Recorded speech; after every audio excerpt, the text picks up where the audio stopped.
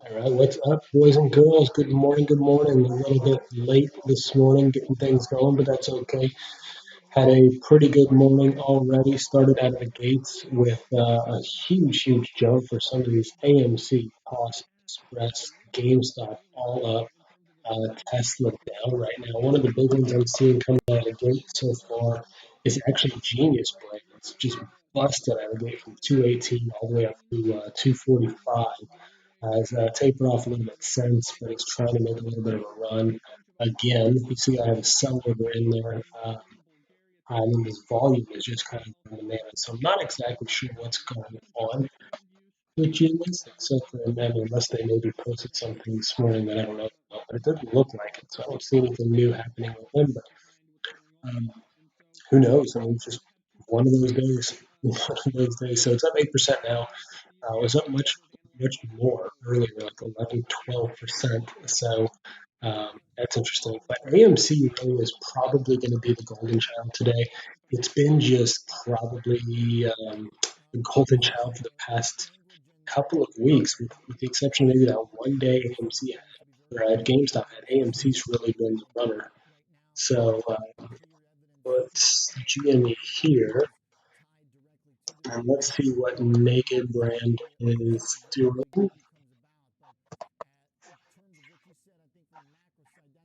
Naked's actually down 2%. That's a bummer. That is a huge bummer. So anyway, today, as I kind of expected, ending the week last week, today has opened up as a pretty good day, at least for these stocks.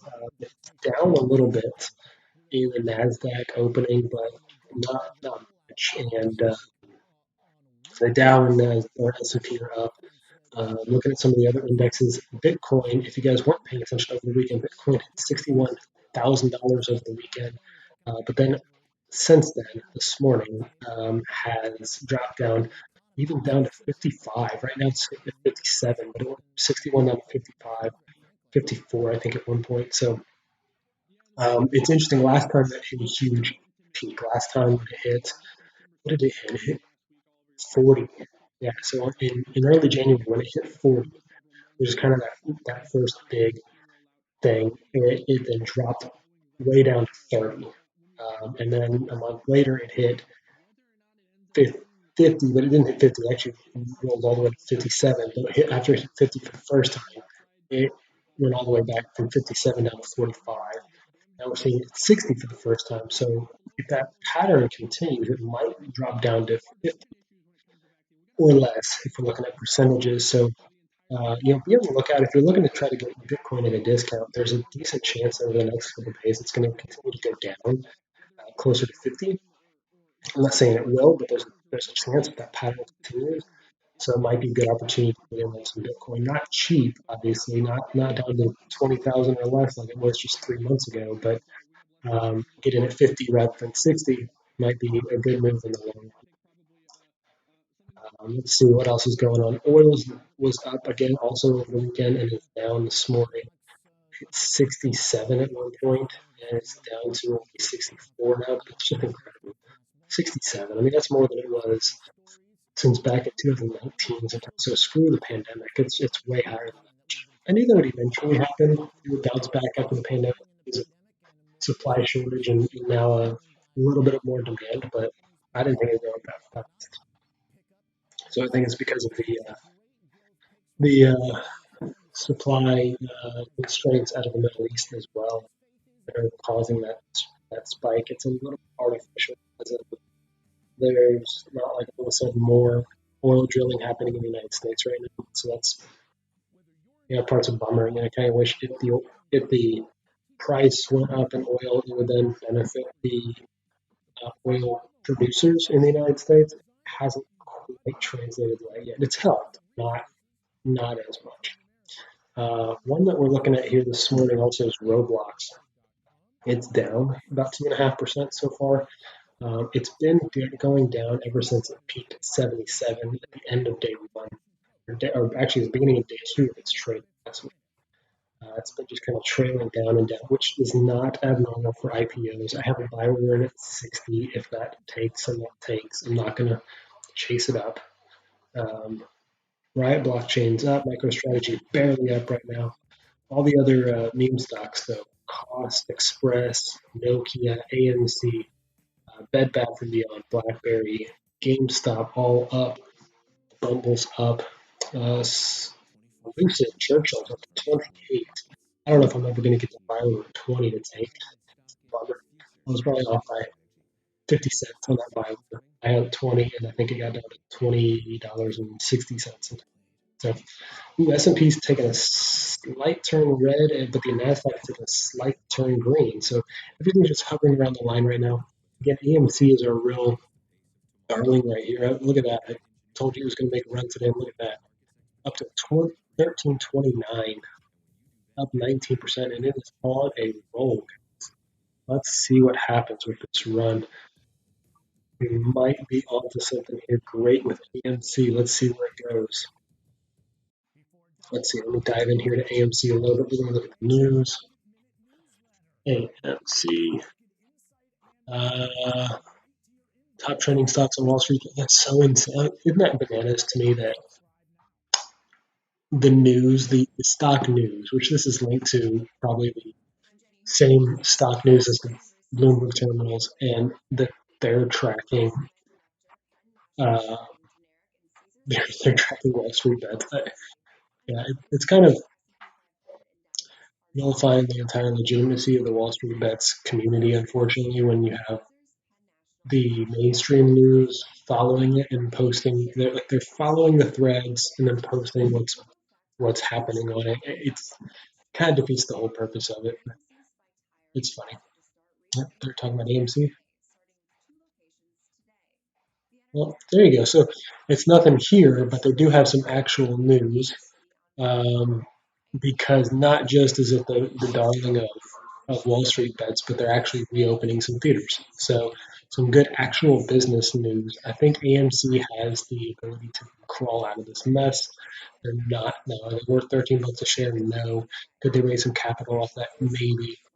But I do think they have an idea, a actual business case of their stock going up over time. I think GameStop does as well. Is GameStop worth $272 a share? No. Is it worth 50? Maybe. So yeah, it's just funny. Anyway, let's just turn it over the news and see what's going on. Maybe we'll turn it over to CNBC since I feel like CNBC has better coverage. The only downside of CNBC is the darn commercial breaks. Well, actually, let's listen to this. They're talking about growth stocks. So let's see what they have to say because I'm interested to see what they have to say with this market right now.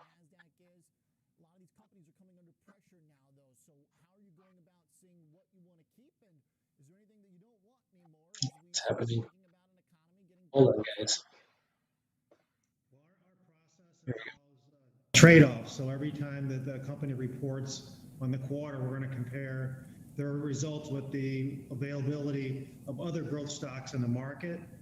And if there's a slowdown or trade-offs, we will be switching those positions in the portfolio. Is there anything right now that looks like it no longer has the same growth proposition that it did during a period where folks were stuck at home? We've talked a lot about e-commerce stocks. Some of these are pretty well off their highs now. Are there any at this point that you are shaving some off and taking profits on?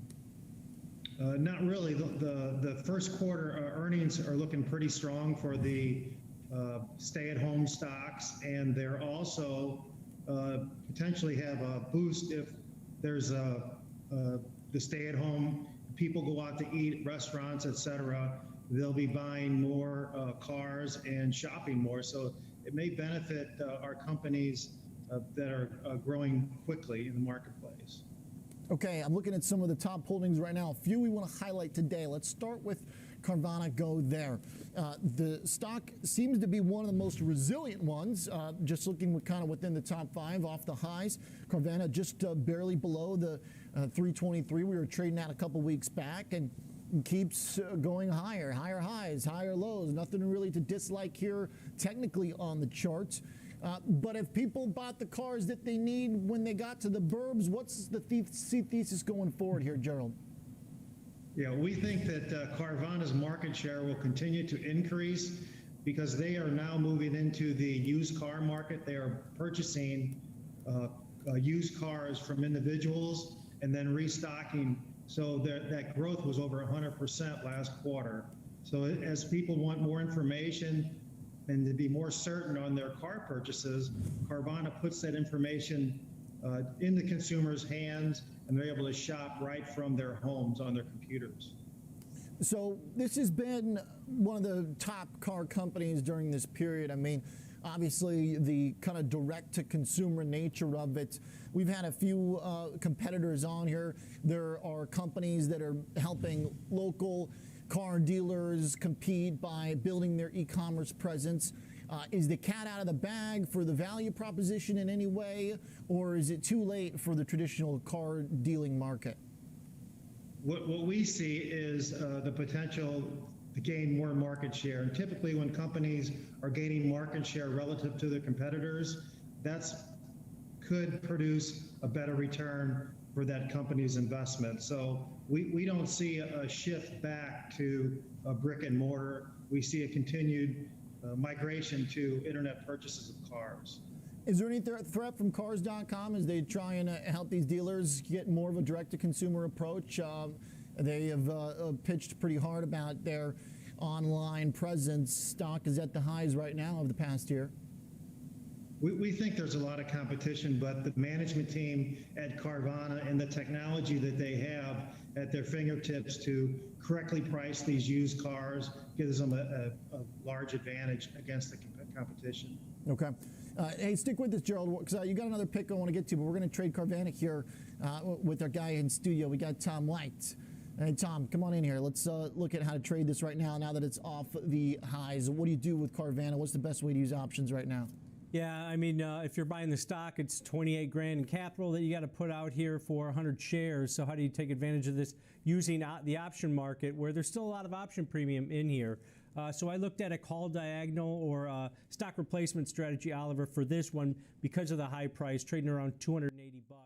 So I went out to the I'm pretty positive on companies like Carvana, Vroom, a handful of others and even on the home buying side, Zillow, Redfin, and Open Door, and those types that are,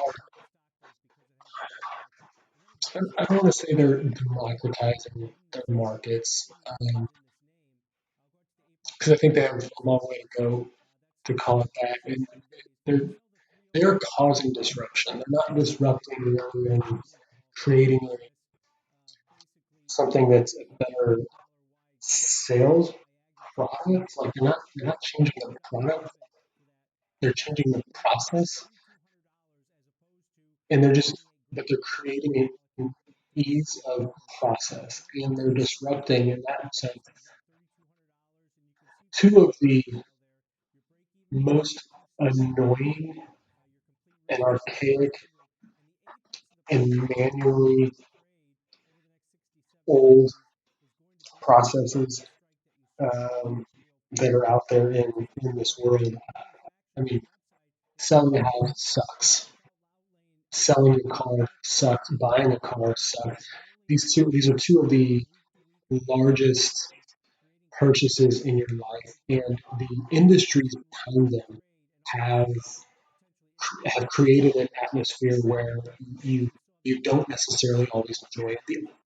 The majority of people don't necessarily enjoy it. I personally like going and looking at houses, but I but it's something I like. Same with cars. But generally speaking, I mean, you can go to a car dealership, spend hours there, get the worst service you've ever gotten, end up buying the car you went there for and wanted, and get it even get a decent price.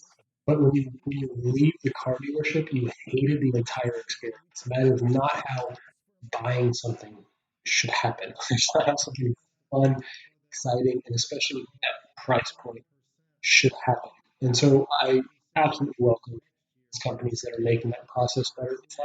It's not price. It's not like they're coming out with a new car that's half the price of all the others. So they're not disrupting the market in that sense, or they're not finding somewhere where you can alternatively monetize buying a car in order to get it for half the price. That they are just making it. They're taking out the reasons why people hate buying a car and hate selling a house. So I'm absolutely positive on those types of businesses. What they have to prove is that market share and staff inefficiency or staff efficiencies, payroll efficiencies, I guess, technology efficiencies can make that a profitable market business. I don't think it's been proven yet that like Zillow, for example, is actually going to make money on buying and selling houses. Because I don't believe they are right now. You think that anyone who invests in houses is making money. That's not really true because Zillow is not like a traditional investor that's going out of after a just falling apart house in disrepair and wants to fix it up. They're going after market marketable retail homes, and they're making a ton of money right now doing it only because the market's just flying up. If you could buy a house today and sell it next week and make $20,000, and so they're benefiting from the squeeze of the market right now. If we get into a situation where the housing market is going down, um, I could see Zillow and some of these others just losing their butts on a lot of these deals because they buy a house at a retail price, and they'll start undercutting low-end offers, but they buy a house at a retail price, and then by next week, after they're making 20,000, they might lose 20,000. Um, so there's a huge swing. So you can be critical on their buying process, but you got to understand the huge risk that these companies are putting into the buying and selling process of real estate, especially real estate, more so than cars, but especially real estate. So there's huge gains now, and that's why it's working for them. But I don't think it's going to work forever. So I love the process. I think the long term is going to go towards these types of transactions of real estate and cars. Um, but especially real estate right now is massively difficult. Um, Cars, I think, is going to be, it could be more difficult if we go into a little bit of a recession, but I still think there's much more of a need for anyone to have a car. One of the things I would love to is one of these companies does a better job with car repairs. Right now, we're still in a world where when a car is broken, you have to take it to some Wizard of Oz and have them, you know, you're trusting that they're telling you the truth about what's wrong with it and fixing it. If they fix it and break it, then they're not going to charge you for it. So you have no idea what it's really going to cost to fix the problem, how long it's going to take. So if there's someone that can completely disrupt and make that better, similar to the Carvana process of buying a car, the Vroom process of buying a car, it's great. The other one on the home side is building a custom house, um, or even a non-custom, even a production home. There's no one out there. There's no custom home builder out there where I can just go in their price and completely spec out house. Just just price out a house using all the as of current day commodity values and all that stuff.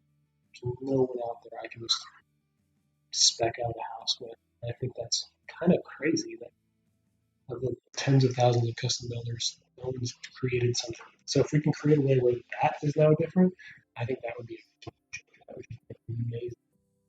I would love that. As a consumer, as someone who wants to build my own house, I hate having this unknown of, well, oh, it might cost you $500,000, it might cost you $1 million. You don't really know until you get in there and really sit down and price it out. So I would love for that to be a little more open of a process and pricing process. So I would love to see a company disrupt that process as well. Anyway, lots of talking about the car and home market here, but I think Carvana is a good business. I can't necessarily speak for whether it's priced the stock price is a buy right now, but as far as the business itself, I think it and Vroom are great businesses. Echo Park is kind of up there too. But Echo Park's a little more traditional of a car dealership compared to the other two. So anyway, let's go back. We're on a uh, we're on a commercial break here. You know what? Now's a good opportunity to switch to CNBC, unless they're on a commercial break. Yeah, they're not. Good. Okay. Let's go back to listening to the news, and I'll get back to some work over here. Up 17% now for AMC. So let's watch that. Cost is going down. A few others aren't doing as well as they were right out of the gate, but AMC is still holding strong.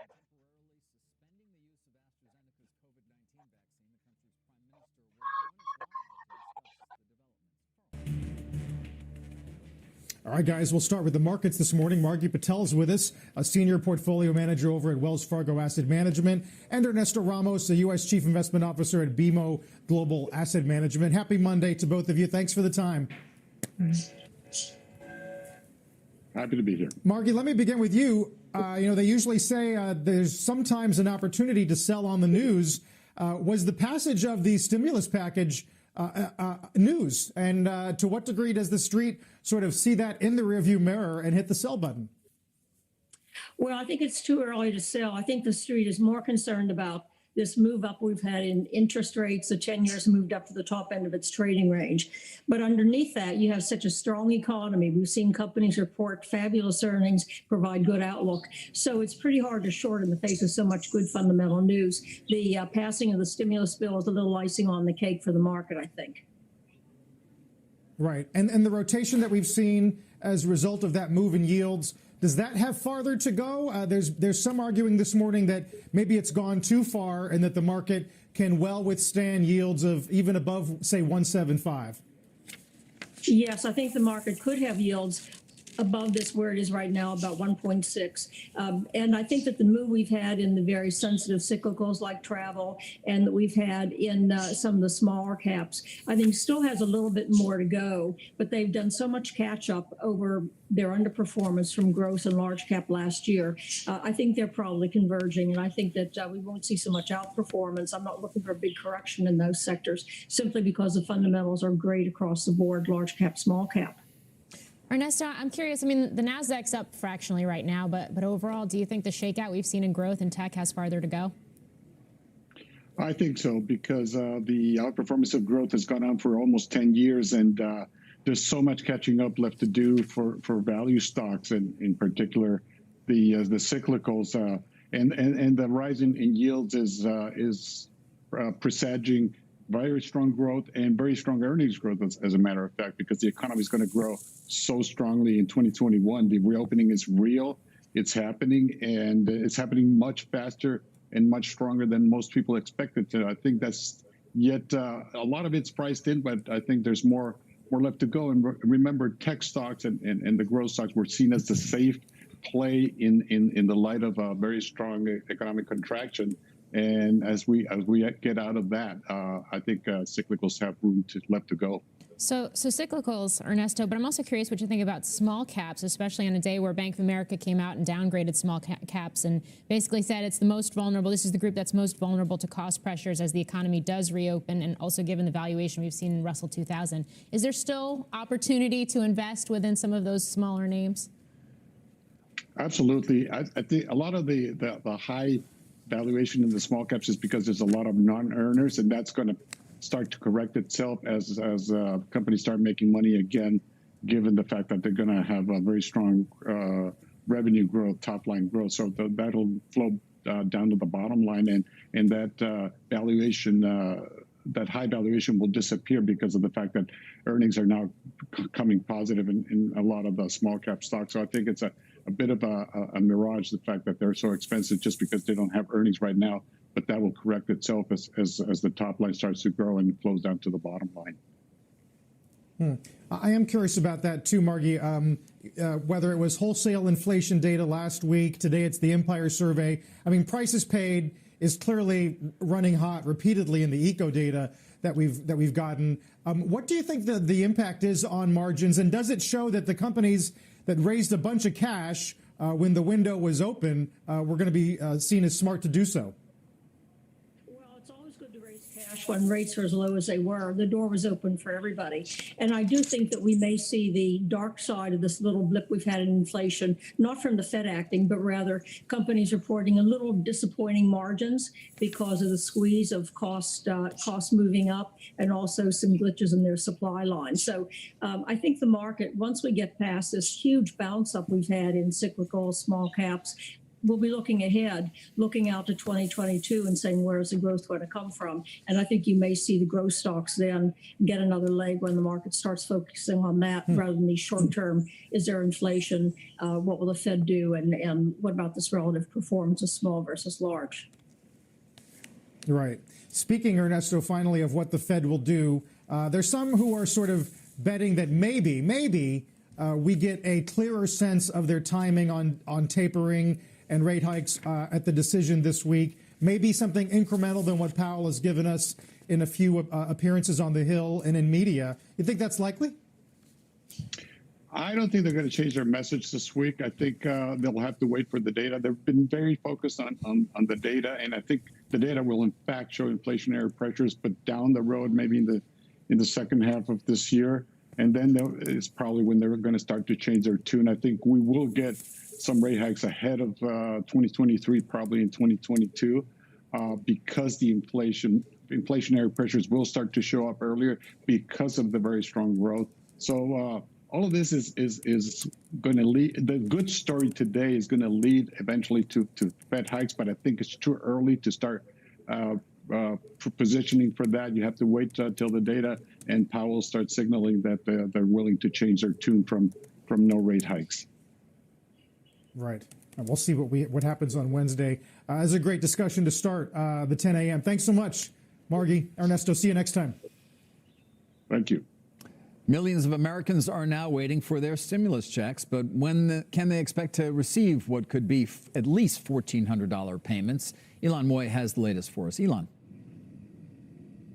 Well, David, the first payments did hit bank accounts over the weekend, and they'll continue to roll out through the rest of this week. The White House estimates that 85% of households will receive a $1,400 check, though some families could get a smaller amount. Now, the first payments will be direct deposits into bank accounts. Officials said that paper checks will go out by the end of this month, and the IRS has also been testing out prepaid debit cards for those who may not have access to a bank account.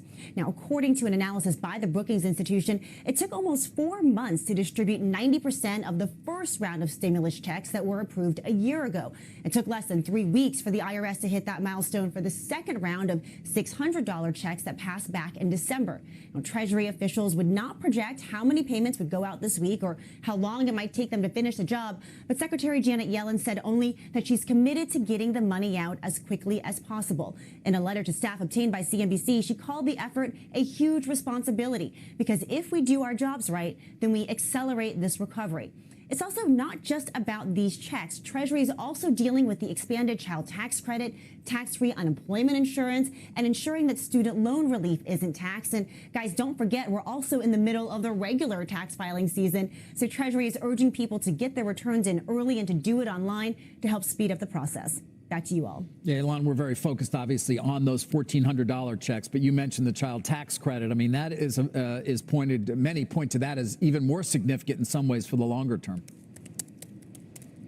That's right. I mean, the amount of money is bigger than the $1,400 checks. It's between $3,000 and $3,600 per child, and it's given out on a recurring basis, which is a very different model for providing these types of direct cash relief. And progressives in particular are interested in using that as a template for the way to deliver the social safety net of the future. Right. Elon Moy, thank you. Take a look at Tesla, with CEO Elon Musk adding another title, Techno King of Tesla, to his CEO position in a new regulatory filing. An additional title for CFO Zach Kirkhorn as well, Master of Coin, a Game of Thrones reference. Reminder that Tesla just a couple of weeks ago did invest about $1.5 billion in Bitcoin, so maybe something to tie in there as well. Tesla is higher right now. It's up about 2%. It's actually higher on the year as well now with this gain. We got a big show still ahead for Squawk on the Street, so don't go anywhere.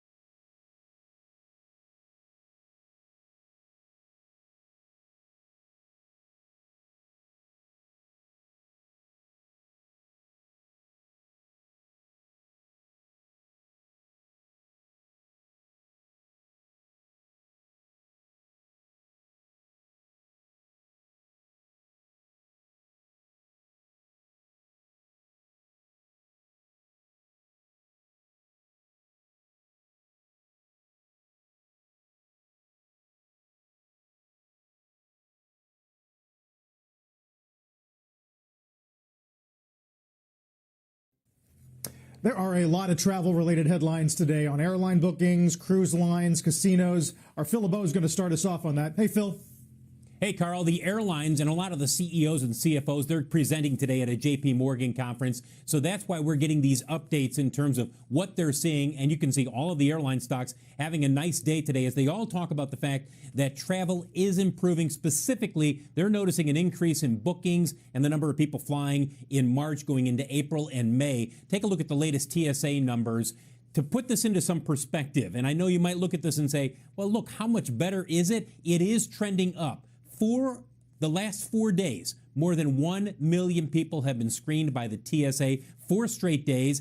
5 of the last 7 were more than 1 million. Best week in a year for total number of people flying. And as a result, you look at the airline stocks and also take a look at shares of Boeing moving higher today. And we've talked about this for some time. The expectation that as the airlines improve, eventually, they will have to take a look at their order books. Maybe not immediately. Some have adjusted their order books with Boeing, but eventually airlines will say, okay, what do we need to order for the future? Real quick, don't forget that we're going to be talking with Doug Parker, Chairman and CEO of American Airlines. That's coming up next hour. By the way, American up 9% today, $25 a share. I remember when this thing was down, what, $11, $12 a share a year ago? So things have improved substantially. Still not to where they were back pre-pandemic, but they're getting up there.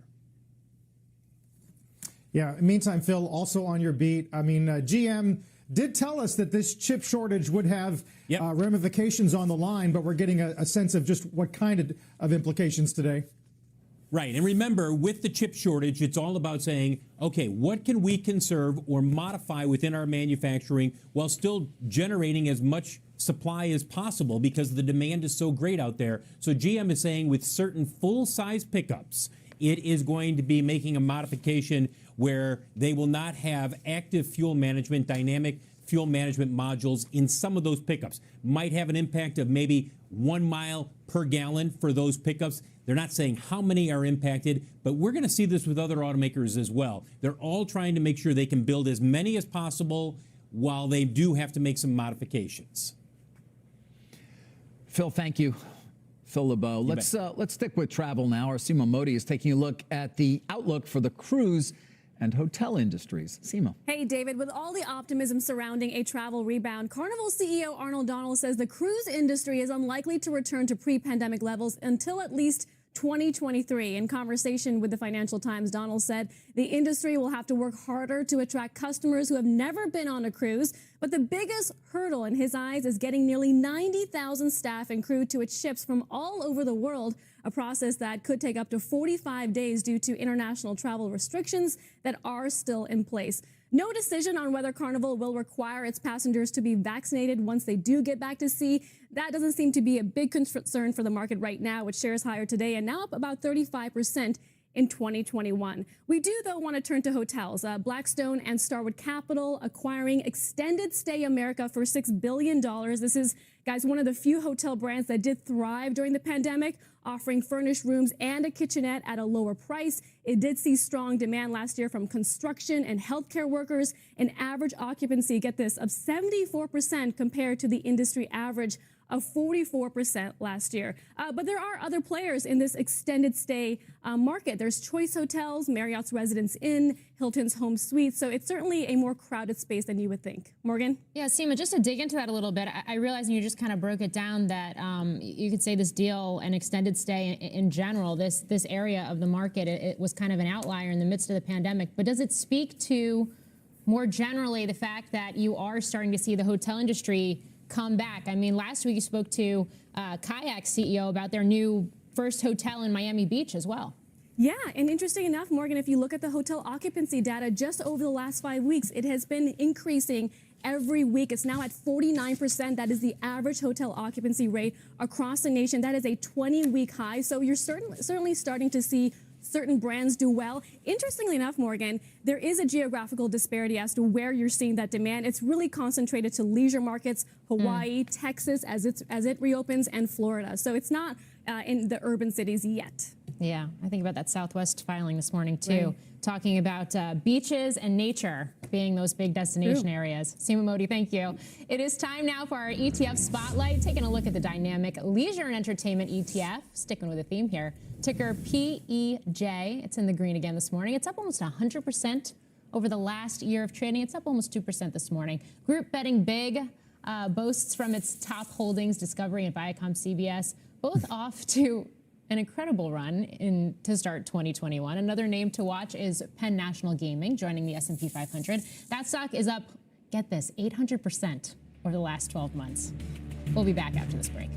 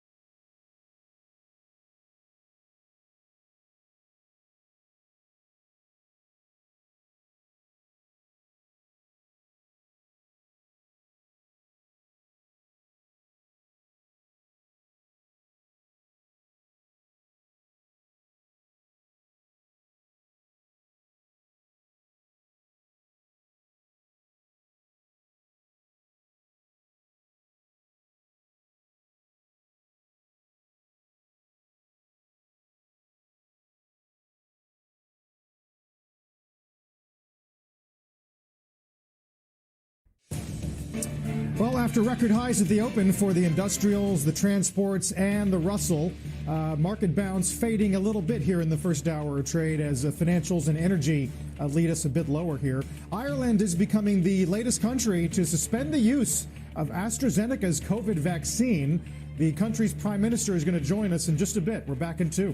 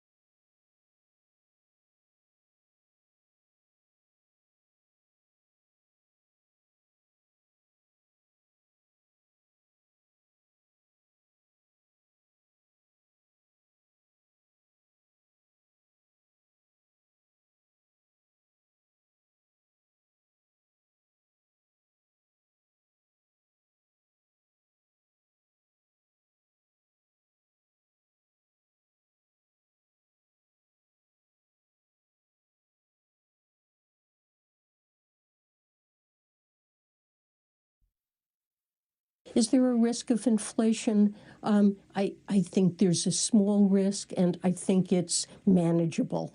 You know, prices fell a lot last spring when the pandemic surged. I expect some of those prices to move up again as the economy recovers this spring and summer. But that's a temporary movement in prices. To get a sustained high inflation like we had in the 1970s, I absolutely don't expect that. We've had very well anchored inflation expectations and a Federal Reserve that's learned about how to manage inflation. That's the Treasury Secretary. Pretty interesting comments over the weekend talking about the prospect of higher inflation in the coming years. David, it's interesting. The street's really trying to wrestle with this last couple of weeks. B of A's general take has been we're moving into what they call sort of mid-cycle inflation. It's before the point at which inflation turns truly bad for investing. And they repeat there are some cases where deflation in energy, as we've long talked about, certainly apparel and retail, even some financial services, that you can make a case for ongoing tepid inflation, even with shocks within small silos of the economy. That's apparently what Yellen's referring to.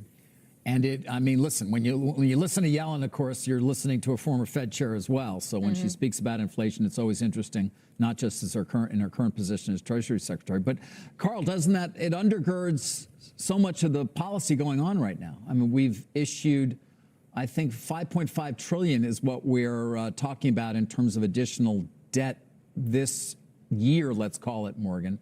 To put that in perspective, I believe inflation adjusted World War II, $4.6 trillion. So, you know, the idea that we will not spark inflation by massive amounts of additional spending is kind of where we are right now as a country.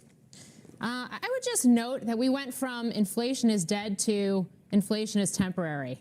You know, so it's like a couple of years ago or even before the pandemic, it was this notion that really we weren't going to see it at all, and that this whole sort of economic set of theories around inflation needed to be revisited and revised. So I still continue to keep a close eye on all of these price points. Maybe you can make that argument around shipping, but minimum wage didn't make it into that $1.9 trillion stimulus package that we just saw passed. However, it's still being kicked around in Congress, and you've got to wonder if and when you see an increase to minimum wage, what that also does to wages more broadly. Yes, we can talk about labor market slack and all that kind of stuff and the millions of Americans that are still unemployed, but at some point you are going to see those wages rise, and that is also going to contribute to the inflation picture, Carl, and it's going to be a piece of the puzzle that the Fed is going to watch very closely, given how it measures inflation in general.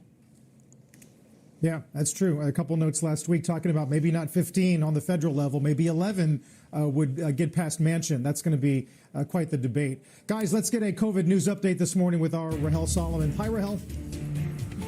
Hi, Carl. Good morning, everyone. Well, another negative headline for AstraZeneca's COVID vaccine this morning. Italian prosecutors have seized a batch of almost 400,000 shots. That's after a 57-year-old man became ill and died hours after he was vaccinated. Now, the exact circumstances of that death are still being investigated. Several European countries have suspended AstraZeneca shots amid scattered reports of blood clots. World Health Organization, however, repeating today that vaccinations should continue because so far it's seen no evidence that the AstraZeneca shot is responsible.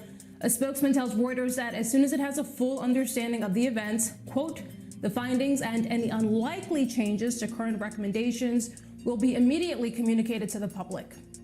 And Poland's prime minister says that the benefits of the vaccine are bigger than any possible risk, so that vaccinations will continue there. Britain's Boris Johnson has the same message. Take a listen.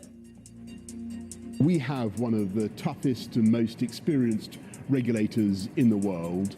They see no reason at all to discontinue the vaccination program and they are for any of the vaccines that we're currently using, either of the vaccines that we're currently using. They believe that they are effective, highly effective in driving down not just hospitalization but also serious disease and mortality. And you are now up to date. Morgan, I'll send it back to you. Rahel Solomon, thank you. Our next guest is taking his cybersecurity firm, IronNet Cybersecurity, public via a SPAC merger with LGL Systems Acquisition Corp. The deal values the combined company at $1.2 billion. It's expected to close in the third quarter. Joining us now in a CNBC exclusive is retired four-star General Keith Alexander, founder and co-CEO of IronNet. He is the former director of the NSA and was the first commander of U.S. Cyber Command. General, thanks for being with us today. Welcome. Thank you, Morgan. An honor to be here. All right, so let's start first with what IronNet specifically is. I'm looking at the press release. It says you're transforming cybersecurity through collective defense. What is collective defense? How is it different, what you're offering different than what's already on the market in terms of some of the other cybersecurity firms? So that's a great question because we really need collective defense for our country. So what is that? It's essentially three things from IronNet's perspective. First, it's how you detect malware that others can't see using behavioral analytics. And second, using an expert system to help drive down false positives.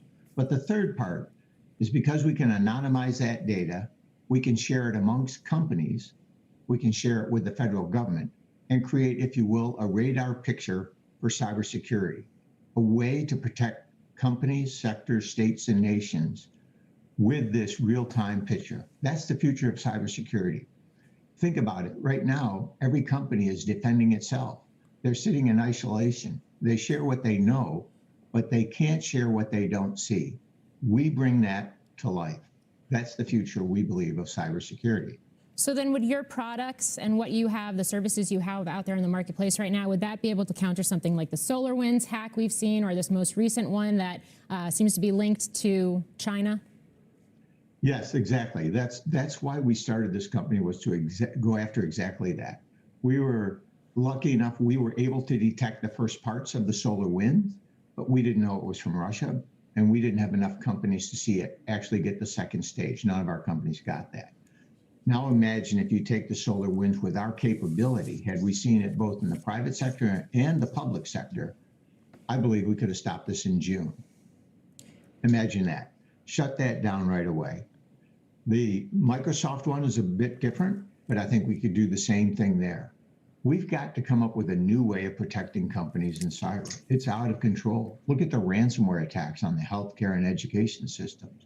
It's not working. What we're doing with signature-based systems is not working. So we have to take this step into the future. So it's interesting. One of your products is called Iron Dome, for example, and it makes me think it's not the same thing as the missile defense system we have in place over in Israel, but it kind of leads to a comparison, this idea of what we're seeing in terms of cybersecurity coverage versus missile defense coverage, that there are vulnerabilities in those shields and things can still get through. The New York Times actually did a good job kind of laying out that comparison over the weekend, and this idea that foreign actors have begun to identify America's blind spot from a cybersecurity standpoint by issuing these attacks inside America's borders. I mean, given your history at Cyber Command, at NSA, I mean, the NSA cannot operate in domestic infrastructure. So what kind of opportunity does that create for maybe future public-private partnerships, more commercial entities such as yours to come in and help? Guys, let's get this money. Look at AMC.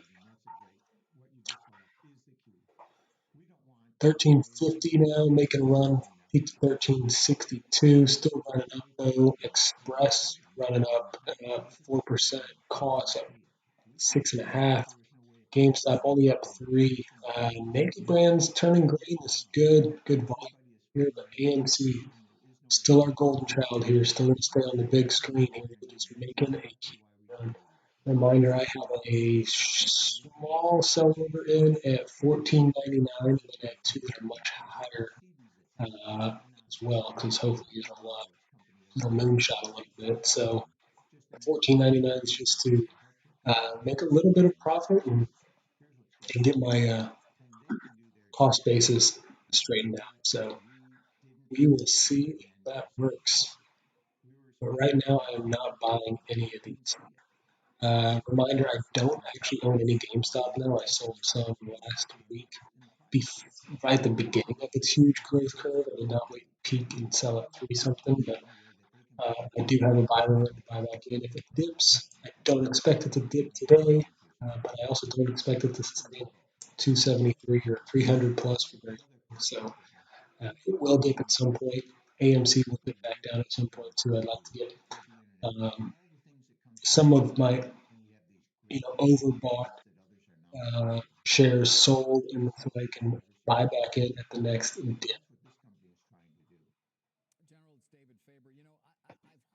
In following Chinese cyber espionage a number of years back, there was a constant refrain of what you're referring to, which is we need to share. The federal government needs to be promulgating the sharing amongst companies of the latest techniques that are being used by our adversaries. But you're saying that really has not occurred, that you will be sort of the forerunner of that kind of sharing of information?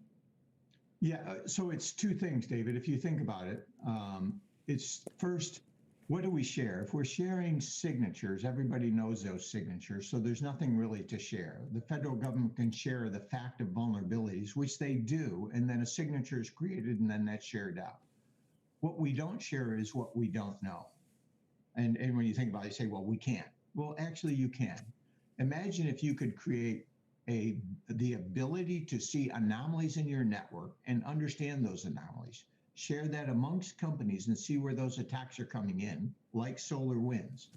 Take those companies and say, here's all these attacks now coming from Russia or now from China, as you mentioned, and then share that with the government. The government doesn't need to know which private companies are being held.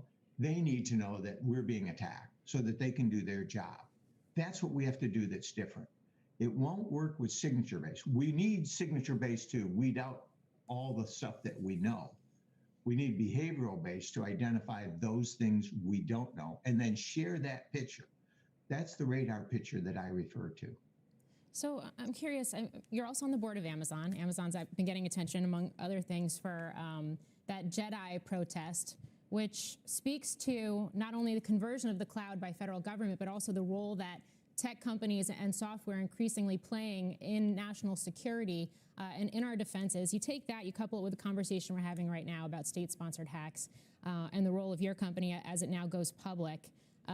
Plus, you could even throw in the increased scrutiny around some of those more hardware-centric weapons programs like F-35. Is this an inflection point in terms of national security priorities and where the flow of future defense dollars is going to go? Is the future software when you think about defense, for example? I think it is. When you look at it, my experience is the cloud and what the cloud providers across all the companies are doing is really good for our country. It's part of our future. Going to the cloud, think of what we've been able to do in COVID. We've been able to do meetings like this and operate essentially unlimited because of the ability to use the network. I think that's part of this future. So what you bringing up, Morgan, is exactly the point that I think we have to drive forward. And that is, how do we now take this capability from the private sector to really advance the networks and help defend this country?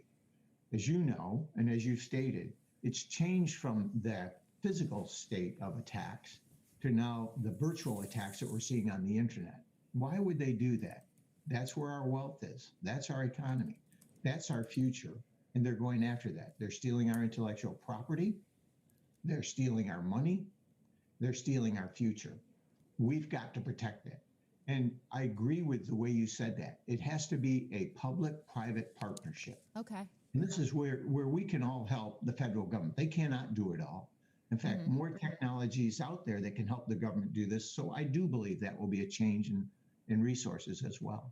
General Alexander, thanks for joining us today. Thank you, Morgan.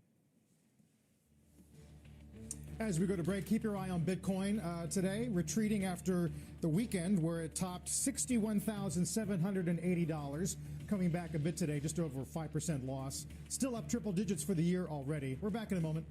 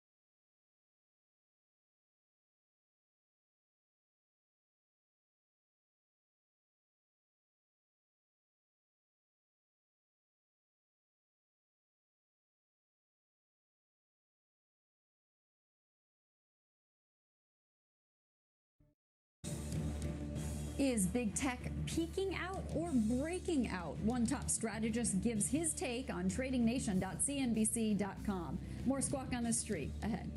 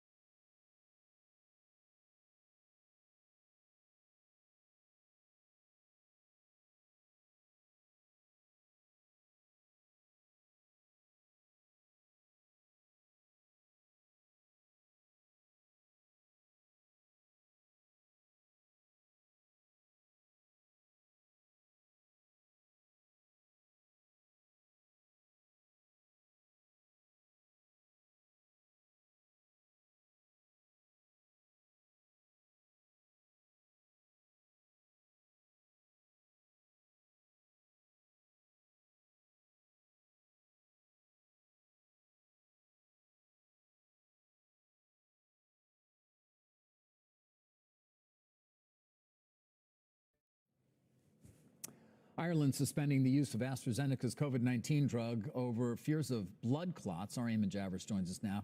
He has the country's prime minister with him as well. Eamon. Yeah, that's right, David. I'm joined, in fact, by the Taoiseach of Ireland, Micheál Martin, right now, and he's joining us from Ireland, not able to make the traditional St. Patrick's Day visit to Washington, D.C., but thank you so much for being here, sir. You're more than welcome, Eamon. It's a great pleasure to be on your program. So explain this. You guys made the decision over the weekend to pause on this AstraZeneca vaccine. Tell me why you made that decision and whether or not you think it's going to impact Ireland's ability to get vaccinated and to get past this pandemic at this point.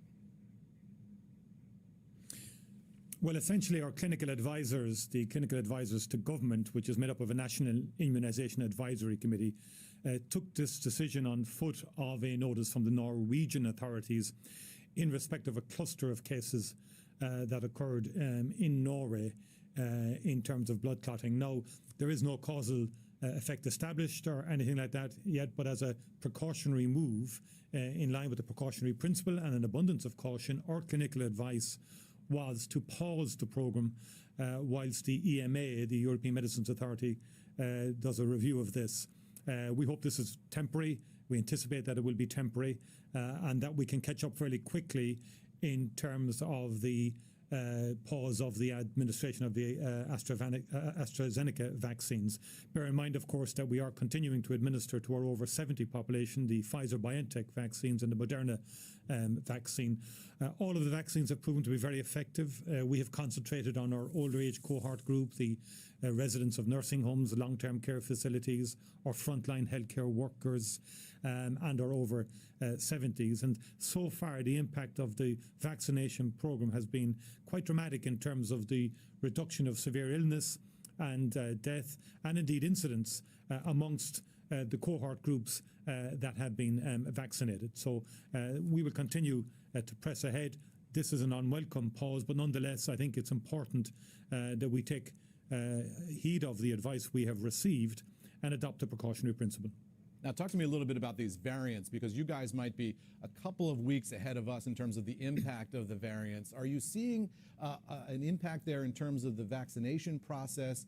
Do you think these variants have the potential to sort of derail the recovery that we've begun to see, as you talk about that turnaround already starting to happen now?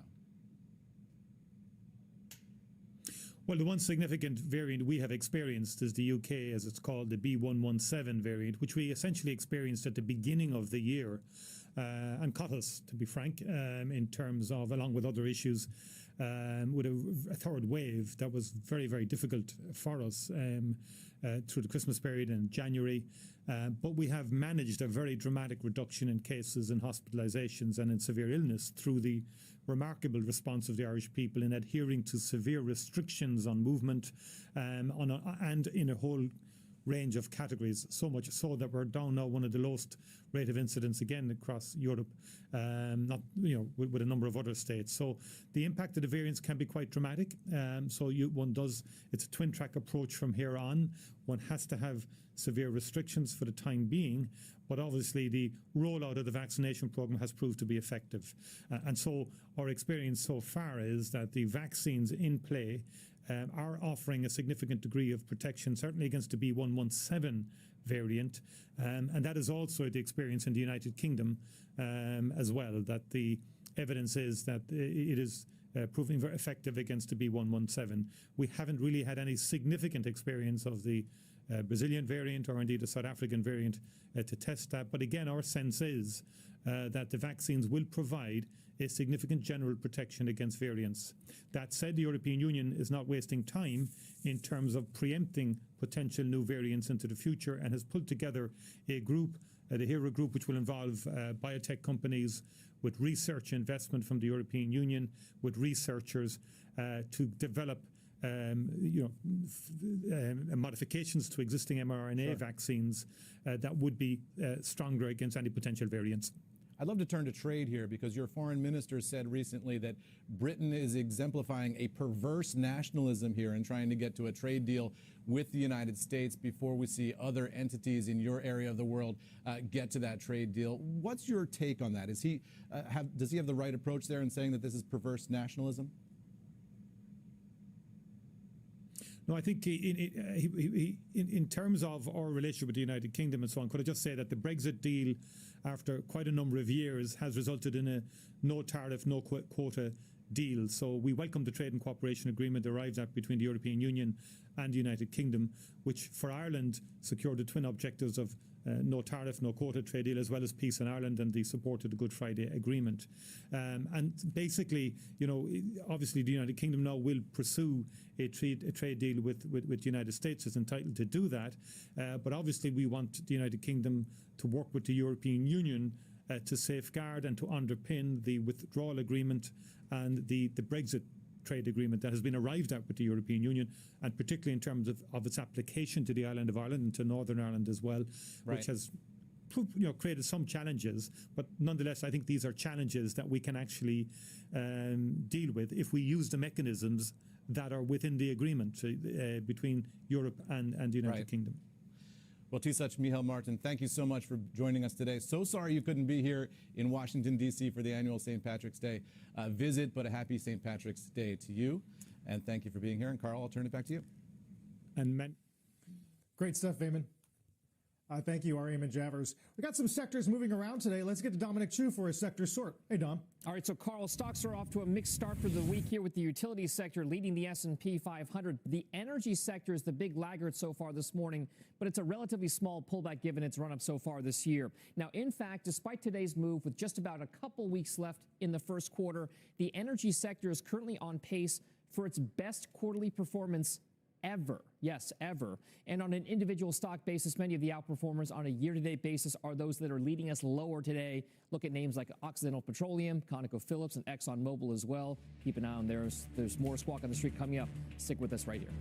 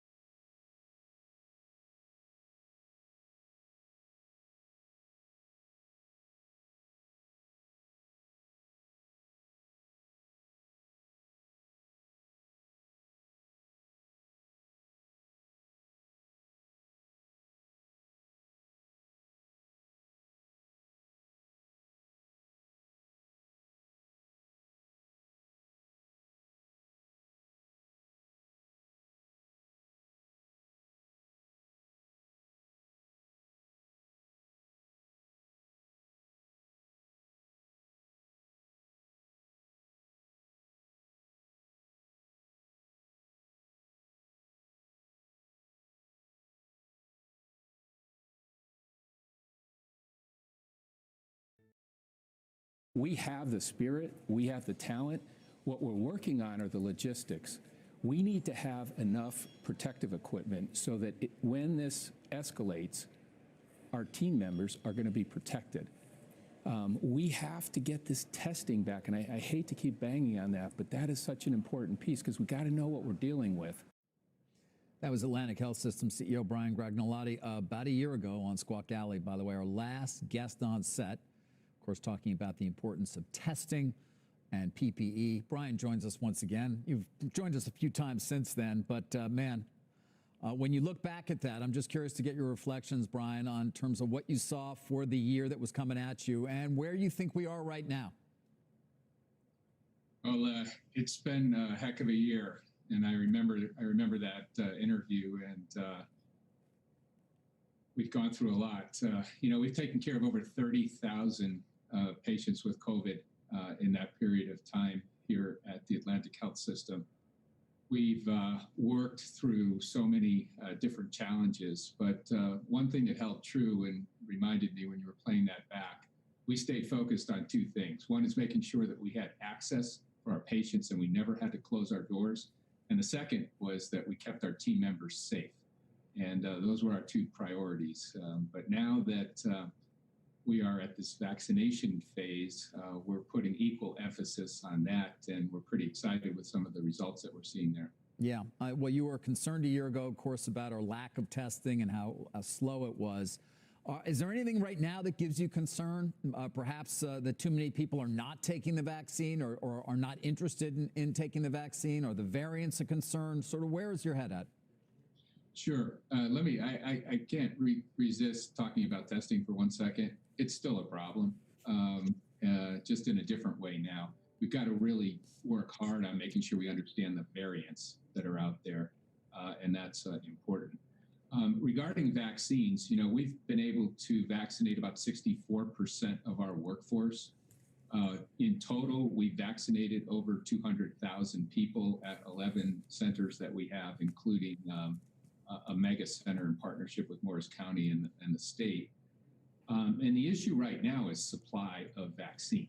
Now, in conversations that I've participated in with the National Vaccine Coordinator from the Biden administration and the American Hospital Association, as well as our state, we understand that we're going to start to see an increase of supply in a very material way over the next 4 or 5 weeks. So we should be at a point where we're not having to cancel clinics and we are able to get more and more people in. But again, we want to take care of about 10,000 patients a day, and we're at about 6,000 right now. Yeah, Brian, it's Morgan. I mean, we just showed that soundbite. It was you and I sitting on set together, and my God, what a year it has been. That May 1st, I guess, marker to open up vaccine appointments to all Americans who want them. I mean, you just talked about supply, but in general, from an infrastructure standpoint, are you ready for that? That's going to be very challenging as a country to be able to do that. I think in New Jersey, we're in reasonable shape to be able to do that. We've worked in partnership with the state government since the beginning of the pandemic, and that continued through this vaccine phase. And we started with the hubs that were associated with hospitals because those were the first priority healthcare workers. And now we've all increased those sites, and they're working very well. I've got one that's right outside the door from where I'm sitting right now, and it runs very, very well, and we have a lot of throughput there. What we need to focus on, though, are how to get this vaccine into vulnerable communities. And I think that that's where the real challenge is going to be, because there are people who can't get transport or are concerned about going to those sites. So we're starting now to work with churches and other community-based organizations.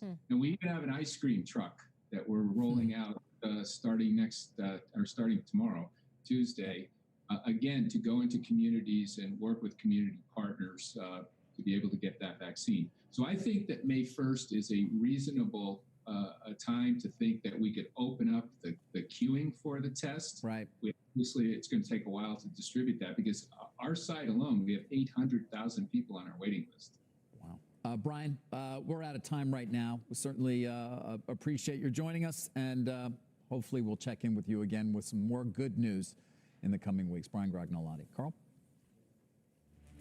All right, David, thanks. Still to come this morning, the CEO of American Airlines, Doug Parker, is going to join us. United and American are the top two performing S&P components at the moment, as he says the last 3 weeks have been the best for bookings since the pandemic began. Don't go away.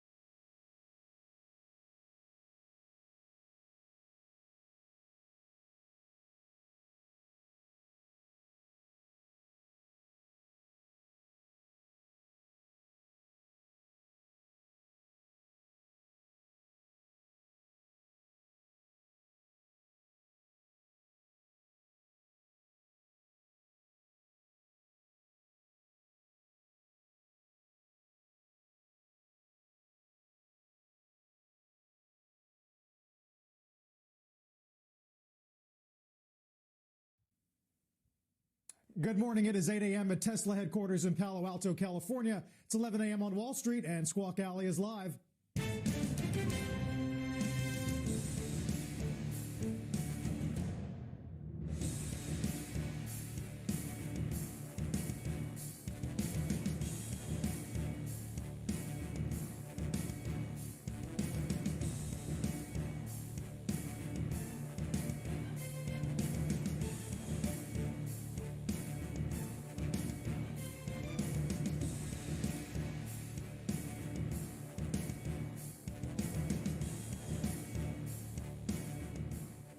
It's kind of not serious, but it kind of is. Good Monday morning. Welcome to Squawk Alley. I'm John Fort with Carl Quintanilla and Deirdre Bosa.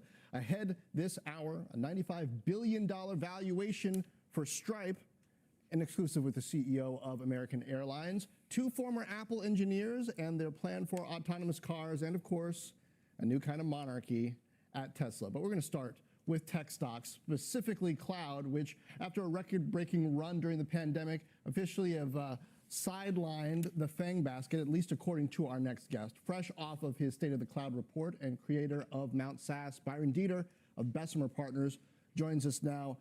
Byron, good to see you. So what's the state of the cloud? There are all kinds of questions given the behavior of tech stocks versus the 10-year. It's up, it's down. What's your view? The state of the cloud broadly is record hot right now. We basically saw 2 years of innovation pulled forward into 2 months, as Satya Nadella famously said last year, and that trend continues. The business fundamentals are exceptional. You're seeing beat and raise quarters and hyper growth. On balance, the average tech company is growing over 40% right now. And yet multiples are volatile because of interest rates. We saw the last couple of weeks things bouncing around. It's not a business fundamentals question at all. It's absolutely a response to the question of rising interest rates and the impact on long-term cost of capital and therefore overall valuations.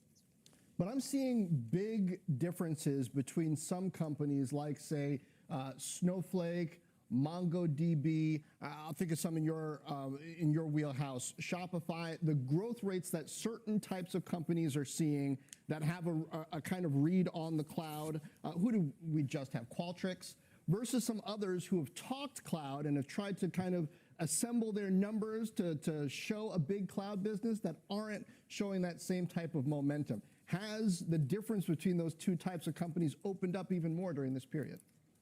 Well, you're seeing a lot of cloud washing, particularly out of legacy vendors where they're trying to look and feel cloud-like, including Oracle and many others. But the fundamentals in the industry are absolutely at record highs. Snowflake was not only the largest cloud IPO of last year and in history, but also the largest software IPO in history. And we're likely set up to see that even surpassed this year with a cloud IPO that comes over the top. Hopefully Stripe will finally tap the public markets later this year after their almost $100 billion private market valuation that you raised. You could put Databricks, Rubrik, you could put HashiCorp, a number of these companies absolutely in that bucket as well that are chasing those lofty decacorn-like valuations. And so we absolutely see the fundamentals in the cloud industry remaining strong. Of course, collaboration stocks have had a particular good run when you look at the tailwinds from shelter in place, but it's actually a trend that we're seeing pretty broadly across the 61 public pure play cloud companies holistically in the index today. So Byron, you say that the business fundamentals haven't changed, but rising bond yields are sort of throwing a bit of cold water on valuation. So where do you go from here? Do they keep going up? How do you value these companies if interest rates continue to go higher? So the most important thing is that we're seeing the continued overperformance of the businesses. And so from a fundamental standpoint, we think that will continue certainly through this year and likely over the next couple. Really, it is an interest rate question as you think of cost of capital inputs into these models. We expect a little more volatility as a result. If you get these rates to hold through the balance of the year and beyond, I think we could have an absolute record year in the industry. These 20x revenue multiples could absolutely hold. And it's likely that over time, as interest rates walk back up, those will pull back a little bit, maybe into the mid-teens. But as the businesses continue to grow, it's likely that the valuations will outperform and that you'll see a steady uptick even under a multiple compression environment. Wow, even where they are. Byron, you mentioned Snowflake, hottest software IPO. You also mentioned Stripe, which we're going to talk about later, but we don't actually know when it's going public. The co-founders have sort of kept that those cards close to their chest. There's another name, though, that a lot of folks in tech are excited about, and that's UiPath. Does this have the potential to be 2021's Snowflake and sort of exceed expectations, or at least meet these outsized expectations that we have come to have for software companies and IPOs? So we have over 100 private cloud companies today valued north of $1 billion. So I would say that there's a long list of potential Snowflake competitors. UiPath is absolutely one of them. Their last private valuation was well north of $30 billion. I would put Databricks in there as well. I would put HashiCorp. You could put Confluent. There's a number of others that are contenders. Stripe is, of course, the one that everyone's watching. Right now, it's worth more than Snowflake, even in the private markets, at almost $100 billion, which is almost inconceivable and would have absolutely been unheard of just a few years ago. But there's a crop of private companies that, if the market holds over the next year, could turn things over in a way that breaks records all over the place. Hey, Byron, you talk about pulling forward a couple of years of innovation, which is, everybody at this point can sort of understand how that happened, and it's been amazing to watch. At what point does the market start asking, okay, what is the next stair-step level change in innovation, and what do you think, what structurally is behind that, or what needs to happen to get us there? So we're seeing a replatforming in software that is a multi-year trend. We don't think that this is unique to the pandemic. It's just been accelerated by it.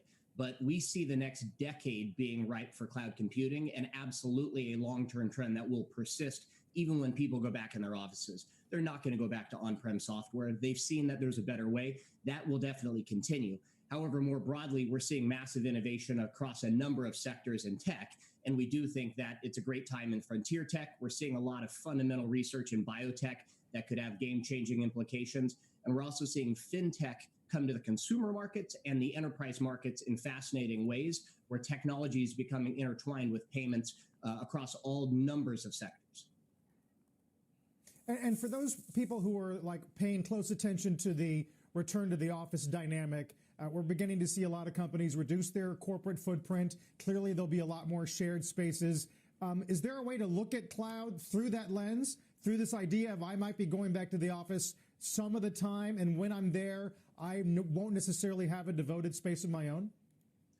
Absolutely. There was a hidden gift of COVID in the form of productivity, which is to say, when you take out commuting, you take out the logistics of meeting transitions and things, a lot of people are finding themselves more productive on a daily basis. We think some of those elements will actually work their way into what we call the new normal of the professional environment.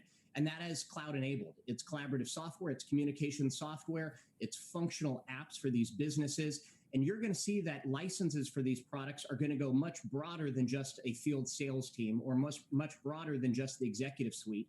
These tools are going to be used by the employees at large because it's making them better workers. And these are high value workers in tech that are typically being paid, considerable dollars. And so if you can save them an hour a day, whether that's for lifestyle implications, so they're a better, safer, happier worker, or if that means another hour of productive work, that's absolutely worth the license cost of another collaborative software suite. And so we don't think these growth rates are going to slow anytime soon.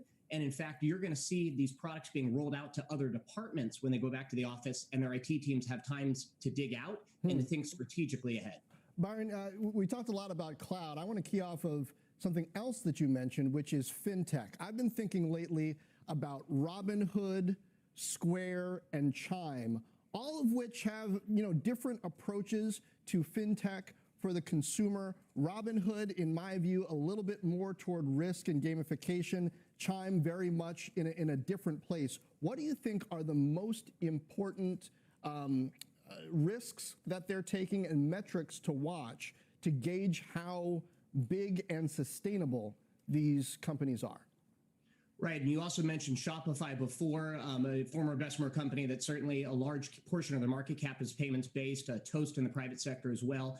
We are seeing massive fintech innovation where you get products and financial products starting to converge. And so we look closely at net upsell rates to see the behavior within the customer base. Certainly the market concentrates on gross margin. However, I think pro forma gross margin is the right number there to look at, as many of these companies are investing heavily in fixed infrastructure and also network growth over time. And so really it's the long-term leverage. But you put a company like Stripe on that list as well, and many of the multi-10 or $100 billion companies ahead are going to be those that disrupt the fintech markets. And I'd add Robinhood to that list of IPOs we hope to see this year to show their strength in the public markets. Absolutely.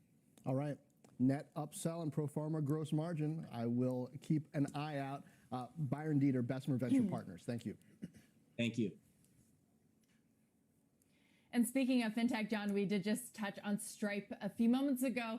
It's now the most valuable private company in Silicon Valley, in all of the U.S., actually, after raising a $600 million round at a $95 billion valuation. You just heard Byron Dieter. He told us it was inconceivable just a few years ago that it would be worth this much. But guys, take a look at the public fintech and payments companies. I mean, I still remember when Square went public at about $3 billion. It has just been on a roll. Its market cap, look at that, is $113 billion. That probably would have seemed inconceivable just a few years ago also. But Stripe, really a way to play on some of the hottest areas of tech. Its customers include some of the pandemic darlings like DoorDash, but also some of the reopening trades like Uber and Lyft. Also, a lot of those SaaS names that Byron just mentioned. So, it's a company that, yes, it's a payments company. It's going into other financial services, Carl, but it's more than that. It's certainly a way to play some of the hottest areas in tech. No doubt, Dee. I see Keith Bruyette is tweeting just now about a conference of theirs devoted entirely to fintech payments. Just an amazing sign of where we've come. In the meantime, we'll take a break here. Watch Unity this morning. Goldman initiates the video game developer as a buy, says where shares trade currently, an attractive entry point. Their target's 126. More Squawk Alley continues in a moment. Dow's down 12.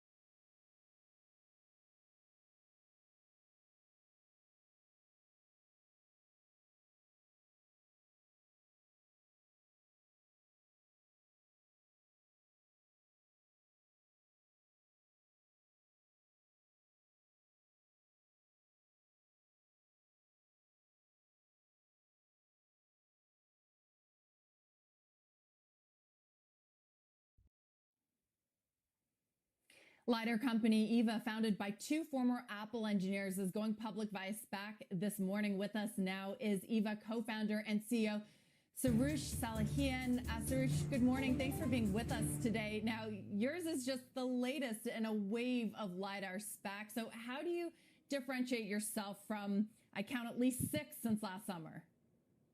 Sure. First, Deirdre, thanks for having me on board.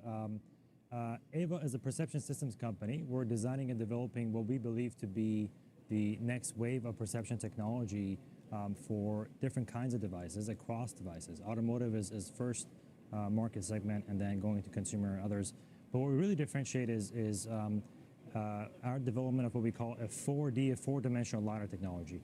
That's a fourth dimension being our ability to measure velocity instantaneously for every single pixel. And that is something that's quite unique to us, that has been really unprecedented, that nobody else that's in the market that's doing what typically see 3D LiDARs is able to do. Our ability to then on top of that see longer ranges at high resolution, be immune from interference, and most importantly then being able to integrate all of that onto a tiny silicon photonics chip platform where we can put all the big spinny stuff into a smaller chip technology, allows us to scale this up at lower costs and have those unique applications that are, for example, including beyond automotive, like consumer electronics, consumer health, and other applications. So these are some of the areas that we fundamentally differentiate from anybody else that's actually working on this technology in the perception space. Okay, Soroush, but even a few years ago, we saw more than 70 startups in this space, and a lot of folks thought that consolidation was inevitable. I know that you're not focusing only on AVs, autonomous vehicles, but some other industries. Do you think that eventually consolidation will happen? Yeah, look, I think consolidation in any industry that is in the pace of rapid growth is something that is bound to happen over time. At the same time, I think the market is large enough to support a handful of players that are providing their own kind of differentiation and capturing different segments of the market in general. But you're absolutely right. You know, that I think is going to happen over time. And for us, of course, the way we see it and where we see our customers' engagements is that next generation of technology. What we care about is the arc of technology going from 3-dimensional LiDAR into 4-dimensional LiDAR, so that if you look back maybe 10 years from now and you see what is actually the more mainstream perception input devices, not just on an AV, but consumer other applications, is that kind of a 4D technology that's based in FMCW, or frequency modulated continuous wave is a technical term. So that's what we believe, and we're here to actually show and make that happen. Soroush, it's John Fort. Great to have you. So it doesn't escape me that Apple's got LiDAR in iPhones now, and you talked about starting with cars, but moving beyond that. What's the likelihood that a technology like yours, particularly because you've got silicon involved, is going to be more valuable outside the car over time, with the car being mainly sort of a proving ground for the technology? Because cars are kind of a big market, but they're not, they don't get sold as often and as high volume as some other things. Yeah, absolutely. That's a great question, John. And our vision from day one has been not to go make a gadget that's going to be in a few vehicle models and makes here, but really to go and create this technology in a way that can be applied across devices. And this is something that, if we are successful, you're going to start seeing Ava in devices in many different kinds of applications, consumer electronics being one. And you may ask, why would that matter? Why would Ava fit into that? The reason is because we actually are, going beyond what's possible today. The LiDAR technologies that are on the phones and tablets today are barely scratching the surface. They're great technologies, but it's those first generation. They can see maybe a handful of meters. They work primarily indoor well. But those same advantages that we can gain in our applications for AV space or ADAS, on the same chip level technology, we descale that down, same architecture, but can expand the range. So we can take that now, enable world-facing LiDAR applications on phones, tablets to go outside. For example, maybe enabling future devices where adoption has been, fairly limited, such as smart glasses or things like that.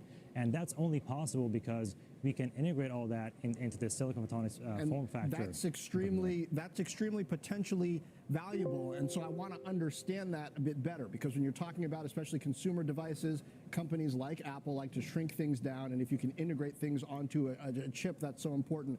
What's a use case for that velocity piece that you've mentioned as a differentiator? Give me a sense of either how you'd be able to do something more quickly, integrate AI more seamlessly. What does that velocity capability allow? Sure. As it relates to the consumer electronics space directly first, and I can talk about automotive, there's two things. One is for those applications that involve manipulating dynamic objects, so such as AR, VR, next generation of that, where you can also integrate the point cloud of LiDAR with camera. Where that can come into play is ability to pick up dynamic objects in the scene right away, which could reduce the processing, but then you can look at an overlay, for example, on top of the camera, where you can maybe, for example, even remove dynamic objects or things that are in motion or motion blur from your camera. So there are these kinds of applications, some of which, to be honest, we don't quite know 100% yet how it's going to go, but we do know this is a fundamental new capability, as if similar to when you went from black and white cameras to color cameras, and that dimension changed the game of camera sensing in general, and that's how we see that as well. And the other application, second part of it, is actually more on the consumer health side. That's one of the abilities that our technology has, is measures velocity very precisely. So at long ranges, of course, we have that for automotive applications beyond 300 meters, but in consumer devices, you don't need such a long range, obviously. So when you talk about tens of meters, we have the ability to, with same chip architecture, different algorithms, provide measurement of velocity down to sub-millimeter level, approaching microns. And that is a different kind of measurement. This is vibrations. And that allows us to measure pulse rate or pulse pressure, things like that. And that's something that's quite different. Right. We do it without a contact. That's incredible. Finally, one question. It's sort of become a boilerplate at this point, but the SPAC model, as you considered ways in which to access funding, I just wonder, pros and cons, what was it that pushed the SPAC to the top of the list? Sure. You know, we had a number of different options available to us, and we had to think about this long and hard. And, you know, of course, you know, staying private, continuing with fundraising. But from, you know, when we looked at the SPAC model, there was a couple of things that stood out. One is, of course, the speed and certainty by which we can enter the public markets, and, you know, being a supplier in, you know, towards large companies, large technology companies, large car makers, OEMs. You know, we have certain partnerships, relationships there already with some of the big players. It became pretty clear that having that public currency and ability to be able to support our partners for the long term as a public company is something that is significant. Of course, having the ability to also raise significant capital, you know, well over $500 million here, to really take our technology out to market and accelerate, find ways where we can really make that happen faster. Those two together really tipped off the scale for us to really make this happen as we go and enter the public markets, and we couldn't be happier where we are today. Right, and shares trading at about $14.60, Sharush. We look forward to seeing where you guys take this. Thank you so much for being with us this morning. Thank you for having me. Speaking of Apple, meantime, Apple has decided to discontinue its original HomePod, which went for about $300, instead leaning in fully to producing the HomePod Mini, which is about $100. Read more on that decision and why Apple made it on CNBC.com. We're back in 2.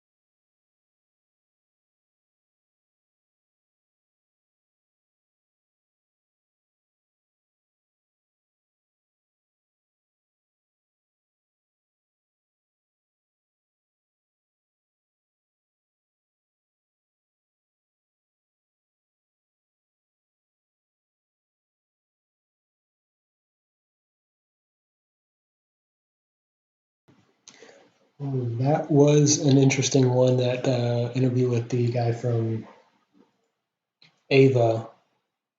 That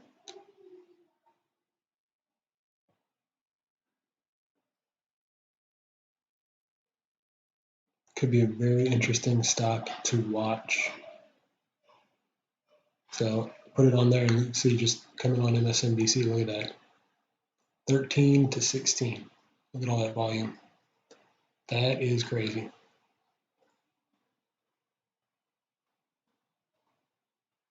Anyway, also in the past few minutes, all these stocks have taken quite the hit, and then they're kind of bouncing back now. Down to 223, it's down back up to 249.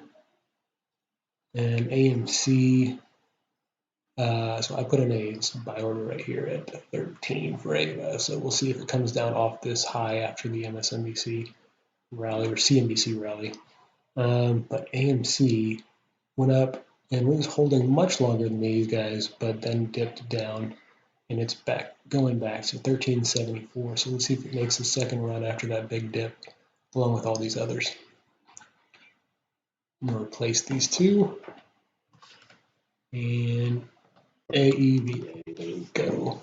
Look at that chart. That's crazy. Look at the volume. I think everyone was, I bet you what happened is, everyone's over here saying, oh man, I'm going to sell all my GameStop and take it over here. So I sold here, put it over here, because the volume kind of lines up. That's kind of funny. Welcome back. I'm Rahel Solomon, and here is your CNBC News update at this hour. Pope Francis says that the Catholic Church cannot bless same-sex unions because God, quote, cannot bless sin. The Vatican continues to say that gay people must be treated with dignity and respect, but that gay sex is, quote, intrinsically disordered. Cleanup continues from the record storm that dropped feet of snow across Wyoming and Colorado. Runways are still closed at Denver International Airport, and about 22,000 customers there remain without power in Colorado. Germany says that it's suspending the use of AstraZeneca's coronavirus vaccine. It's citing new reports of dangerous blood clots in people after getting the shot. AstraZeneca, meantime, continues to say that it has found no evidence linking the vaccine to increased risk of blood clots. And the Oscar nominations are out. Mank leads with nods in 10 categories, including Best Picture. Other Best Picture nominees include Nomadland and Minari. And for the first time ever, 2 women are nominated for Best Director. You're now up to date. That is our CNBC News update for this hour. More Squawk Alley right after this.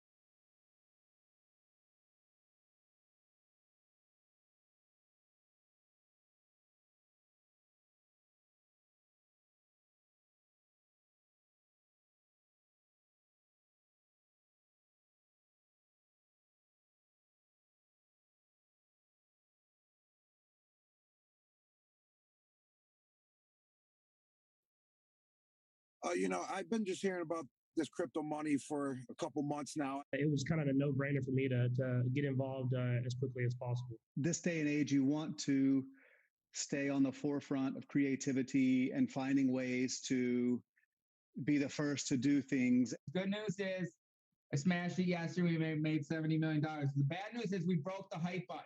So I need to start getting some NFTs myself. So I am planning on doing it.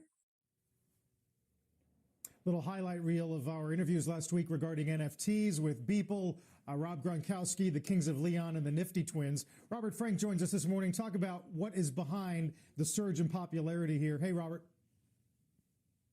Carl, great coverage by you guys all around. NFT sales now topping $500 billion.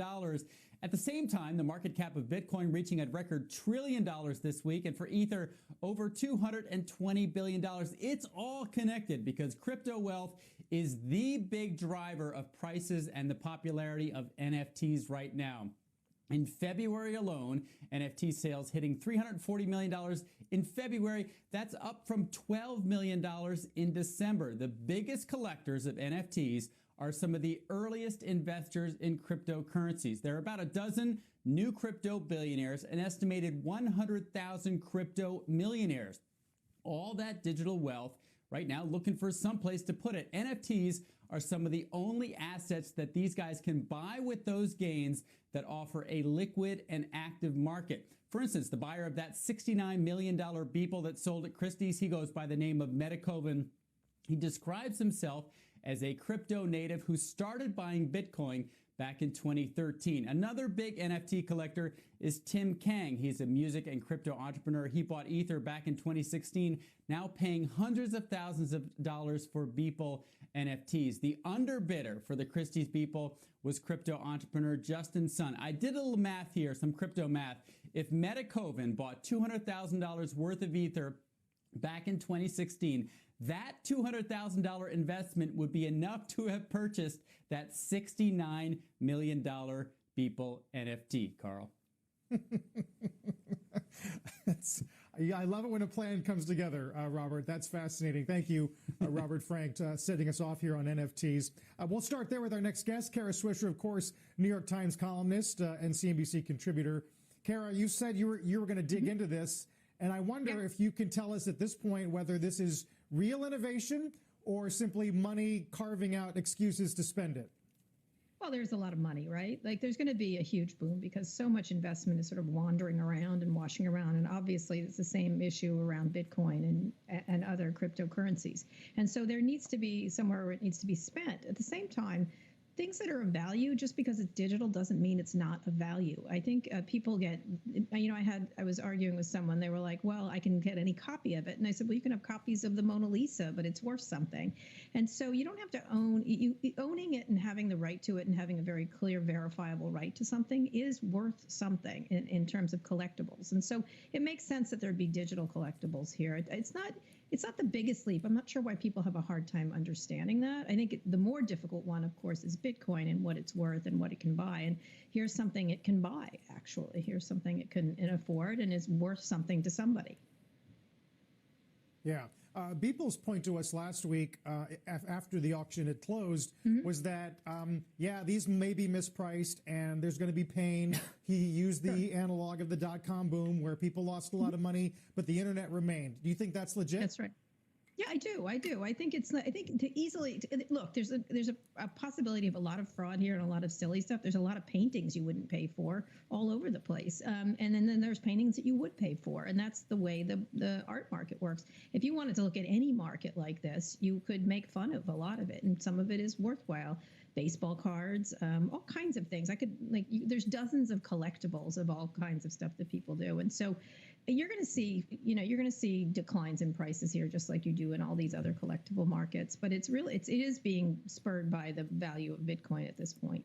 It seems like it. And so that's what it's linked to. And so, at some point, though, real money, people will pay real money for these digital objects. Presumably, I hate to use the word real money because all the Bitcoin people will go crazy. I mean, they think it's real, too. And it is. It's worth something. You can buy and sell it. So I don't know. I just feel like if someone's willing to pay for something, that's what it's worth until it's not worth that. It's the same thing.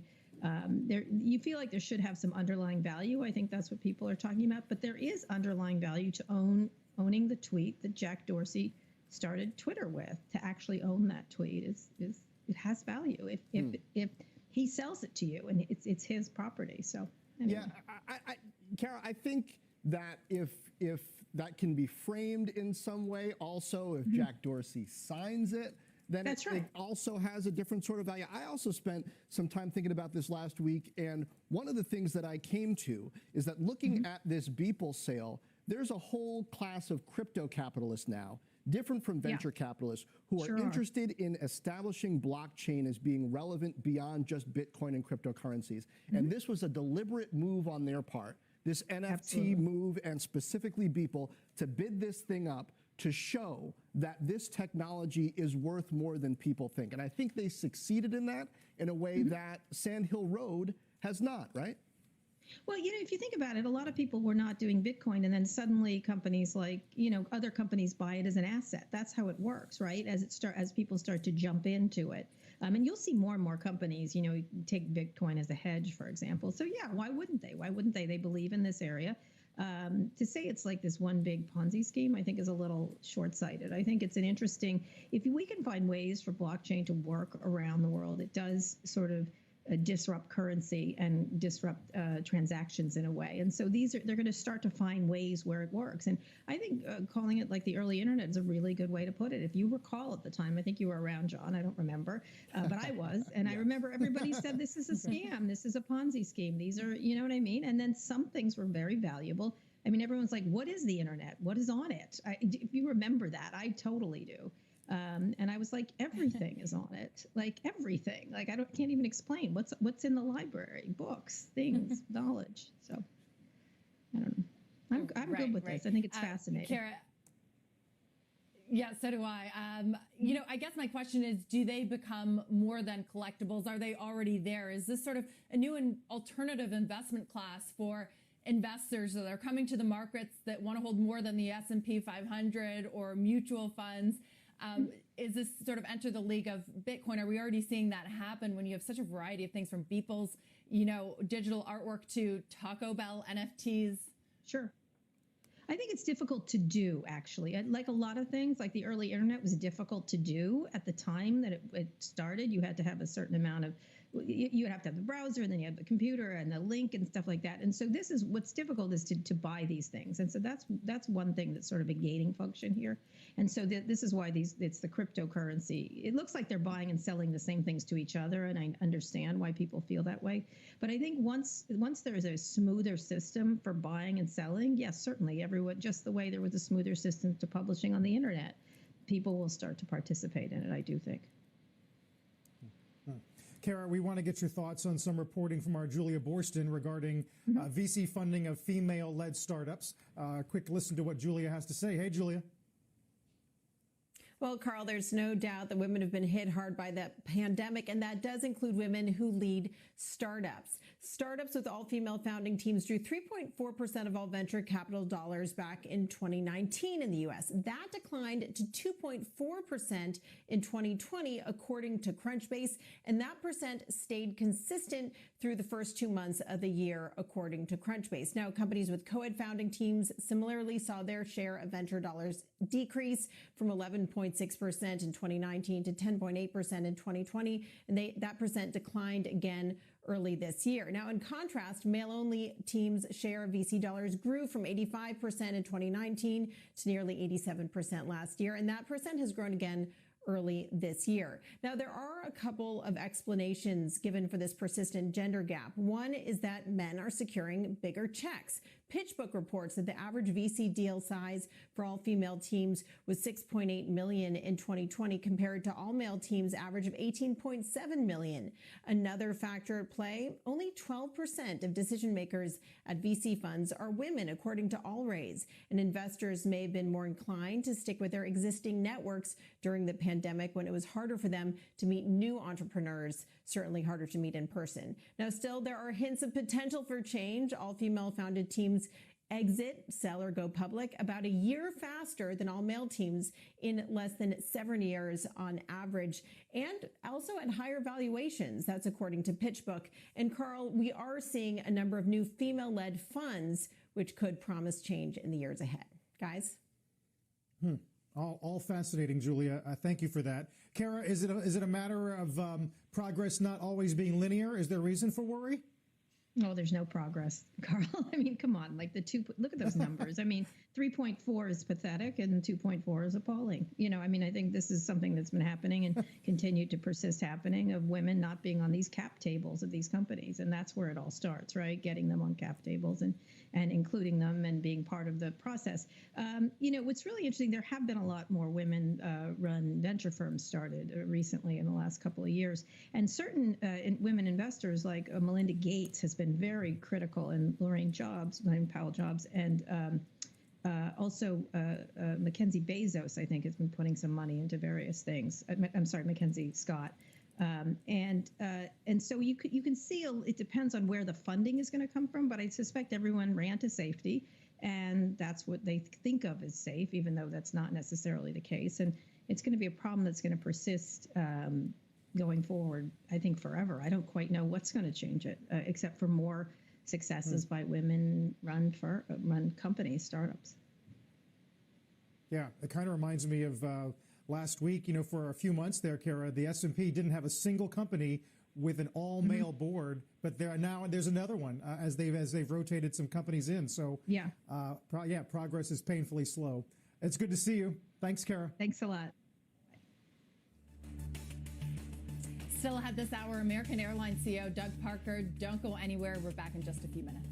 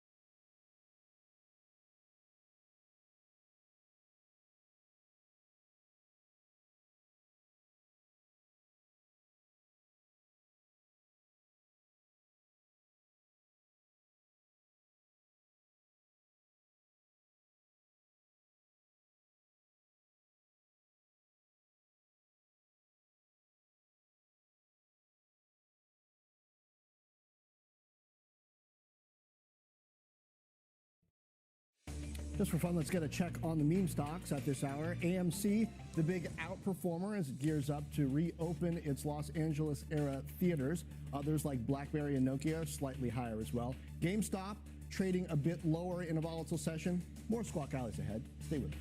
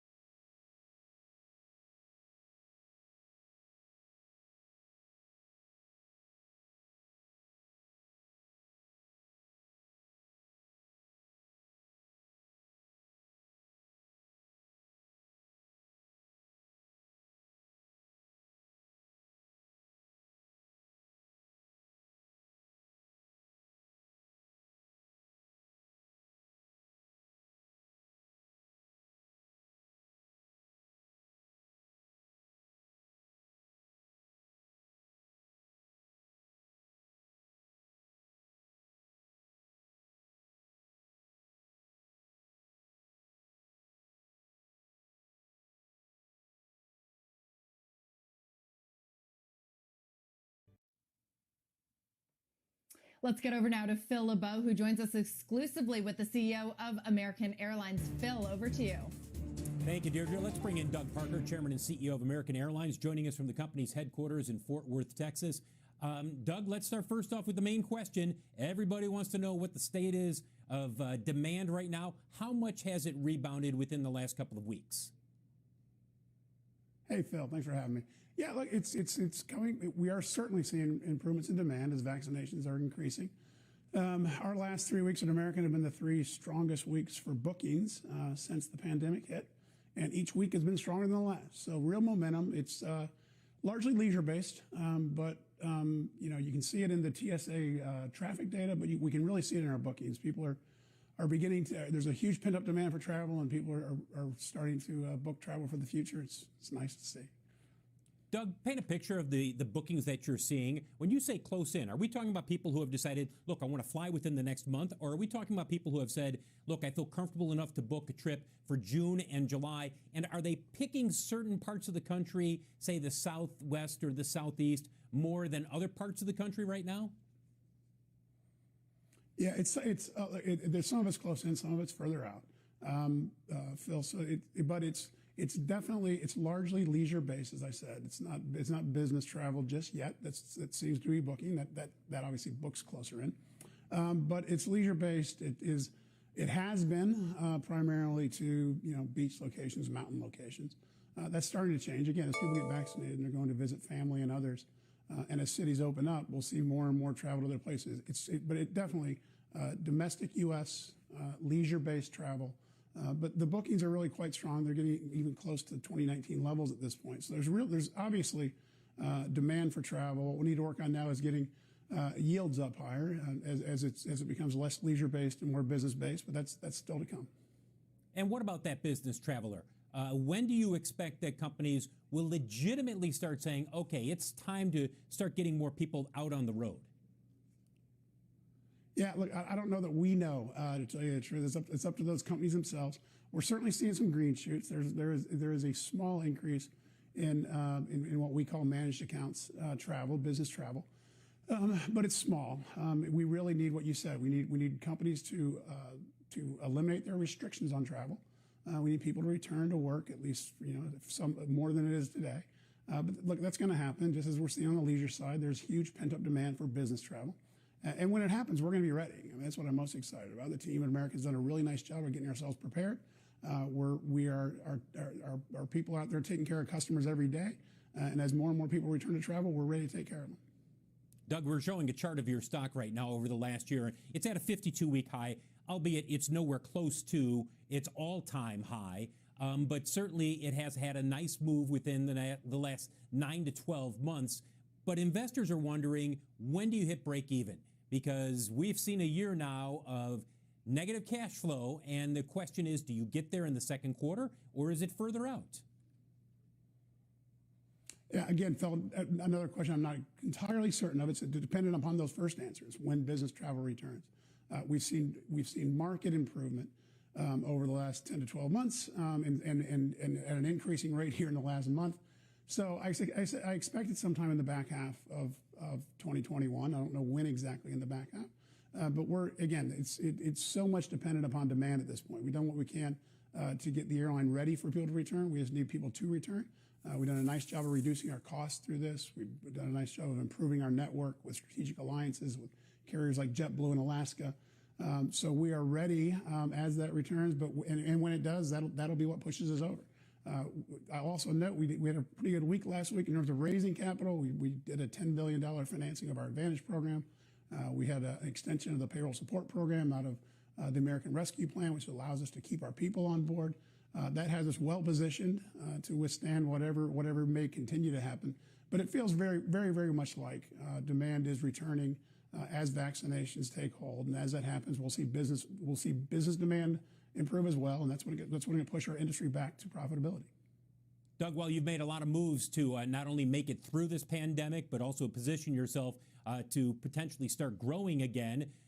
A lot of the skeptics out there, especially the All right, guys, let's see where we're at. It's nearly 11 o'clock Central, nearly 12 o'clock Eastern, so it's nearly lunchtime for the suits. So let's see. AMC's had a rocky but positive day so far. Looks like we've got it up now 25%. It's just barely trying to break through $14 again, hit a high of 14.39 or 37 before taking a drop here down to 13.26.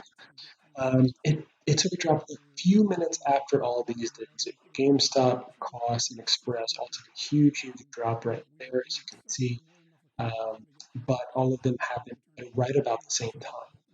So 10 o'clock, this one, 10:07 there, and 10:07 right there. So huge drop there. The drops with Express and GameStop actually, these two accelerated greatly. So huge drop here at 10:17, huge drop here at 10:17. At 10:17, we were doing okay. It weathered this first one, then it hit until 10:18, 10:19. And here's why. Here's what I was looking at earlier. If you were watching the charts while I was not talking, was Ayla, who was on CNBC up here, took a huge spike, went up from $13 a share up to all the way peaked to $18 a share, while the guy was on, awesome technology, probably going to be a good company with fortune future. Went public today through a SPAC, and you'll notice the times. 10:17 was about the time when it started to go up. We started on TV right here, and the volume started going up at 10:13, 10:17 right here. And it's pretty clear that some of those people that were holding these stocks all said, hey, I see something else bright and shiny over here. I'm going to sell. I see these going down. So I'm going to sell out of my Express, my GameStop, and then eventually also my AMC stock. Buy into Ava. So they bought into Ava here at 10:17, which is right here when Ava was about, or just breaking 14. Ride it up as high as they could. Sell it at 16 or 17. See huge spikes here. This big buy and then sell when they actually hit the circuit breaker a couple of times. This big volume hit right after it came off the circuit breakers at 10:32. Let's look at 10:32 over here. Here's the volume also. There and there and there and there. 10:32 was right here where GameStop leveled back up, and then it was right there, and then, okay, now we can start going back up again, right as you see Ava start going down again. So this is exactly what happened, guys. All of these people, all the memers were watching CNBC. When this guy started talking and they started seeing the stock go up, they all sold shares of GameStop, AMC, Koss Express, dumped it into Ava. Ava then went up, got them a little day trading cash, little profit. They sold and put their money right back into GameStop at the low price and helped, or AMC, Koss, Express, whatever, and rode that wave back up. So if you executed those moves correctly and timing was good, good move, good for them. That's exactly what happened. You see these inverted spikes. The peak here, the valley here are almost timing-wise the same, off by maybe a couple minutes because, especially for retail investors, it takes a minute to, get off one, get on the other, unless you're super savvy and you have two apps running at the same time. But that's exactly what happened here. It's fascinating to watch it happen in real time. And so it's now going down. It's riding. It's the wave is over, and now it's going to see a lot of people here that are holding it at 14, 15 sell, and it's probably going to settle right back down to $13 or $14. So really interesting there, and then that's going to allow all these to just trickle right back up. AMC's having trouble getting back above 14, which is unfortunate. But as we go into the lunch hour here in the East, sometimes in the lunch hours when these make a move with lower volumes, so we will see what happens. Ava, I could see that actually dropping in the lunch hour just because I think there's a few people that got in really heavy and are just going to take their profits before they head to lunch. So we'll see what happens in the next few minutes and into the lunch hour. But interesting morning so far. Overall markets, let's look at the overall markets here. Overall markets, NASDAQ is actually leading the way compared to the others. Dow is actually down, not by much, but by a little bit. S&P also down just a little bit. NASDAQ up just a little bit. So very, very even market. Nothing too crazy exciting going on. Oil and all of the crypto coins are down a little bit today. Treasury note is it's pretty level. It's down slightly, but it's still high number. So as it continues to go down, we might see Nasdaq up. I'm surprised with a little bit of negative news with the AstraZeneca vaccine today, where I guess Ireland has put a pause on using it. I'm not saying that they not use it anymore, but just a pause. I'm surprised to see not a lot of issues with uh, some of the travel stocks getting hurt. They're actually still going really well. So good for the AstraZeneca stock, for example. For comparison, if I just look at AstraZeneca, it is down right now on the session, not by a ton, but let's see, down 0.44%, so it's down a little bit. So it doesn't seem like this little hiccup has affected it too much on both the AstraZeneca and the medical stocks, but also on the just the global recovery stocks. I was really light, but it doesn't look like it is. So that's really good to see. Anyway, back to the news. Ooh, Tesla. Even, but it's probably just Musk being Musk here. Yeah, certainly creative titles, and no one delivers 8Ks the way Elon Musk and Tesla do. Overall, it's going to be a pretty busy week, guys. Tomorrow, we're going to get retail sales. Some are looking for some of the best prints that we've seen in a couple of decades as those stimulus checks start to come out. Central bank meetings, of course, later in the week. And later today, the president will make remarks on the rescue package as we start to pivot our attention to infrastructure. Melissa Lee is in for the half. Let's get to HQ. Thanks, Carl. Welcome to the Halftime Report. I'm Melissa Lee, and today for Scott Wapner, front and center this hour, the Dow hitting new record highs before giving up its gains. What is next for the tech trade? Which value stocks still look cheap? And will stimulus checks that are beginning to go out fuel more gains in the near term? We'll debate all of that with our investment committee. Joe Terranova, Steve Weiss, Tiffany McGee, CEO and CIO at Pivotal Advisors, Megan Shu, head of investment strategy at Wilmington Trust, and Kevin O'Leary, chairman of O-Shares ETFs. An all-star panel today. Let's get a check on the markets at this hour. As we mentioned, the Dow giving up an intraday record. We actually saw intraday records for the Dow, the Russell, as well as the transports, but of course faded as the morning progressed. The S&P 500 is coming off its best week since February 5th. Check out the 10-year note. We are just below 1.6%, 1.599%. Stephen Weiss, I open it up with you. Where are we? We've got Powell later this week. We've got stimulus checks going out. How are you feeling about the markets? I think we're in the digestion period right now. You know, the markets have this great propensity to discount news. Once, with a major move down, knee-jerk down, we've seen it with basically every event over the last 5 years, including COVID. That was a bigger event down, but then it started to recover. And I think we're at this point now with rates as well. So rates, foreign buying, if you take a look at what happened at the auction last week, came in. 1.6 looks pretty good. 1.5 looks pretty good, particularly with the ECB saying we're going to get more aggressive and things not going so well in Europe. So that makes the U.S. market look good. I don't think really that investors are choosing between a 1.6 yield in the 10-year and saying that's more expensive than yield in S&P. So I'm going to own bonds knowing they're going to go lower because not rates, but bond prices, because inflation is picking up, the economy is getting better. So here's where we are. The easiest part of the cyclical trade has been done. A lot of those stocks are overvalued. Doesn't mean they won't be more valued.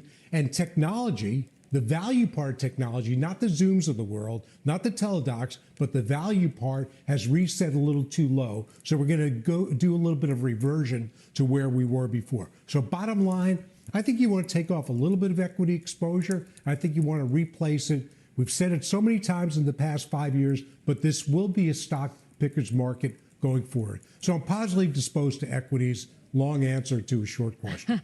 We've got, no surprise, by the way, we've got a lot of commentary out from strategists this Monday morning, which is also not a surprise. Credit Suisse saying that non-financial cyclicals look overvalued, although they remain overweight financials specifically. Savita Subramanian over at Bank of America, Merrill Lynch, bullish on earnings, but not on S&P 500 returns.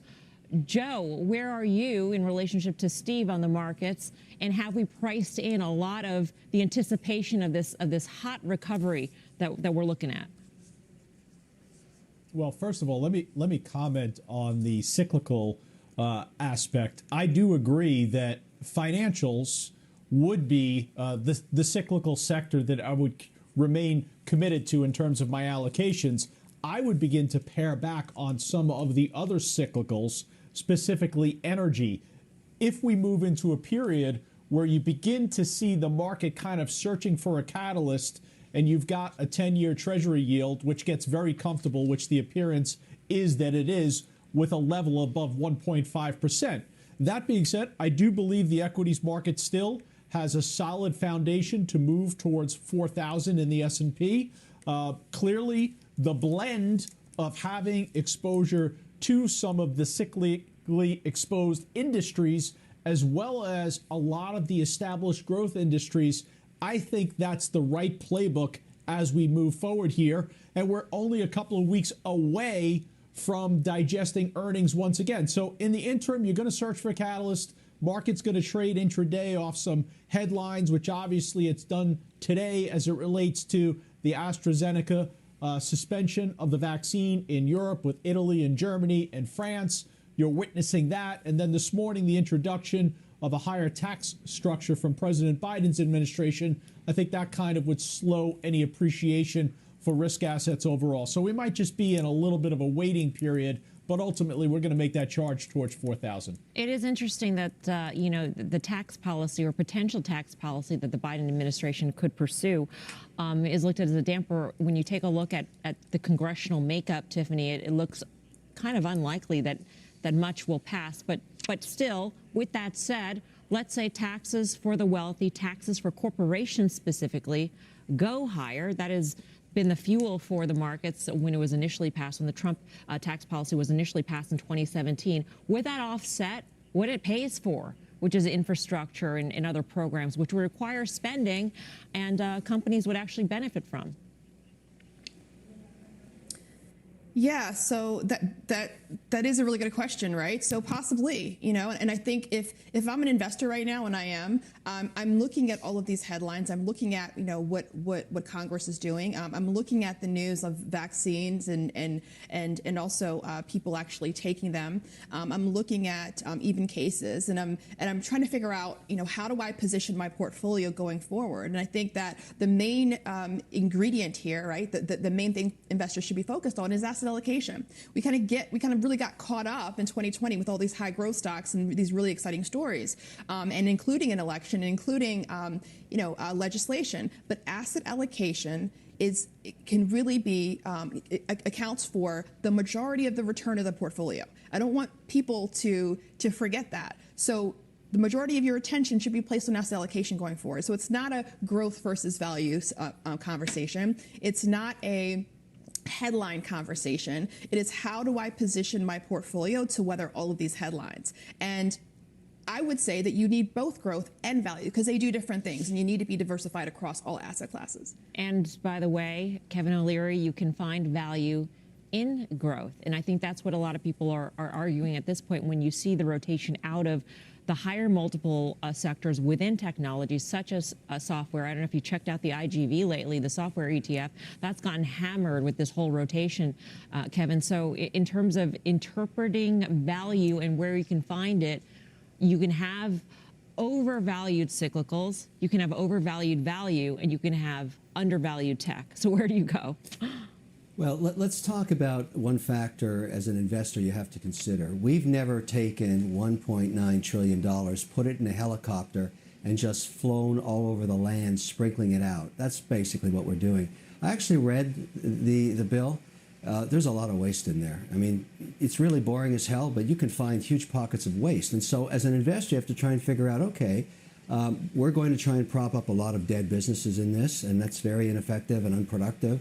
And you have to think maybe 2 or 3 quarters ahead for what the real impact's going to be. The sugar high is great. You got to love the consumer. You have reports coming out now that half of this money is going into Bitcoin and the stock market. That was not the intention. It was supposed to feed people and let them pay their rent. That's how extreme we've gotten. At the same time, regarding volatility on growth, which I still say you have to stay the course on because it's empowering the new digital America 2.0. Every time I get into a discussion about the volatility of software or firmware or chips or anything, I say, go look at the chart of Amazon over the last 17 years. Look at it, deal with it, and realize up to 38% corrections all the way through. So when tech has a massive correction or software sector gets soft, if you don't believe growth is still there, then of course you sell into it. But I don't think the story's over. We're not even in the 3rd inning. So I continue to buy. That is my number one choice. I don't like value right now. Value is full of broken business models like the airlines, certain hotel chains, retail and commercial real estate offerings. These things have fundamentally changed, and until you sprinkle the $1.9 trillion sauce onto the economy, which is what's happening now, and let it percolate, let it distill, you won't know the outcome of those businesses. So I don't shop for value because I think there's a lot of dead stuff in there, and that's why it's value. It's on its way to zero or much lower, and not that attractive long term. Yeah, I mean, that's a distinction between value and a value trap. And Megan, before we get to you, I want to highlight this note from Goldman Sachs' David Koss, and he's taking a look at which value stocks look cheap. This new note says defensive sectors like consumer staples, communication services, healthcare, they're trading at the lowest valuations relative to their own histories. And also, we should note tech is also below average in terms of valuation. Where do you go for value? How do you think about value in today's market context? Well, I think as you think about the direction of the market, we're very much focused on the outlook for economic growth, which we know what is going into the market in terms of stimulus. What we don't know is how much consumers are going to spend of that. Right now, consumer savings, even before the stimulus is in the system, stands at $2 trillion above the pre-pandemic level. So there's a lot of pent-up demand out there and a lot of savings that could get deployed. But I would say one thing to not forget about is that value doesn't have to reside just in the U.S. We're finding value outside of the U.S., international developed equities, emerging market equities. These are parts of the equity market that tend to be more tied to the global economic recovery, which we still think is intact, even if parts of Europe are having trouble with their vaccine deployment. We expect them to be they'll figure it out. We expect them to get their act together and be on a bit of a delayed timeline versus what we see from U.S. economic growth. So we like what we're seeing overseas. We're overweight to international developed and emerging market equities. And I think as long as we see interest rates moving higher, which is our base case, we see the 10-year yield going to 1 3/4 to 2% over the next 12 months. So higher, but a much slower trajectory. That is generally a really good environment for cyclicals, even though they've made up so much ground in terms of relative valuations to defensives. Joe, I'm curious. Megan had mentioned the stutter step rollout of vaccines in Europe, where they're halting right now in France, for instance, the AstraZeneca vaccine going into arms. Is that a concern? Can we, as the United States, proceed with our very aggressive and so far successful vaccination timeline and be like China, which just posted amazing output in terms of industrial output, up 35% in the first 2 months of the year. Retail sales were up 33.8%. Can we be sort of, that, I don't want to say isolated, but can we see that sort of growth, that sort of bounce back if Europe has its problems? So I'll defer to the medical expertise for Dr. Gottlieb, but what I can give you is that Europe really has struggled in its strategy towards this since the onset. So I think from an allocation standpoint, you can look at the United States and see that it will be very dissimilar in the potential favorable outcome versus what we're witnessing in Europe, and therefore you can have that strong commitment within your portfolio towards a recovery and a rebound, in particular for a lot of the impaired or injured parts of industry that was so significantly impacted by the pandemic last year. Yeah, I want to get to, Joe, your value picks within technology, because this sort of goes to the notion of the value trade within technology, Alphabet and Microsoft. And then you got Monster, which you can explain later. But in terms of Alphabet and Microsoft, how should we look at these?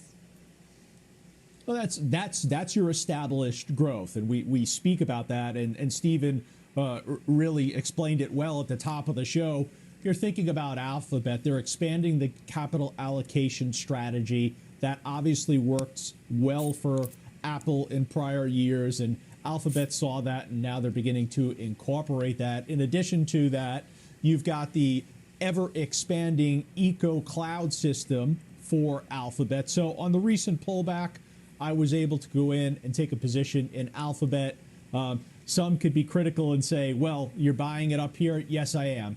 How high is something that I often say, so I have no concerns going in with Alphabet. Microsoft, clearly the most diversified technology company. I think they have the least regulatory challenge ahead of them.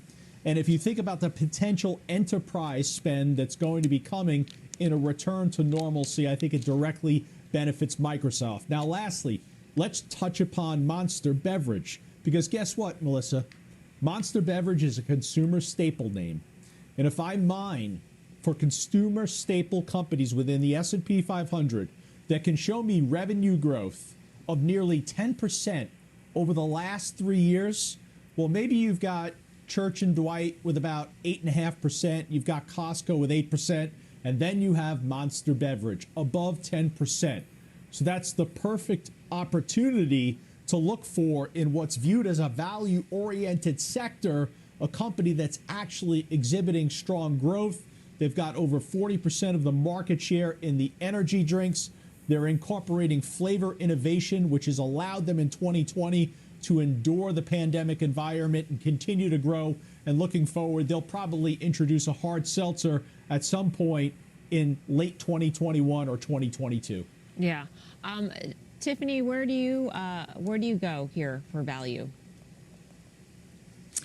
Yeah, so I've been staying away from the airlines, but I do see opportunities for long-term growth in airlines. So one area is Delta Airlines. So and also Marriott. So Marriott is a staple that I've owned for a while and I continue to love, and they're doing pretty well. So when you look at, and I know that a lot of people are saying that a lot of the revenue that comes from airlines is with business travel, and I understand that. But for me, it's a long-term play. So I look at Delta and Marriott. When you look at some of the recent mobility indicators, when you look at air traffic, restaurant bookings, hotel occupancy, so they've really defied most economists' expectations that they would fall as new cases and levels spiked towards like the beginning of the year. And so what I'm really thinking is that really bodes well for economic growth. And with some states, really starting to reopen their economies, and this mobility data really shows a rise from these like depressed levels from last year, and really resulting in what I think is a better than expected growth for a company like Delta, and continued growth for Marriott. We're going to dive more into the airline stocks just ahead. But Steve Weiss, I wanted to go to you in terms of how you think, some of these value plays are recovery plays that have re-rated because of the recovery that is in the offing. And so how do you re-rate something, or how do you come to a valuation for something where we've not seen this path before? Megan had mentioned $2 trillion in savings that we had, saved up during this pandemic. That could theoretically be unleashed in a much more powerful way, because the last time stimulus checks went out, we were in lockdown. This time, things are open. I think that's exactly right. I mean, you've got so much pent-up demand. People have been sitting in their homes for a year. And even if they want to go out, the places they want to go to spend money, they just couldn't go. So particularly in Northeast, I mean, you had a few days of being able to eat outside, but otherwise, it's been too cold lately. So the consumers are going to get out there, Flying we saw over the weekend, we'll get into that later, has picked up, it's ballooned. But just going out and doing, a trip to the mall, you're just going to see people spending more and more. And the re-rating in stocks has caused me to take a look at, and I always thought it was there, by the way, the Corvos and the Skyworks and the Qualcomms, they're value stocks. They're going to grow whether we have the pandemic or we don't. You pulled forward demand. Kevin referenced the digitization of the economy. That's real. That's happening. It's unlike prior cycles. So you get both some cyclicality in terms of the chips, which is picking up market share. So the total addressable market of the chip companies, particularly ones I mentioned, has gone to levels you can't even calculate. So at 15 times earnings, growing more than 50% in the bottom line and 20% in the top line, to me, that's a lot more value than Freeport-McMoRan, where you've got to really hope the economy just hits levels we've never seen consistently for years to justify the valuation. So on the growth side, I'm with T-Tech, which is bookings are up over 50%. They're going to grow earnings also about, almost double actually, because of the client experience referencing what the pent-up demand is. They handle the client experience on the web for most of the companies you've heard of, including Amazon. So I like that. I like Vuzix in terms of the growth side. And Moderna is the cheapest stock in my portfolio still. Great cancer data last week, and they're just going to cure cancer. They're going to cure, you name it, with the new technology that they've come out with the vaccine. All right. Well, Tiffany and Steve mentioned the airlines, millions of people getting vaccinations, states reopening, large numbers of Americans are getting back on board. Phil's been digging into the latest number. Phil LeBeau, that is. Hey, Phil. Hey, Melissa, I've got 3 stats for you regarding how the airlines are noticing a change in their business. Let's start first off, as you take a look at the airline stocks, the JP Morgan Industrials Conference is going on today, and all of the CEOs are talking about booking trends. And this is the first stat. There is a dramatic change in booking trends, particularly when you look in close-in bookings, and then even extending out into May and to an extent into June. All of the CEOs are noticing a dramatic improvement there. The number of people who are going through TSA checkpoints, that is also starting to turn. 14% increase this last week versus the week before, up 27% compared to 3 weeks ago. So I know it may be a little hard to tell from this chart, but we are seeing more people who are actually getting on board. And finally, American Airlines. We just talked with CEO Doug Parker just a few minutes ago, and we talked to him about when they might get to break even. Now, he won't commit to an exact time. He thinks it'll probably be sometime in the second half of this year. But he did say, look, we've got $17 billion in liquidity in the first quarter, at the end of the first quarter. He believes that gives them the liquidity they need to go forward from here. And then the question becomes paying back the debt, because they are, of all the airlines, the most indebted, if you will. They've got the highest debt level. But no doubt, all of the airline stocks moving higher today on the fact that more people are flying and are booking trips. Melissa? All right, Phil, thank you. Phil LeBeau in Chicago and the airlines. Kevin O'Leary, I go to you. You do not like the airlines at all. You are short the airlines through the JETS ETF. Why is that? Phil just painted this rosy picture about reopening. Steve just had mentioned all these people pent up, locked up in their homes for a year plus, wanting to get out. Isn't this the prime time for the airlines? No, not at all. Phil referenced first, you do the checklist of things you can hate about airlines. Let me count the ways. Number one, the deterioration on their balance sheets, and I mean all of them, in the last 14 months is unbelievable. It's great we bailed them out, and we continue to do that either through extending unemployment for their employees or direct loans to them. In some cases, they tapped capital markets if they were able to, but they significantly deteriorated their balance sheets. The assumption in euphoria is, yes, everybody wants to get out, and I agree.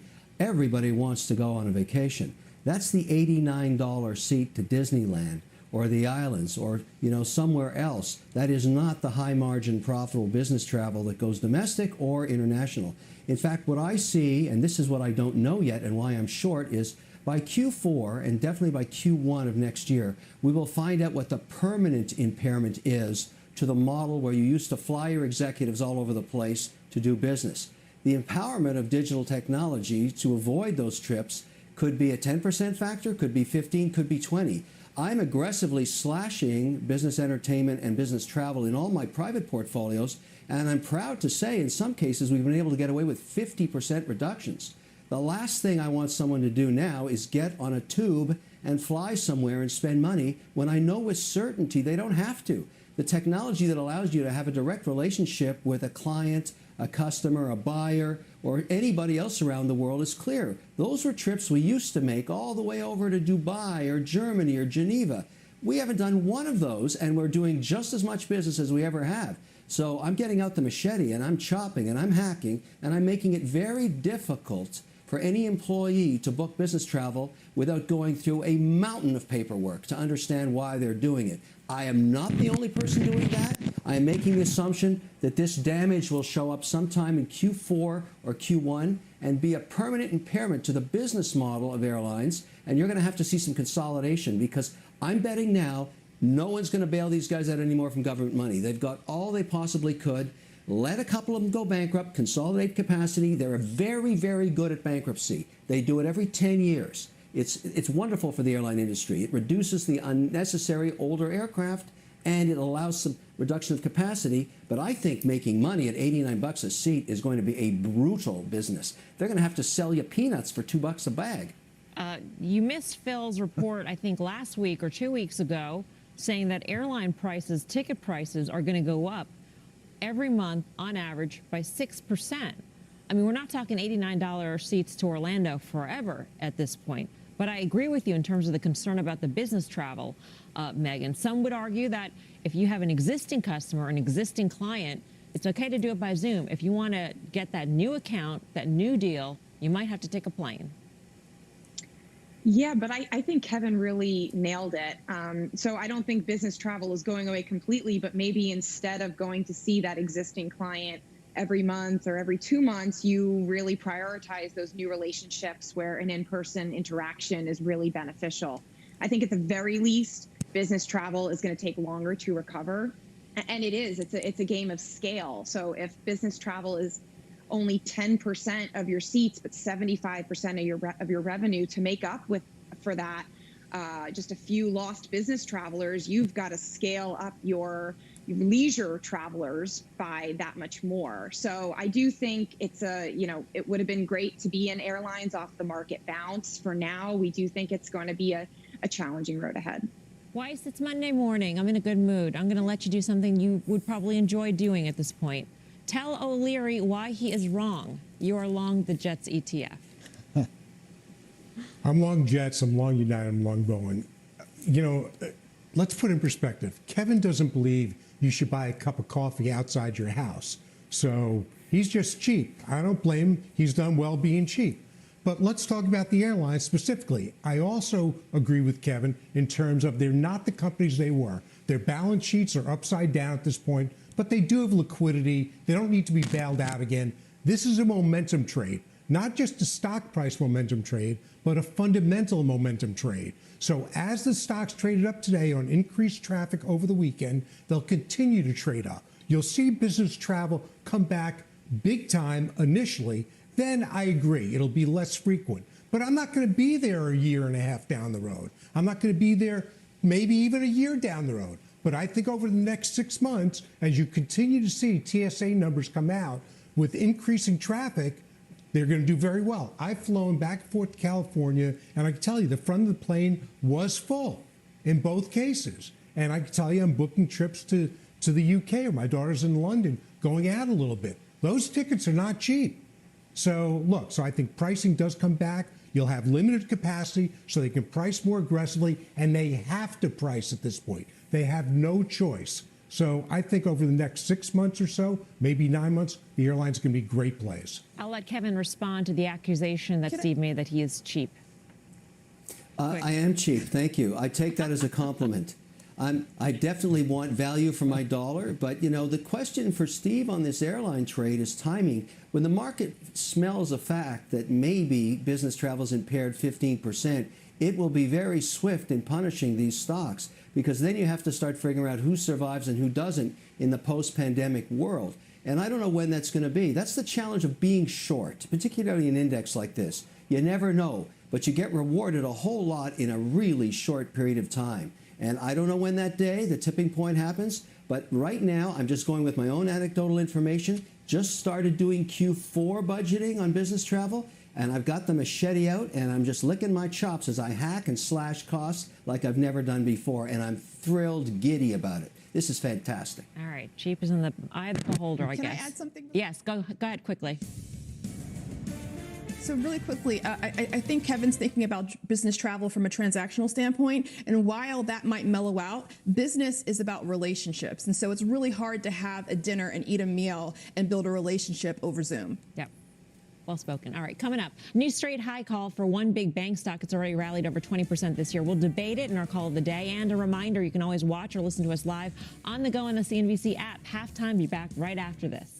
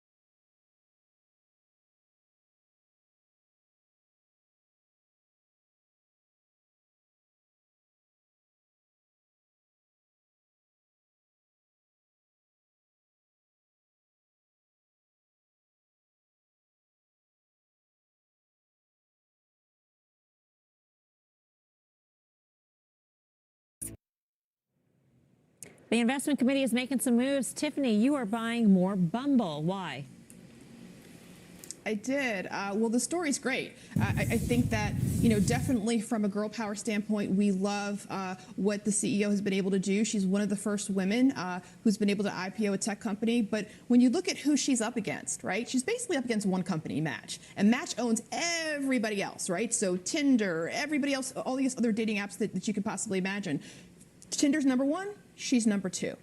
There's also room to grow. They just reported earnings, by the way, last week, and everything they've actually had revenue since 2020, but the numbers looked really good. And so Tinder's got about 196 markets. Bumble has 25, so much more room to grow. They're also expanding into Bumble BFF and also Bumble Biz, where you can have connections with non-romantic connections. And they're also creating this Bumble Night In, I believe, where you can actually kind of have these like dates, virtual dates with your matches. So I really love what he's been able to do, and I can't really wait to see what she's going to do in the future. All right, let's get to our call of the day now. Wells Fargo's banking analyst Mike Mayo is getting more bullish on JP Morgan, reiterating his overweight rating, raising the price target on the stock to a new street high of $185 a share. This comes as the financial sector hits another new record high today. Kevin, you own JP Morgan. What's next? JP Morgan has the best. Yeah, well, first of all, he's a bit of a hammer in this space, particularly on the wirehouses as well. But and I love the call because I own the stock, but it's the best balance sheet in the banking sector. I haven't been that big a bull on financials for the last couple of years because the return on assets has been, not abysmal, but there's many other sectors that have done much better with their capital. But now that we have a 1.6 handle on the 10-year, that's obviously helpful. That's obvious. But in terms of just success in the business of banking, you have to hand it to J.P. Morgan. So for me, instead of diversifying across maybe 3 names, I'll just take a 5% weighting in that one, knowing that it is the gold standard. And I've been rewarded for that. But I much prefer the other services company. Payments I really like. I like a lot of the fintech that's getting scale, even though the valuations are crazy. And, it kind of plays into the digital economy, whether you're into Bitcoin or not. You're starting to see all those trends. And you want to be exposed to some of those as well. But the stalwart pillar in a portfolio, if you're going to own financials, has got to be J.P. Morgan. Yeah, Megan, you actually like the payment stocks, some of the fintech stocks?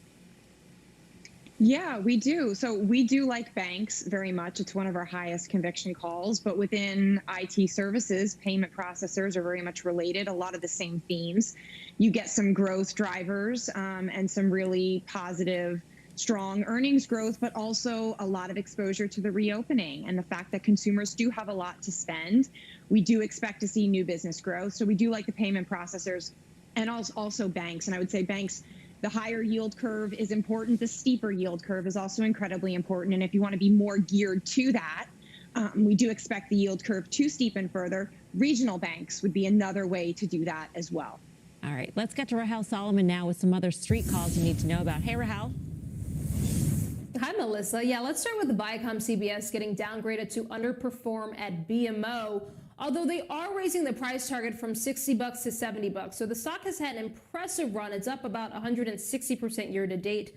The note focusing largely on the competitive environment for the new Paramount Plus streaming rollout. You can see shares are up about 2.2%. Dollar General goes to overweight at Atlantic Equities. Target here goes to 243. Stock is negative for the year, and Atlantic thinks that pullback makes a nice entry point for a fundamentally high-quality long-term growth name. Jefferies is upgrading MGM to buy. Target goes to $50 from $36. Partly on Las Vegas reopening faster than the rest of the country, Melissa, and also a bullish view on sports betting and BetMGM. Optimism over the reopening has that stock almost 600% higher from its pandemic lows. And Gap goes to a street high of $40 from $32 at Wells Fargo.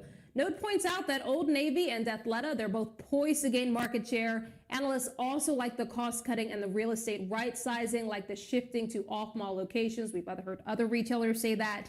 Stock, by the way, up 60% this year. Melissa, I'll send it back to you. Rahel, thanks. Rahel Solomon. Up next, the big ETFs to watch today. And as we head to break, a check on the S&P 500 sectors. Energy, the worst performer, down almost 2% at this point. Utilities leading the S&P up 1.1%. Halftime, be right back.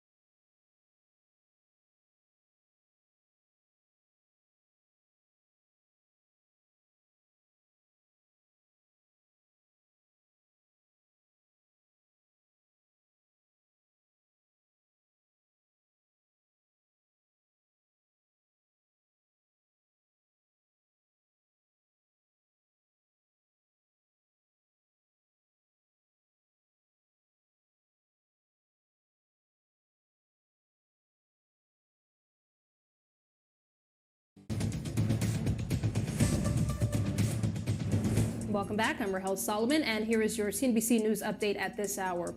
2 people have been arrested for assaulting Capitol Hill police officer Brian Sicknick with bear spray. Sicknick later died of injuries suffered during the January 6th riot. Suspects are also charged with assaulting 2 other officers. Derek Chauvin's defense attorney says that it may be impossible for his client to get a fair trial after Minneapolis agreed to pay $27 million to settle civil rights litigation over the death of George Floyd. Half the jurors for the case have already been selected. France and Italy are the latest countries to suspend use of AstraZeneca's coronavirus vaccine. Both countries ordered temporary bans amid reports of a small number of people getting dangerous blood clots after taking the shot. And apparently very few Americans are missing their second vaccine shots. The head of the CDC says that just 3% of people who got 1 dose have failed to complete their vaccinations. You are now up to date. Melissa, I'll send it back to you. Thank you, Rahel. Now let's get to Bob Pisani with ETF Edge. Bob. Thanks, Melissa. There's 2 big investing trends in ETFs, momentum trading and clean energy. Would you buy a FOMO ETF, a fear of missing out ETF? There's one in registration right now. Here to explain it is Matthew Tuttle from Tuttle Tactical Management. Also joining us, Sylvia Jablonski. She's the Chief Investment Officer at Defiance ETFs. They run the brand new hydrogen ETF, HDRO. Matt, let me start with you. Everyone's trying to capture the crazy nature of today's trading, these wild gyrations between growth and value, the Reddit stocks, the reopening stocks. We've got momentum ETFs that rebalance twice a year. We've got a buzz ETF that rebalances once a month. Now you're proposing a FOMO ETF that rebalances weekly and can buy anything at all. How are you going to do this? How do you set up a momentum trade like this? Yeah, so I mean, as you mentioned, there's so much going on and the pace of change is faster than it's ever been. So if you're rebalancing twice a year, even 12 times a year, by the time you go to actually do something, it's obsolete. So all of our ETFs right now trade weekly. We believe you've got to be able to move on a dime. And FOMO is about being in everywhere that you need to be that's currently hot right now, being in the right stocks at the right time in the right proportions, and then being able to move really quickly. And I think the question then is, do you go in and out of you have a momentum indicator that buys the stocks with the biggest momentum and also buys stocks that are lagging as well, sort of reverse momentum indicator, right? Correct. So we've got 2 different components to it. We've got a trend following component where we want to buy the stocks that have been hottest over the intermediate term. But then we've also got a counter trend component where we want to buy the stocks that have gotten beaten up over the short term, right, because typically those are the stocks that are going to come back, and that smooths out the returns over the whole portfolio. Okay. Sylvia, clean tech was hot in 2020. It's even hotter in 2021. Why do you think hydrogen is going to be the hot clean tech story this year?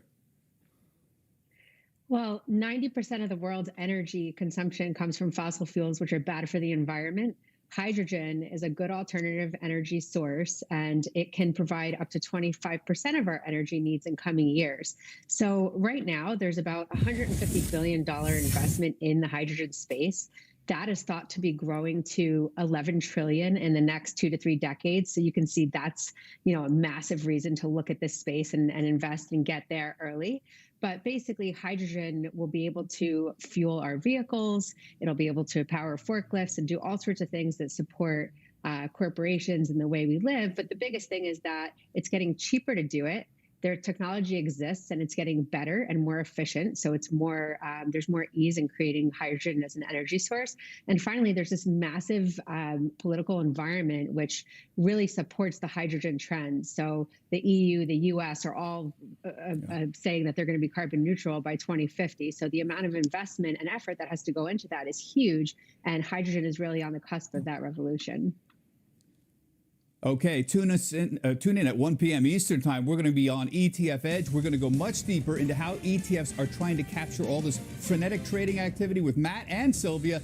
And Harry Whitten from Old Mission also joins us with a perspective on ETF trading trends. That's all ahead, etfedge.cnbc.com. Halftime, back right after this.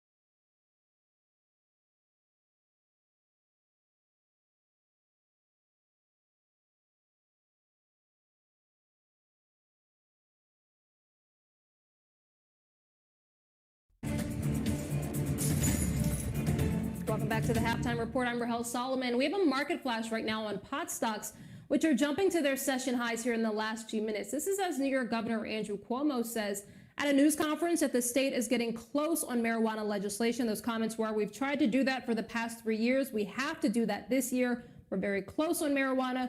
Truth is, we've been very close before, but we have to get over the goal line this time. Take a look. Shares of Tilray are up about 12%. Afria also up about 12%. And the broader MJ ETF jumping more than 3%. Cuomo says that the state does need marijuana reform and recreational legislation to help with its budget shortfall, which was made worse by the pandemic. But again, Melissa, those pot stocks jumping to their highs of the session as it appears New York, according to the governor, may be getting closer to legalizing recreational marijuana. I'll send it back to you. All right, Rahel, thank you. Rahel Solomon. The investment committee is looking to answer your questions. First up, one for Joe. Tyler in New Jersey writes, I bought Teradyne a while back after you recommended it on the show. I saw you recently sold it. What do you suggest I do with it now? What do you tell him, Joe? Well, Tyler, it's very difficult to give a suggestion. I don't have an understanding of how much in your portfolio you're holding of Teradyne. But let's make an assumption that it is less than 2.5%. At that level, I would hold it here. I would wait to hear from management on the upcoming earnings, which is the end of April, where they stand on the auto chip shortage. And in addition to that, where they stand with the significant revenue exposure they have to Apple, which has recorded nearly 25%. So I would take a wait and see approach on getting out of the stock or even adding more until I hear from the company on earnings. Above 2.5%, you recommend selling down to a 2.5% position? Above 2.5%, I absolutely would be putting a stop in here as the stock has broken down significantly. I've sold out of it. The 200-day moving average sits at $100. So above 2.5%, yes, I would be looking to put a stop in to make sure you get that allocation and waiting below 2.5%. Got it. All right. Next one's for Weiss. Jamal in New Orleans asks, Steve, what are you doing with Jumia now? So I've recently bought more. Stock's down from 66 to well, it got down to the 30s where they priced their secondary. Look, it's very unusual to be able to buy a company with this kind of growth, essentially a mini Amazon, where there is no Amazon, with 1.2 billion people as their market. Online penetration so low, and eventually this company could break into 3. Jumia Pay is growing like a weed. They're digital. They've got the only logistics company, which is 300 partnerships. So basically, it is a low CapEx company with super high growth, and they'll be profitable long before any other online seller you've ever seen reach profitability. All right. Thanks for that, Steve. Bitcoin pulling back after hitting new highs over the weekend. How the futures traders are playing it. That's next on Halftime.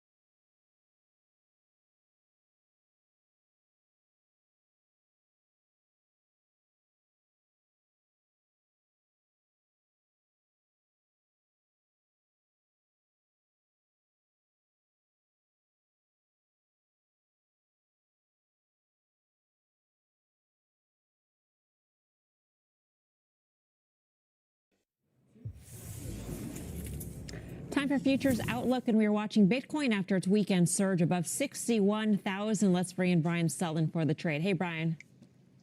Yeah, it is moving. Every time you seem to look up, it feels like, hey, this thing is moving $5,000 or $10,000 higher. So the real belief here is we've never before in history had a monetary value storage place that is traded down to decimals and has a finite limited supply. So it's a huge technology that more and more people are adapting. That's why we're seeing it taking off. If it ever replaces gold, it's got a whole lot more to go. But let's just look at it as a trader's perspective. Some of these technicals you're seeing right now, this 55,000 area is a nice support area. If I'm a trader, guess what? I don't need to actually have a Bitcoin account. I can trade Bitcoin futures on the CME. If I'm looking at the March futures contract, I'd be a buyer 55,500, looking for it to trade up to 60,500.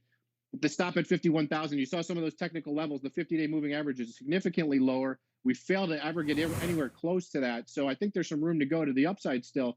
But remember, folks, this is a big contract. Each contract is 5 Bitcoins. So, you're talking about an enormous amount. You're talking about a contract that's very volatile. So you got to play careful. I'm long Bitcoin, but I might look to add a little bit if we see that 55,500 level. All right. Thanks, Brian. Brian Stutland. Coming up on Fast Money, we're going to go deeper into the Bitcoin trade. We'll break it all down with Melton Demers of CoinShares. That is tonight on Fast Money, 5 p.m. Eastern Time. Meantime, final trades ahead on halftime.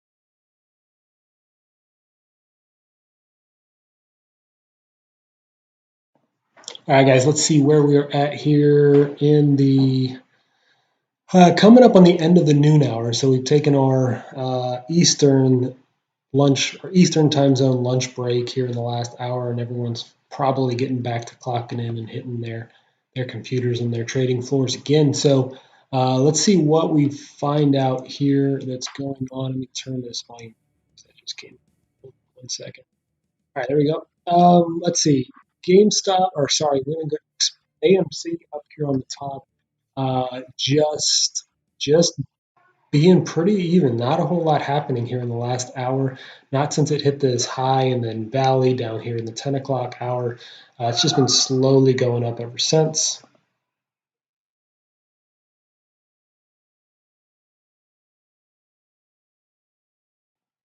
Express actually doing really well though.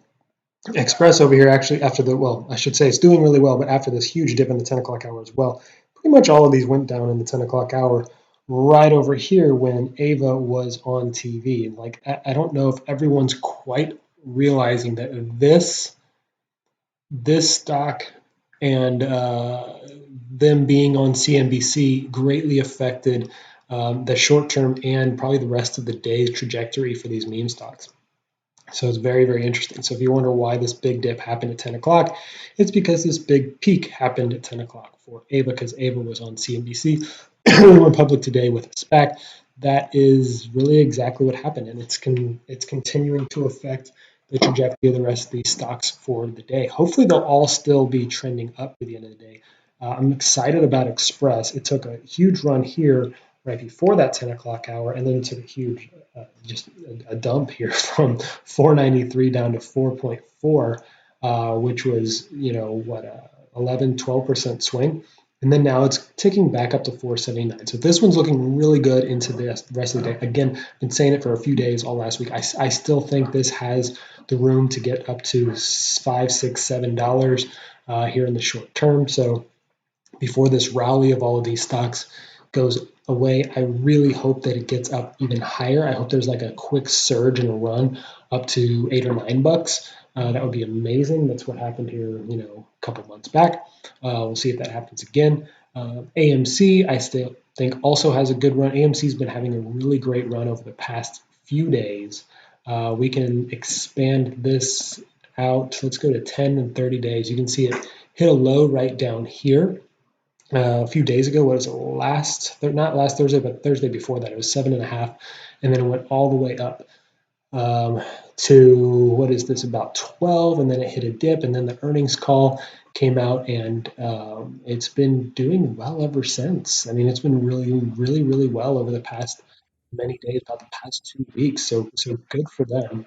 I'm really excited about GameStop or AMC, and I still think that it's in a good place as theaters begin to open. The news of those theaters opening will propel that open. Apparently, there were some theaters that opened up in California this week, which has helped a lot. I think in New York last week, and as they continue to do, as we continue to see um, movies get released into the theaters again, rather than just streaming on TV, things like that, I think we're going to see the momentum trading of AMC go up.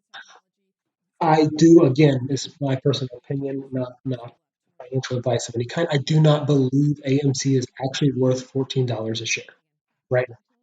Fundamentally, it's not worth $14 a share. However, the momentum that it's going to take with the past couple of weeks of momentum, this meme stock momentum with the opening of theaters again, and that momentum, all these momentum related things are going to continue to surge AMC up, which I do believe will continue to happen for a little while.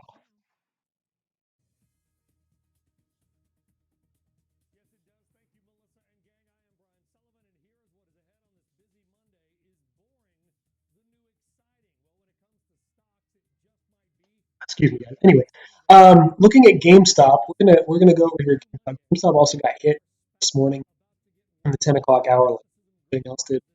See this huge dip that it had. It was riding pretty good this morning, had a positive day. Huge, went from 270 to 2, and it's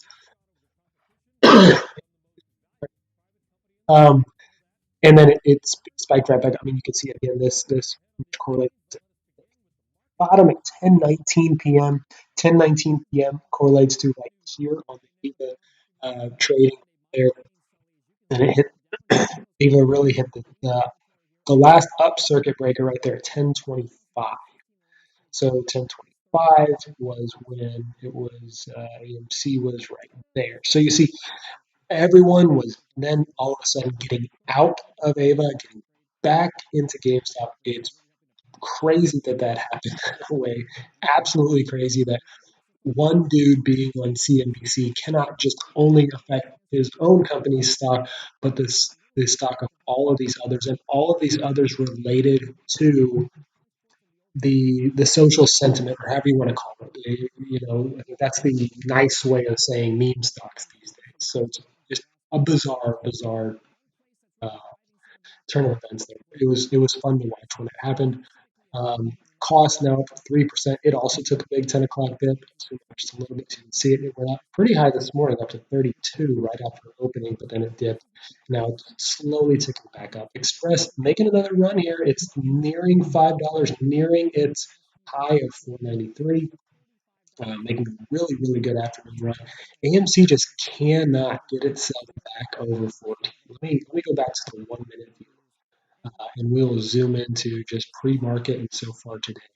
Went up to 14, did not have nearly as big of a drop as these others, and it happened later. The first drop was here, and then it went back up, and then the second drop. So GameStop, that was the equivalent of right here, and then the big tank. So GameStop, and then you can see the down, up, and then down, up, down, just like those. But for, actually, no, that was over here. It really didn't go back up. It went down and then level. So anyway, what I'm saying is AMC, that 1030, 1018 hit, not nearly as much as these others that you're seeing on the screen. But it has not had a good time getting back over 14. It looks like it barely did there, and it went back down, and then it didn't there, and it's gotten tough. So it's at 1396 right now, and growing. It's up 25% for the day. I think if it gets over 14, it might make a little bit of a run, get back up to 15. That would be fantastic. But right now, it's just having a heck of a time to uh, get over 14. So if any of you guys are thinking about um, buying and selling, maybe change those sell orders and buy orders up to over 14 to 1401, 1402. That might help it just a tiny bit, just get it over that threshold. Um, because I think a lot of people, similar to what I do, I'm not going to hold it against them. They'll put in their sell orders at 13.99 to guarantee that it gets hit before it gets to 14. And what that does is it creates resistance against 14. And that's I think that's what we're seeing. A lot of sell orders, a lot of limit sell orders put in at 1394, 1393, 1395. And so it just has trouble getting up above that, getting to 14 and over. Once you see it at 1401, 1402, then you're probably safe. Then that means all those all those limit sell orders have gone through, and we're on to the next one. But we're having a heck of a time right now getting past that. You're probably going to get the same here with Express, just under the $5 that psychological barrier of $5. It has not hit that in quite a long time. Hit that right here about what 2 weeks ago. When was that? Oh, no, it was just last week. Yeah, right after the earnings call. Forgot about that. So last week after the earnings call, it spiked and then went right back down. Um, I assumed it would keep going and it never did. So right now it's at the highest it's been since that earning call, but that earning call was just like in an instant. Right? I mean, $5.44 happened within just a few moments, and then it was back down. So I wouldn't expect that to be something that you could really say it was up at this level for a long time. So now it's hitting 484 and hit 496 earlier, 497 actually. Um, that's a really good trend, and I think it'll keep going. Let me zoom back into the 1 minute scale right here. We're looking at it. Go just a little pre-market into the open, so it's gone back down 1491. Actually, I guess was the highest it got on this run, and then it's back to 14 or 483. I keep saying 14 on that. Speaking of 14, for the love of Jesus, look at this, 13.99. It is pinging off 13.99. There's some. Oh, there we go. 1401. Right, let's roll. I was gonna say I was looking at that ads for 1401 and it took it. Don't fall back below. Come on, get up to 1401, 1402, and then we'll see maybe another little run like this. And if some BS doesn't happen like this happened in the 10 o'clock hour, then I think we can have a really good afternoon with AMC. So looks like a whole bunch of buyers. Look at this one I'm talking about. Look at all these limit orders right here, 1401. You guys, thank you all of but we are going to see a lot of transactions here right around 14. And now we're dipping back low. So sure enough, I think a lot of people think you get those limit orders in there and you put them in there a long time in advance at 1401, 14, 1399, and it's just going to hover there. So back down to 1395.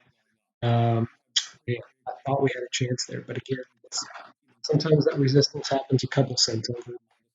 and it's going right back down, and it's trying so hard. Oh my God, 1398. Let's zoom in a little more. I'm on the 1 minute scale. I want to be on like the 5 second scale. That's crazy. Um, GameStop, it's making a little bit of run here in the last hour. Same with Koss Express, 1486 coming off that high, immediately hitting 5. It's 1491. What did I say was going on over here at Ava? Is exactly what's happening. You know, it's huge surge. Look at this massive volume surge. So it went public through a SPAC this morning, which normally I don't see. I mean, an IPO wouldn't open at 8:30 in the morning, but the SPAC did. Um, and this is why I mean SPACs are just awesome. If you could just go, I don't know, is there like a listing of all the high value SPACs? I don't know how you consider what a high volume SPAC versus a crap SPAC.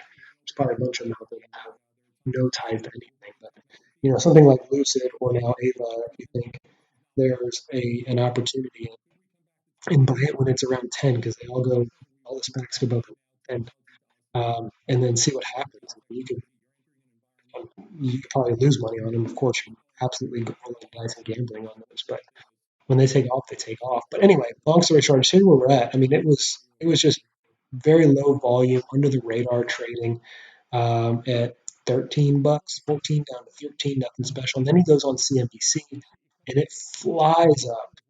Once he started talking about the real technology, it flies up to really, it didn't fly up past 16. And then it hit a market or a circuit breaker on the upside. And then it hit another circuit breaker on the upside within 1 minute. And it peaked at 18, like 18.9, something like that. And then it immediately went right back down and hit another circuit breaker. And then the guy wasn't on TV anymore. And then it's just like in chill mode. And there's a few people that bought back in because they saw that big tank.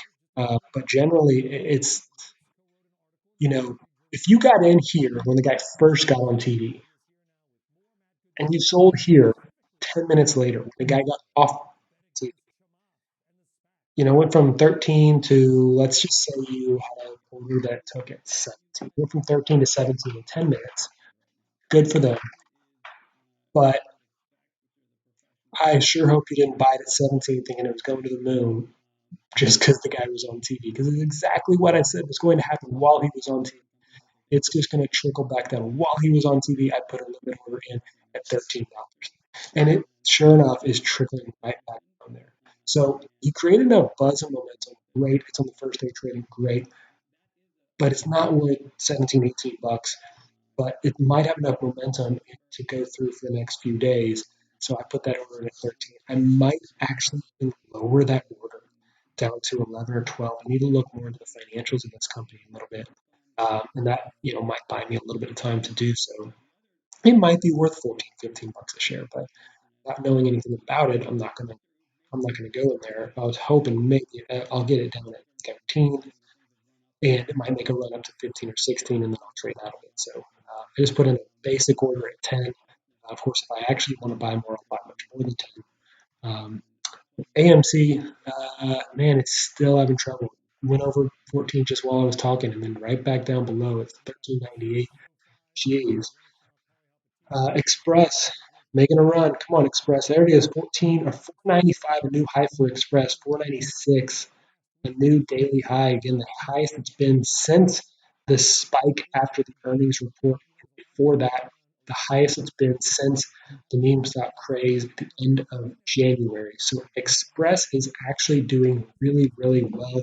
I really wish I actually bought more Express shares back when it was under $3 a share for this exact reason. I did buy some, which brought my cost basis back down, but I do actually wish I bought. Wish I bought more because I knew that there was a chance it was going to make a surge like this. Not just because I thought it was undervalued based on the whole meme sentiment, but also because that earnings report was coming out. Now it's above $5, 503. I've got my sell order in at 749. So it's got a ways to go for it. I still think it can. I've been saying it for a week and a half now. It has a chance to get to $6, $7, $8 a share in this in this version of the meme stock surge. Again, these are going to come and go in waves. So, like what GameStop, we saw it's on the downside of its last wave. AMC, this wave is not going to last forever. It's doing really well due to two things. Its earnings report here, what, a week, 2 weeks ago, and then also now the opening of theaters. So that's why it's got a couple things going its way. So the Express has a couple because mostly its earnings, and the discretionary earning, or the discretionary spending that sentiment with things like the stimulus coming through. People are going to go buy clothes and whatnot. Costs, still not a great long-term position in my opinion. I'm not going to keep it long-term, but while I'm in the money, I'm going to see where it goes. I've got a sell order in here at 59 and 69. I may go down. I mean, if it gets back up to like 45 or 50, I might put in a sell order and sell at like 48, 45, 45, just to get out on this, because it's going to do just like all the others. It's going to tank again and go back up. GameStop, I can see that tanking again and coming back up. Man, look at Express. Come on, Express. Look at this. 527. It's making an awesome run here in the afternoon. Ava's got nothing. You know what I'm going to check on here? I haven't looked at Naked Brains in a while. Naked Brains sucks. Come on, man. You know what else doing good early this morning was Genius Brands. Still up for the day, nothing special. I'm hoping that more of them are taking a ride like Express is today. Let me look at Dillard's. Dillard's is another good one that is at definitely 3%. I was hoping maybe it'd also be taking a ride like Express was, similarly considered a similar market, but it's not. Let's see. Rocket Mortgage, up, nothing special. SKT, up, but just barely, but nothing special. BlackBerry, down. Bed Bath and Beyond up, not bad, not a bad day here for Bed Bath and Beyond, 6.5%, so not a bad day. Again, shopping related, like all shopping related here, so maybe we're onto something. That's why I thought Dillard's maybe was going to have a better day too. Bed Bath and Beyond and Express having a good day. So what about Gap? I don't have any Gap, but people have been focusing on Gap a lot more lately. Is Gap not just Gap? I don't even know what is Gap's. I don't think it's Great Atlantic. Screw it. I don't know what Gaps is, but what's another one that I was? Oh, Nokia. That's the other one. Nokia. Man, volume on Nokia sucks, but it is up 2%. So I mean, we're having an overall great day here on the meme stocks. I'd love to see more out of Express and AMC continue to ride their waves up. Express going right back down. I think a lot of people had some sellovers in and see the spike, and they're going to sell. I'd like to keep it above 5. If I can keep it above 5, then I think it's got a chance to turn back around and head north again. But I don't know. Look at all this volume. Look at all that volume from Express right there as it was riding up. And saw a bunch of people probably jump back on. Let me see. Is there any news with Express that maybe could have come along with that change? Spike to session high of 10%. GameStop rallies. Yeah, I don't see anything crazy with Express, but had a really, really good volume. Hoping it sticks with 5. We've got to get AMC above 14. What in the world is happening? What is happening? Look at this resistance at 14. Jesus, come on. Barely got above 14, and now it's just doing nothing. Nothing. GameStop. GameStop, it's having an all right day. It was doing way better before this giant dip, and now it's just trying to recover from that dip. Um, its volume is low. I mean, with the exception of this 200 share hour, only because of the big dip, the big valley right there. Its volumes are around what 50,000, right? I mean, you look at 50,000, then that's a decent hour for Express. I mean, Express at 750,000 shares. Now, I mean, the shares are way cheaper. I completely understand, but I think we're seeing a lot more action with someone like Express than we are with something like GameStop today.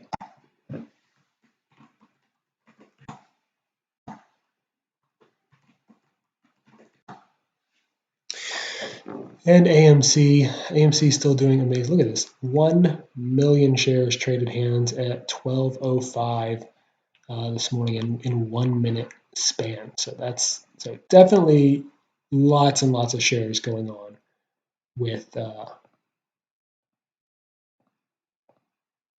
where is, you know what I wanted to find? Here it is.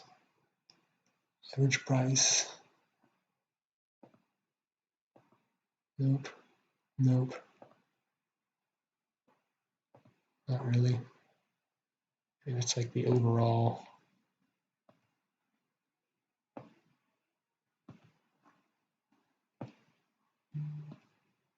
Shows some stuff going on there. And it's above 14 again. Let's keep going, guys. Let's keep rolling. It will keep this view so then I can see the news coming through on AMC as it's going. It's barely holding above 14. Barely. Oh, jeez. Come on, guys. $14 a share. Jeez. Let's go. Let's get this up to 15. Express just chilling there, barely above 5. At least it's hanging out above 5. If it can stay above 5, I think we're okay. See what BB was over here? No, BB's down barely. Yeah, just overall, I mean, I'd love to see Genius take off. It was doing good early. This huge spike first thing in the morning. It's up 10%. I wish it was much higher. Let's see what our boys at Tesla are doing. It's barely above 700 again. I mean, it's definitely bounced back, but still not exactly what it was a long time ago. Um, yeah, Tesla's a tricky one, right? I mean, I think many analysts will say it's overvalued at 700. It might be, but to me, here's the thing with Tesla. Tesla's not a car company, right? I mean, Tesla is a infrastructure. It's an electric. I don't know. You want to call it a utility? A utility infrastructure system of some sort, right? The car just happens to be the metaphorical vehicle for which they are bringing this technology and infrastructure to the future. They could have chosen something else like planes some other thing or pipelines or something else that they could have gone after to replace, but those don't have the social sentiment and the publicity that a car does, or the cool factor. Hey, but you got a cool factor CEO and founder in Elon, and even though he is doing Boring Company, which is ironically named, that they're doing boring and it's boring. Clearly, compared to the car company, he should have called the car company the electric company because it's electric car and it's electric as in it's fun. Whereas boring is boring and electric is fun. So that's your boy Elon for you. He is pretty funny and interesting in the way he does things like that. So to me, Tesla, you can't really value the $700 a share what the market cap is against companies. Even though you could make a very good argument that it's doing better than most other car companies, better than Ford, GM, Toyota, and definitely better than all the startup brands. I do think that Ford and GM are not dead. They are unfortunately in a position where they have so much legacy that's going to hurt them, but they are in a much better position to survive than someone like Lucid Motors, for example. They can pivot, they will pivot, they are pivoting into the future of the technology of the automotive industry, and they have a much better chance of surviving than someone like Lucid. So if you're putting a whole lot of money into, well, do I put it in Lucid or do I put it in Ford? The safer, I mean, the higher risk, higher reward bet is Lucid by far. Could it be like the next Tesla? Absolutely. The safer bet for me, my opinion, is Ford. Probably Ford first, GM second. Um, Toyota, I don't know. Toyota, as much as I want to say Toyota is the better company, the better brand, it's the better business model maybe, but it's not necessarily the one that I see the most growth or ability to pivot and get some. I see that better with Ford. Anyway, we're back from lunch. Let's get back to the news. Whatever it might be nationally, which seems incredibly unlikely, but hey, whatever, that gas prices are not just going to go up, up, up. And that's the one caveat. I mean, obviously, COVID-19, it doesn't look like things will turn around. Obviously, Europe, a little bit sense of concern there. That's something we'll have to keep an eye on. But here in the U.S., by all accounts, vaccines being distributed at pretty swift pace. It doesn't look like things will reverse, but that's the one caveat is if something goes south, we could see some slowdown in demand and thus price. But all signs really now pointing to the possibility of a $3 national average. After all, we're only 14 cents away from that mark. And here we are, it's just March. So things continue to pick up steam. Yeah. And what once seemed impossible with $3 a gallon average now seems likely. All those used cars that were sold during the pandemic, they're going to be put to use. You could see $5 a gallon in California pretty easily soon if you're right. Patrick DeHaan, GasBuddy.com. Patrick, thank you very much. Interesting stuff. Keep it coming. My pleasure. Although don't keep prices down if you can. All right, coming up, earning its stripes. Why the Irish payments company has become a real lucky charm for certain investors. And with trillions of cash floating around the planet, where is the money going? We're going to show you coming up. Dow up 31. We're back up to this.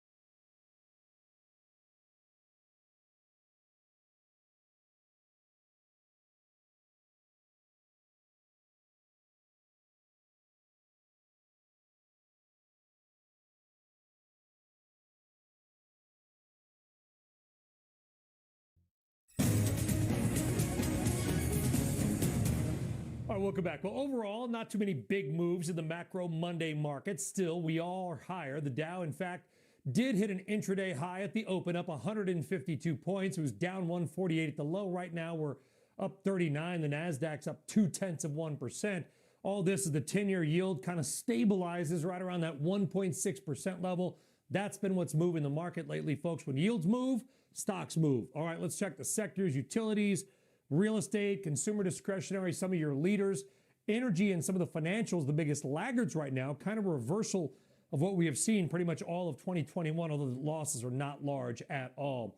Now let's get a quick hit on some of the big single money stock stories that are happening right now, shall we?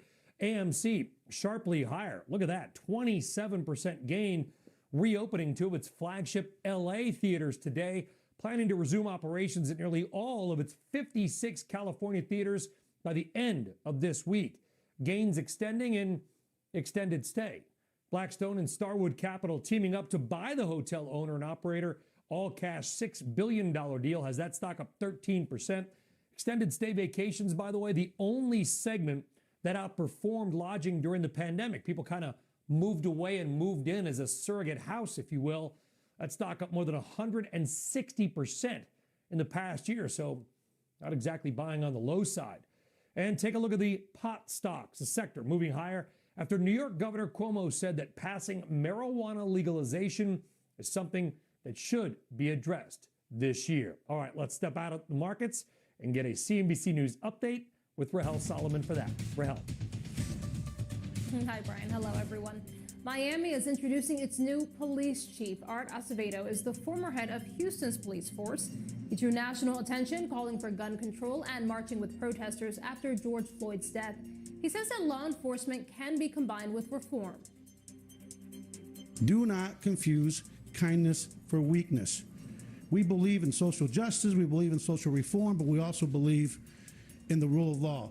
And guess what? They're not mutually exclusive, and you can do both.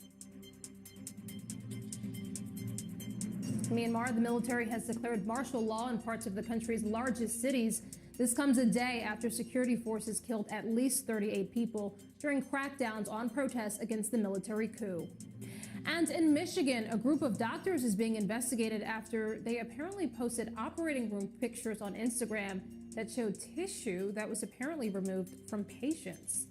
And be sure to tune in to the news with Shepard Smith to find out more about how this was part of a game that the doctors played. That, of course, airs at 7 p.m. Eastern. Brian, certainly something that you don't want to see on the gram. I'll send it back to you.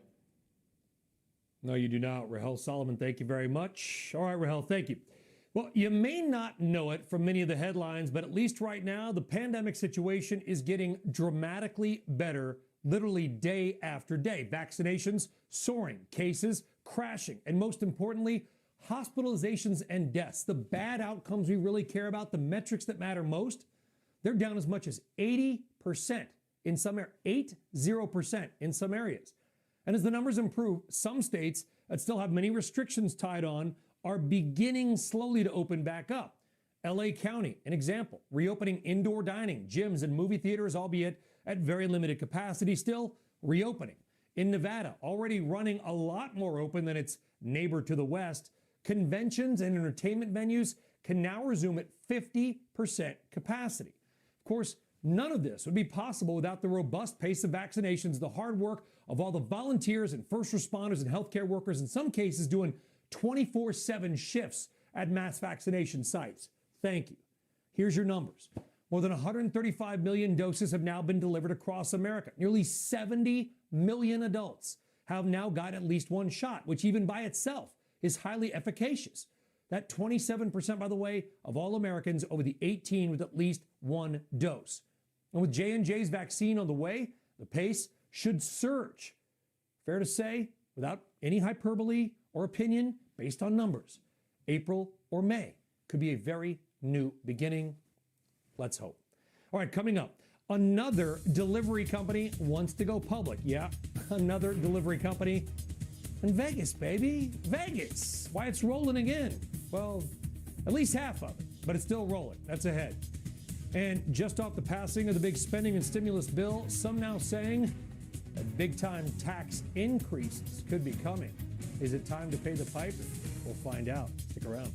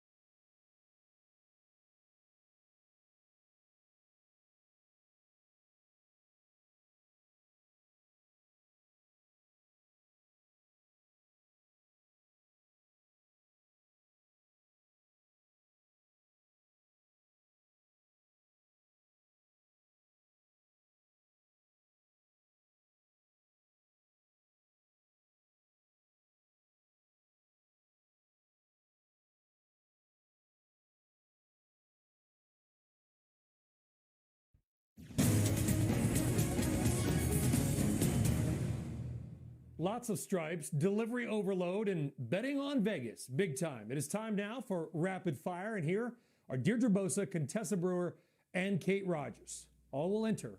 Only one will survive. First up, the fintech space is on fire. Online payments tech provider Stripe, now the most valuable startup in the world, worth $95 billion after its latest funding round. That, folks, nearly triple its last reported valuation less than a year ago. And to put this into perspective, we talk a lot about Robinhood, Deirdre. Robinhood's valuation, I don't know, maybe 12 or below that now. Stripe at $95 billion. I think this is a really important and really smart question that I have for you to start if you're ready. Who is Stripe? What do they do? You always ask the smartest questions, Brian, but it's fair. I mean, I think about a year and a half ago, we went to the streets of San Francisco, where Stripe is based, and asked people, have you ever heard of Stripe? And I think everyone we talked to said no. I wonder if that'd be different today, a few years later. But basically, it started as 7 lines of code that was the back end for payments that websites like pretty much started with all the hottest tech companies, really Uber, Lyft, and the gig economy. But now big companies, big tech uses them, including Amazon, Google, Microsoft. So they've really ridden this sort of wave over the last year, especially some of the hot, pandemic names like DoorDash as well, and in e-commerce. So they've become a $95 billion company. And I guess, Brian, the private markets have been hot. So depends on when you raise money. It was rumored, though, that Stripe could be worth more than $100 billion. And don't forget Coinbase, too. It hasn't had a funding round valuing it at $100 billion, but there's some speculation that it could get there. And that's, I think, Kate, sort of the idea. And I was saying that tongue-in-cheek about who they are in the business world, because they're, these 2 Irish brothers, I believe, that are now founded this company. They're easily the richest people, certainly in Ireland. They may soon to be the richest people in Europe as well. This is the back-end company. This is not a front-facing name that our viewers are necessarily going to see every day, like an Uber or an Amazon. Yeah, but as Deirdre just pointed out, the pandemic has really accelerated the importance of some of these back-end companies, particularly as it pertains to e-commerce, these transactions for businesses, and we're all continuing to move online. I think that's a trend that will continue to stay even as vaccines roll out, even as we return to in-person business. That's where this is, and I think that speaks to the importance of this company and others like it in this space and why that valuation is so high. All right, story number 1 down, story 2 up. Kate, sit there, because I want to go right into my second favorite A.A. Milne character, Deliveroo. No, that's not true. This is actually a British delivery service company. Deliveroo, hope you got that, is seeking to raise $1.4 billion on its upcoming IPO on the London Stock Exchange. It is backed by none other than Amazon.com, had a $7 billion private valuation back in July, Kate Rogers, but July was multiple years ago in today's type of environment given delivery. What do we know about Deliveroo? Well, Deliveroo's business, again, another company that's been really accelerated by the pandemic. I think its CEO said back in December that its business had been, pushed forward by about 2 or 3 years due to COVID and how much its customers are relying on delivery of food, groceries, alcohol, and another important part of the business, Brian, which is its dark kitchens business.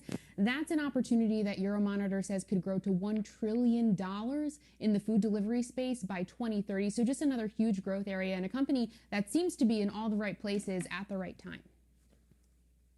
Okay, Contessa, I want to come to you on delivery in general, not Deliveroo, and I'm not going to ask you to name names, but I know you got young boys and you're probably getting delivery.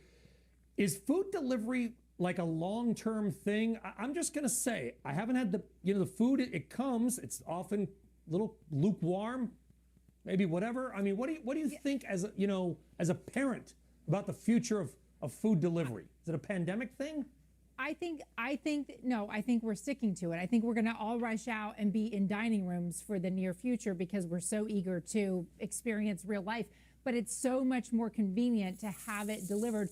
And if you look at Deliveroo specifically, I mean, if you're talking about the market being $1 trillion, which is what the analysts for Deliveroo think it could be by the next decade, I mean, that's a huge market for takeout. That's just Europe. So, I'm looking at this like a long-term bet in delivery. I think it's going to stay. Yeah. Just seems Brian, like there's a lot of players. I got to throw some cold water on this. I can't let you leave this topic without talking about profitability. Please, we were just talking about this on the exchange a few days ago. Deliveroo coming in, raising money. Yes, this may be a long-term bet. There may be many, many years and decades of growth ahead, but when does it get profitable? I'm still not convinced of that. Even with Amazon behind Deliveroo, it's competing with Just Eat Deirdre, Takeaway, you with know this Uber better Eats. than anybody. Covering Uber. It doesn't matter how you can lose. Uber, how much money has Uber lost? Billions of losses. Every time I get an believe more Uber, than they $6 lose billion money. last year. But don't worry, we lose money on every delivery, but we'll make it up in volume, I promise. By the way, UBS is making a big bet on food delivery stocks for the names they expect to pop more than 30% because profitability be darned at this point. You can go to cnbc.com/pro. All right, topic number 3, casino stocks. They're moving higher again today. The Nevada governor allowing them to increase their capacity to 50% beginning today. Move comes right as those stimulus checks are starting to hit people's bank accounts. Contessa Brewer, there were pictures all over social media of long check-in lines. That McCarran Airport was packed. I've said Vegas will be sold out by Labor Day. I think it's going to be Memorial Day. What are we hearing about the Vegas recovery right now? Pool season has kicked it off. I mean, that's probably most important for this leisure travel. Okay, let me pour some cold water of my own. Speaking of pools, number one, there are still social distancing requirements in place at all of these casinos. So when you go into the tables themselves, you're still supposed to be 6 feet from other players. So they're going to have a hard time hitting those 50% occupancy, the max levels. And in fact, I heard today from one of the biggest Las Vegas Strip casinos, nobody's turning away people coming in. We haven't reached the point where we have to turn anybody away because we're achieving more than 50% occupancy. So even though there is the crowded airports, we know that weekend business has been very good for Las Vegas. January was seen as the bottom. The real push is going to come from these conventions and conferences and big group sales meetings that have been, for all intents and purposes, banned because you couldn't have crowds bigger than 250 people. Now the governor's going to allow that in. That means the first big citywide convention, the World of Concrete meeting that is scheduled for the beginning of June, will be allowed to go on, and they're really looking forward to restarting convention business in Las Vegas. The World of Concrete, by the way, always an extremely solid event. You're welcome, Contessa, on that one. Talk to us, though, about the chance. What if cases spike? What if cases respike? Could they shut it all back down again? That's the big variable. Be careful when you're booking. Make sure you get refundable fares, I would imagine. Not only that, but they're saying in order for some of the big conventions that have been booked for July to go on, they're going to need Governor Sisolak to raise the limits even further than they are right now. And while they have now just allowed all of the resort employees to get vaccinated, visitors coming in, like from Texas or Florida, could be a problem. Okay, well, listen, we're going to find out, won't we? Future history. Let's just hope, listen, let's all hope, Contessa, that the World of Concrete convention goes off well and lays a solid foundation for in-person events from here on out. Finally, with stimulus checks hitting people's bank accounts this week, retailers are beginning to roll out their own stimulus sales promotions, like one I posted without mentioning the name over the weekend. Jewelers, there's the ad. If you're on the radio, it's basically people holding up piles of cash with a phone and a stimulus sale code to try to get you to spend your check on jewelry. Kate Rogers, I get it. There's a lot of small business jewelers out there that you've talked to, that we talk about. They want the money. What do you make of these ads? I mean, the idea is supposed to be, let's help pay the rent and utilities, not kind of, I don't know, here's your code and a picture of a pile of cash. What's your thought? I can see, listen, the retailers need to shoot their shot, right? So many have been struggling. You can't blame them for trying, perhaps getting creative with marketing, but largely that's not what people are spending their stimulus money on. As you mentioned, it's, rent, utilities, paying down debt, perhaps building up a little bit of savings if they're able to. So you can understand retailers who have been struggling so much, going on a full year now or surpassing a year. You can understand why they may want to do this. Will it work? I don't really know. I was surprised to see it, quite frankly, but again, it's largely not really where consumers are going to spend their money. Deirdre. They're going to Bitcoin, Brian. That's all I gotta say. There's a study out from Mizuho saying that 10%, estimating 10%, that's nearly $40 billion of those direct stimmy checks are going to go into stocks or Bitcoin. And, we have some clues as to how millennials or March Madness like betting. to trade. Yeah. Yeah, good point. Good point, Contessa. Well, it might be in Bitcoin.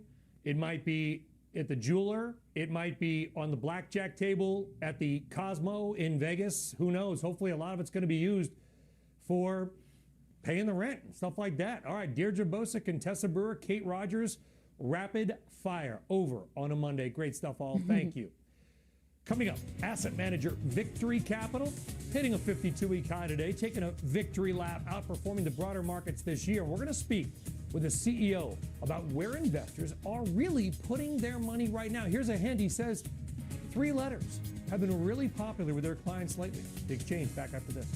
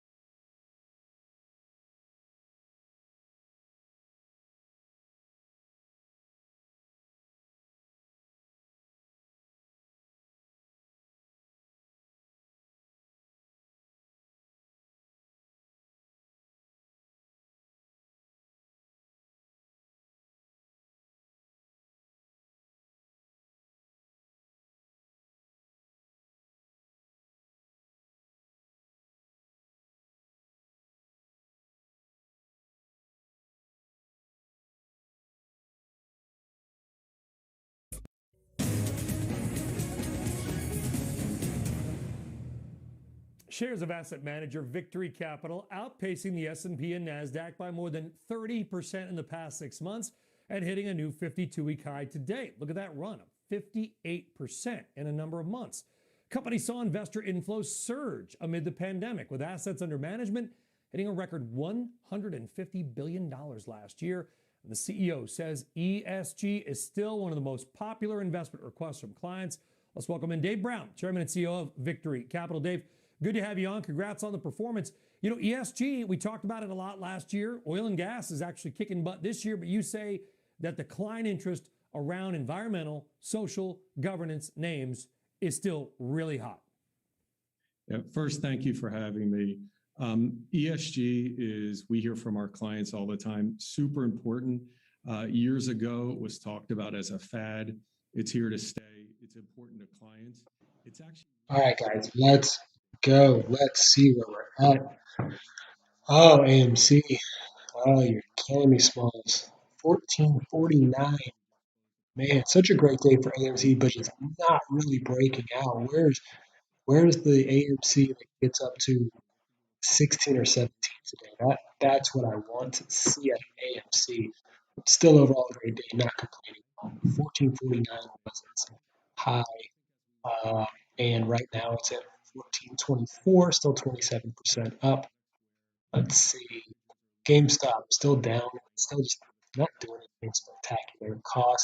Costs on its way back up. Still an overall good day. Not where it was first thing this morning, but not bad. Express did really good for a minute, stayed above 5, and then now here in the past 30 minutes, it's dropped below 5. 498, 499 right now, just kind of hovering. So, not the worst, but not the best day. Let's see if we look at the overall market.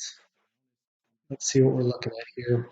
Everything's green, so that's good. Dow, Nasdaq, S&P all up right now, but none are really up super high. Nasdaq leading the way, but again, only up 0.38%. Let's look at the Treasury yield. Treasury yield went down slightly and then went right back up. It's a little over 1.6 still, so still it is still up overall over the past few days, week, whatever. We are seeing some of the other tech stocks starting to tick up. QQQ is above, which means TQQQ is up, which is really good. ARK Invest, ARK Innovations at 1.28, so they're outperforming the Nasdaq and TQQQ. So that's fantastic. Bed Bath and Beyond up 8.78. Churchill Capital up 6%. So a lot of these that we have been watching, a lot of these trending stocks are doing really well today. MicroStrategy's down a little bit. Naked Brands down a little bit. Naked Brands just not doing a whole lot over the past month, but even the past couple of weeks, just nothing really special. It took a huge dive and then came down back there in early March, but just still not doing a whole lot. That might be one where I might just have to sell, just because I don't think it's going to ride the wave uh, of the social sector, the meme stocks, uh, going forward continuously. It might, went from super penny stock here just a few months ago to almost a few dollars, and it's I just don't see it riding the same wave as the others long term. It does it a little bit, it trends with those a little bit, but not so much long term. That might be what I just get out of and just take my profits and go move on. So Kodak had an awesome morning and then has had a very uneventful afternoon. it's it's up slightly, but nothing special. Let's see if I see anything else that stands out on the market today. Tesla up 1.75%, nothing special, but this is positive. On the bigger stocks, Apple's doing good, Amazon's doing bad, Netflix down 1%, Google down 0.5%. So the FANG stocks are mixed today. And this overall stock market still, as we get into the afternoon, if all three indexes are trending slightly up, that's pretty good. I think we're going to end up as a three-way positive day. More news coming out about this AstraZeneca vaccine. It seems now Ireland did it first, but now Germany, France, and Italy all following suit on pausing the distribution of the vaccine, at least the AstraZeneca vaccine. They have said that the others are okay, that they don't see any reason why they would need to pause as well. But this is overall concerning about the long-term strategy of the vaccines. And then the question really is, what about the United States? Is there now going to be pressure put on the United States and, of course, the UK and a few of the other, major developed countries out there using these vaccines to not use the AstraZeneca vaccine? That's going to be a tough one right there. If that becomes more of a worldwide issue and not just an issue in those couple of European countries, then that could be a problem. And then there's a concern of, well, that one has now worked, but what about Pfizer? What about Moderna? What about now Johnson & Johnson, the new ones? Is there not going to be more pressure on those companies to have their vaccines also re-examined and make sure they're not having the same issue? Apparently, it has an issue with blood clots. So far, it's just AstraZeneca, just in Europe, but that could create more pressure to say, all right, let's hold on to the whole vaccine thing until we can reinvestigate and make sure that some of these others are not having the same issues with their vaccines. I hope that's not the case. That would be a disaster, just for the world and health. From a stock market point of view, of course, you never want to really profit on tragedy or anything, but that could swing some things in the profit or in the stock market. That could swing some of those recovery stocks back into the red and some of those growth tech stocks back into the green. I don't really know if that's going to happen. What I really hope for is that a good sustainable vaccine plan happens and rolls out throughout the world, and we have a good sustainable growth plan for all of our stocks. As much as I love seeing Tesla and some of these stocks go up hundreds and hundreds of percent in a year, it's not a sustainable thing. So there will likely be some correction and some rotation of stocks that's just naturally going to happen. But what I don't like to see is that happen all at once. That happen in a day or in a week, like we saw a couple of weeks ago when everything just fell off a cliff. I really don't want anything like that to happen because that is not healthy. So if things do go down and rotate slowly and allow investors to rotate with the market, then that's fantastic. And that's what I would think needs to happen. So just be aware of that. Just understand what trends are going to happen into the future with your strategies. I'm of course following mine. These stocks you see here on the board are again not a very small. This accounts a very small percentage of my overall investing strategy. These are just the meme stocks that it's the casino, right? If you guys are putting a lot of your money or any sort of debt or margin on these stocks, be careful. I don't want to necessarily advise you on what to do because that's not my job. I'm not going to. But my advice would be careful, study what you're doing, know what you're doing, talk to a real financial advisor about what you're doing if needed. But I do not recommend myself. I would not do that. I would not go into margin, debt, anything like that for one of these stocks that you see here on the board. If I was to be in any one for that, it would be Tesla, but I'm not really looping in Tesla with those. Tesla is, of course, a huge social sentiment, but it's not a fundamentally meme stock, like some of these others are, which are basically eventually going to all go down and crash and burn one day. Except for I think AMC and GameStop have a very long-term strategy to do okay, but that long-term strategy is very long. I think all of them are overinflated by at least 5 times the real worth value. So make sure you know what you're doing because otherwise you could invest here and then it automatically drops 80% in the next week and you could lose all that money. So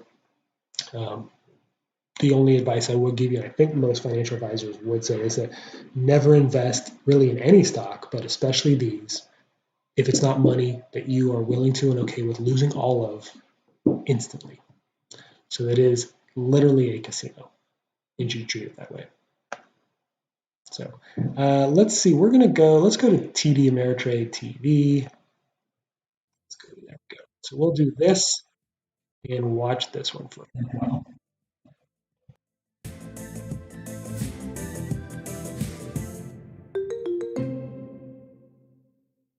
Before diving into the markets, prepare for the trading day with the Market Minute newsletter. Videos, market insight, and more delivered right to your inbox. Go to tdameritradenetwork.com, click on the pop-up to subscribe now. Whether you're an experienced investor or just getting started, TD Ameritrade offers a webcast that's right for you. Looking to improve your portfolio management skills? Our portfolio management webcast series breaks down key concepts like retirement planning, income generation, ETFs, and more. Best of all, you can ask questions by chatting directly with an education coach. It's interactive learning at its finest. Tune in live or watch on demand. Head over to tdameritrade.com/webcasts and start learning today.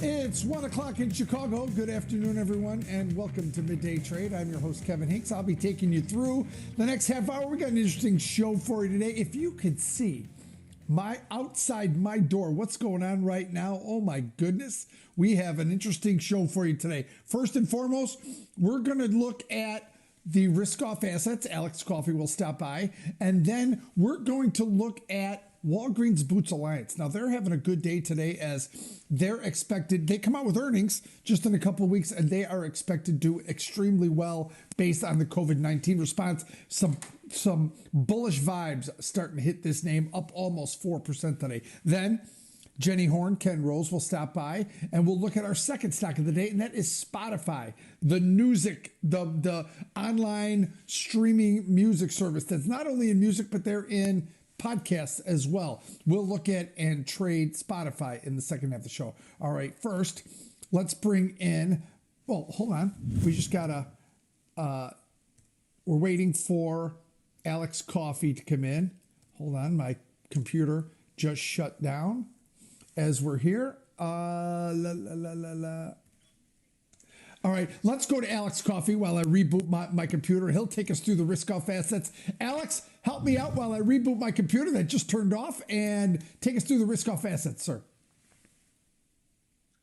I'd love to, Kevin. Let's start with the equity market then, just since we'll take a look at where things sit here for stocks, because I think it all starts there. You've seen the stock market catch a little bit of some strength here, catch a footing, and we're starting to see equities move higher. You get the S&P's up 7.5 points, the NASDAQ up 51, the Russell up 2.5, and the Dow up nearly 80 points. And Kevin, we talked about a sluggish start to the morning for equities that seem to turn around here, even as the snowstorms start to hit the Chicagoland area here. You're starting to see some strength in equities. This is where things get interesting for the risk-off space, because you're starting to see yields pull back just a little bit, even though they've firmed up over the last few hours as the bonds catch a bit of a bid, up about 0.5 point today for the 30-year Treasury futures. 10-year yields 1.611. That's in about 2.5 basis points. But this is arguably the mover of the day here, Kevin. Looking at the VIX, 2022. So it's down 0.5 of a point here. And basically on the lows of the session is the VIX is basically threatening to make, basically new recovery lows here right around this 20 level. And so this has acted as our floor for volatility for really quite some time, and it'll be extremely important to see where we go from here in terms of volatility. Do we head towards historical averages? Do we bounce from here as we have, especially as the market seems to be firming up here as the day goes on? I'm going to be watching the VIX. Gold has caught its footing as well. It's been pretty firm today, up 9, but very, very tight range. Only about a $10, $15 range here for gold all morning long, from about $17.20 to $17.33.20 is the high. We're sitting at $17.29. That's up about $9 here, Kevin. So pretty quiet morning for gold, but strong given the last few weeks of uncertainty in the gold market and really weakness. It's hard to say any other word to describe the move that we've seen in gold other than weak. And this is also a little bit of a bounce today with the dollar higher as well, which is interesting. The dollar working its way back towards 92 is at 91.80. It's up about 13 cents today to 91.80 and a half. And crude oil bouncing back as the day goes on as well. 65.34 is only down about a quarter a barrel now, Kevin, after trading all the way down to 64.13 when we were on fast market. So as we watch things progress throughout the day, it all seems to have stemmed from the strength in equities that really started bouncing around 10:15 Chicago time. We watched that move lower, and really since then it's been one way, and that's to the upside for equities. All right, Alex Coffey. Yeah, I don't know what's hitting you in the city of Chicago right now, Alex, but it looks like we are in an Arctic freeze right now out in the suburbs of Chicago. We are getting walloped. As we speak, it just started, and it's snowing at an unbelievable pace, so it's really interesting. I think that made my computer go down when the weather hit. Anyway, Alex Coffey, thanks as always for coming on the show and going through the risk-off assets, and frankly, for stretching time while I rebooted my computer. Thank you very much, sir. All right, now, let's get to our first trade of the day, and that is Walgreens Boots Alliance. Now, Walgreens Boots Alliance up about 3.5% today on news that, well, they've got a couple news out. Number one, they're expected to do really well from the COVID. The COVID is supposed to really add to their bottom line, right? They're doing a lot of distribution, and they'll do more in the future. Now, they've also started, they've referred to themselves as America's Community Pharmacy. They've got a thing called a localization summit that they're participating in, that's getting in touch with the local communities. And if you live in the Chicago area or the Midwest, you know that there's a Walgreens on just about every corner. So this stock, if you see, has really rallied the last week or so, as you can see, as it got down pretty significantly. Why did it sell off? Well, this stock has been trading down based on Amazon making an attempt to enter the online pharmacy business. Remember, they get a lot of their business from their pharmaceutical unit. Amazon entering that business hurt Walgreens Boots Alliance. It hurt CVS. It hurt those names. So the good news is they seem to be coming out of that. And online, you can't get the COVID vaccine at an online pharmacy. So they've been benefiting from that. So that COVID vaccine rollout has really helped them. So how do we want to trade Walgreens Boots Alliance going forward? Now, they've got earnings on March 31st before the open. So we'll stay, what we want to do is stay around that, but trade before it and then into it. And what do I mean by that? Well, we're going to do the April 16th of 2021, the 50, and then the March 26th call diagonal. Also, though, we're going to sell the 5350 put vertical to the March 26th. We're going to do that 1 by 2, and that takes about 80 cents off of the price of our diagonal spread, which takes it down to about $4.95, about $4.55 in terms of that. So if you think take 80 cents off there, and it's about $4.55 would be the net price of those two. Now, you could do either one, right? Always when there's a combination trade like this, you could do the long diagonal for about $5.35. You could sell 1 or 2 of the put calendars or the put verticals for about 40 cents. Add those together, you get about $4.85 in net debit. The margin on that would be about $600. Why? Well, the $3 put vertical twice, that would be $600. The margin on the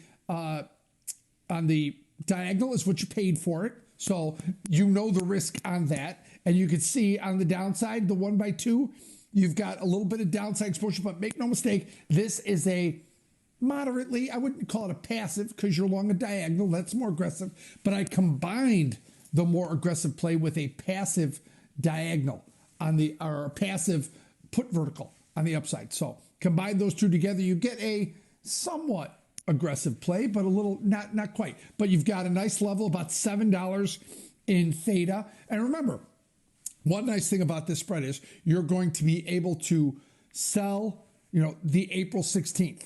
Then you're going to be able to, when you sell next week's March, then you get to sell the next week after that will be the earnings week. So you'll get a really nice, big, chunky roll when you buy in the March 26th and sell out the April 1st week because the earnings are on March 31st. Now, if it rallies up to your strike level or your target, you could, obviously the first choice is to always just simply exit the position. But if you don't get the price action that you're looking for, you can extend duration. If liquidity allows you to, you can extend duration on that trade by buying in the March 26th, selling the April 1st. So those are all ways to chip away at that net debit. Then you can also sell, put verticals as well against it and continue to just chip away at that net debit. That's really the essence of what these trades are. It is, you know what you've paid for the April 16th 50 call. That's your debit, right? Every other trade you're making in this, the short 58, the short 53.50 put verticals, those are all chipping away at that net debit to get that call on for the least amount of money that you can pay for it, right? And the lower you make that net debit, the closer it is to break even, the closer it is to making all that back, the quicker it is to profitability. So that's what this trade does. It's relatively passive. It's only, a 1x2 is still less than 100 deltas, and it's relatively low in terms of margin on this trade, right? So there's a lot of things going, and it's collecting theta, but this is a directional play. If you are not bullish Walgreens Boots Alliance, or you think it's already run, don't do this trade. This is not the trade for you because this is bullish in nature. So let's put both these trades in. We'll sell the put vertical first, create duplicate order, and send that. And then we'll work the diagonal and send that one off. All right, so it looks like we're filled on both. So we're done on that. We've got the diagonal working, being financed by the short put vertical. All right, let's take a quick break. Come back with Jenny Horn and Ken Rose for the second half of our show and our feature stock, Spotify. When we get back, they've got earnings coming out in late April. So take a quick break, come back with more midday trade in 2 minutes. See you then, everybody.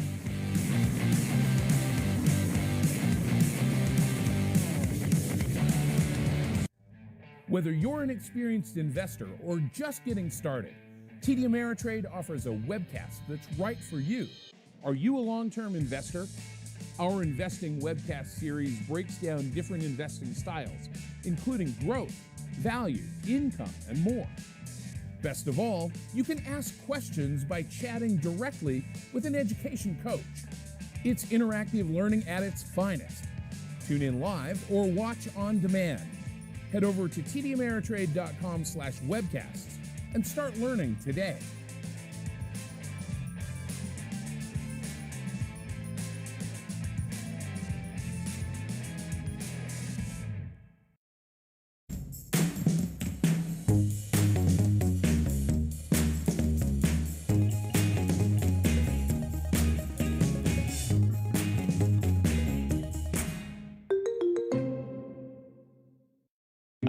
Futures to my trading strategy.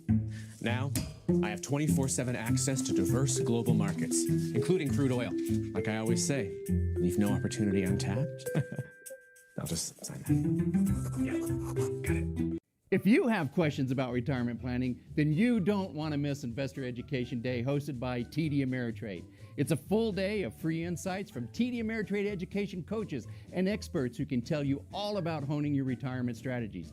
And the best part, it's all online. So technically, you can enjoy the webcast from the comfort of your retirement pants, also known as sweatpants. Register for Investor Education Day at tdameritrade.com/education day.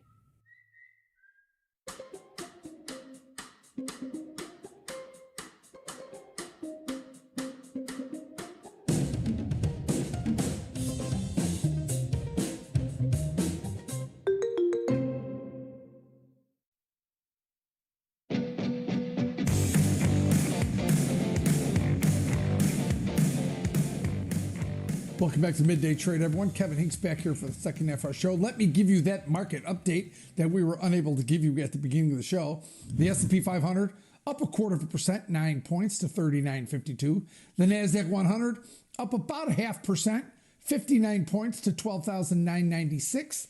The Dow Jones Industrial Average up 0.25%, 80 points to 32,858.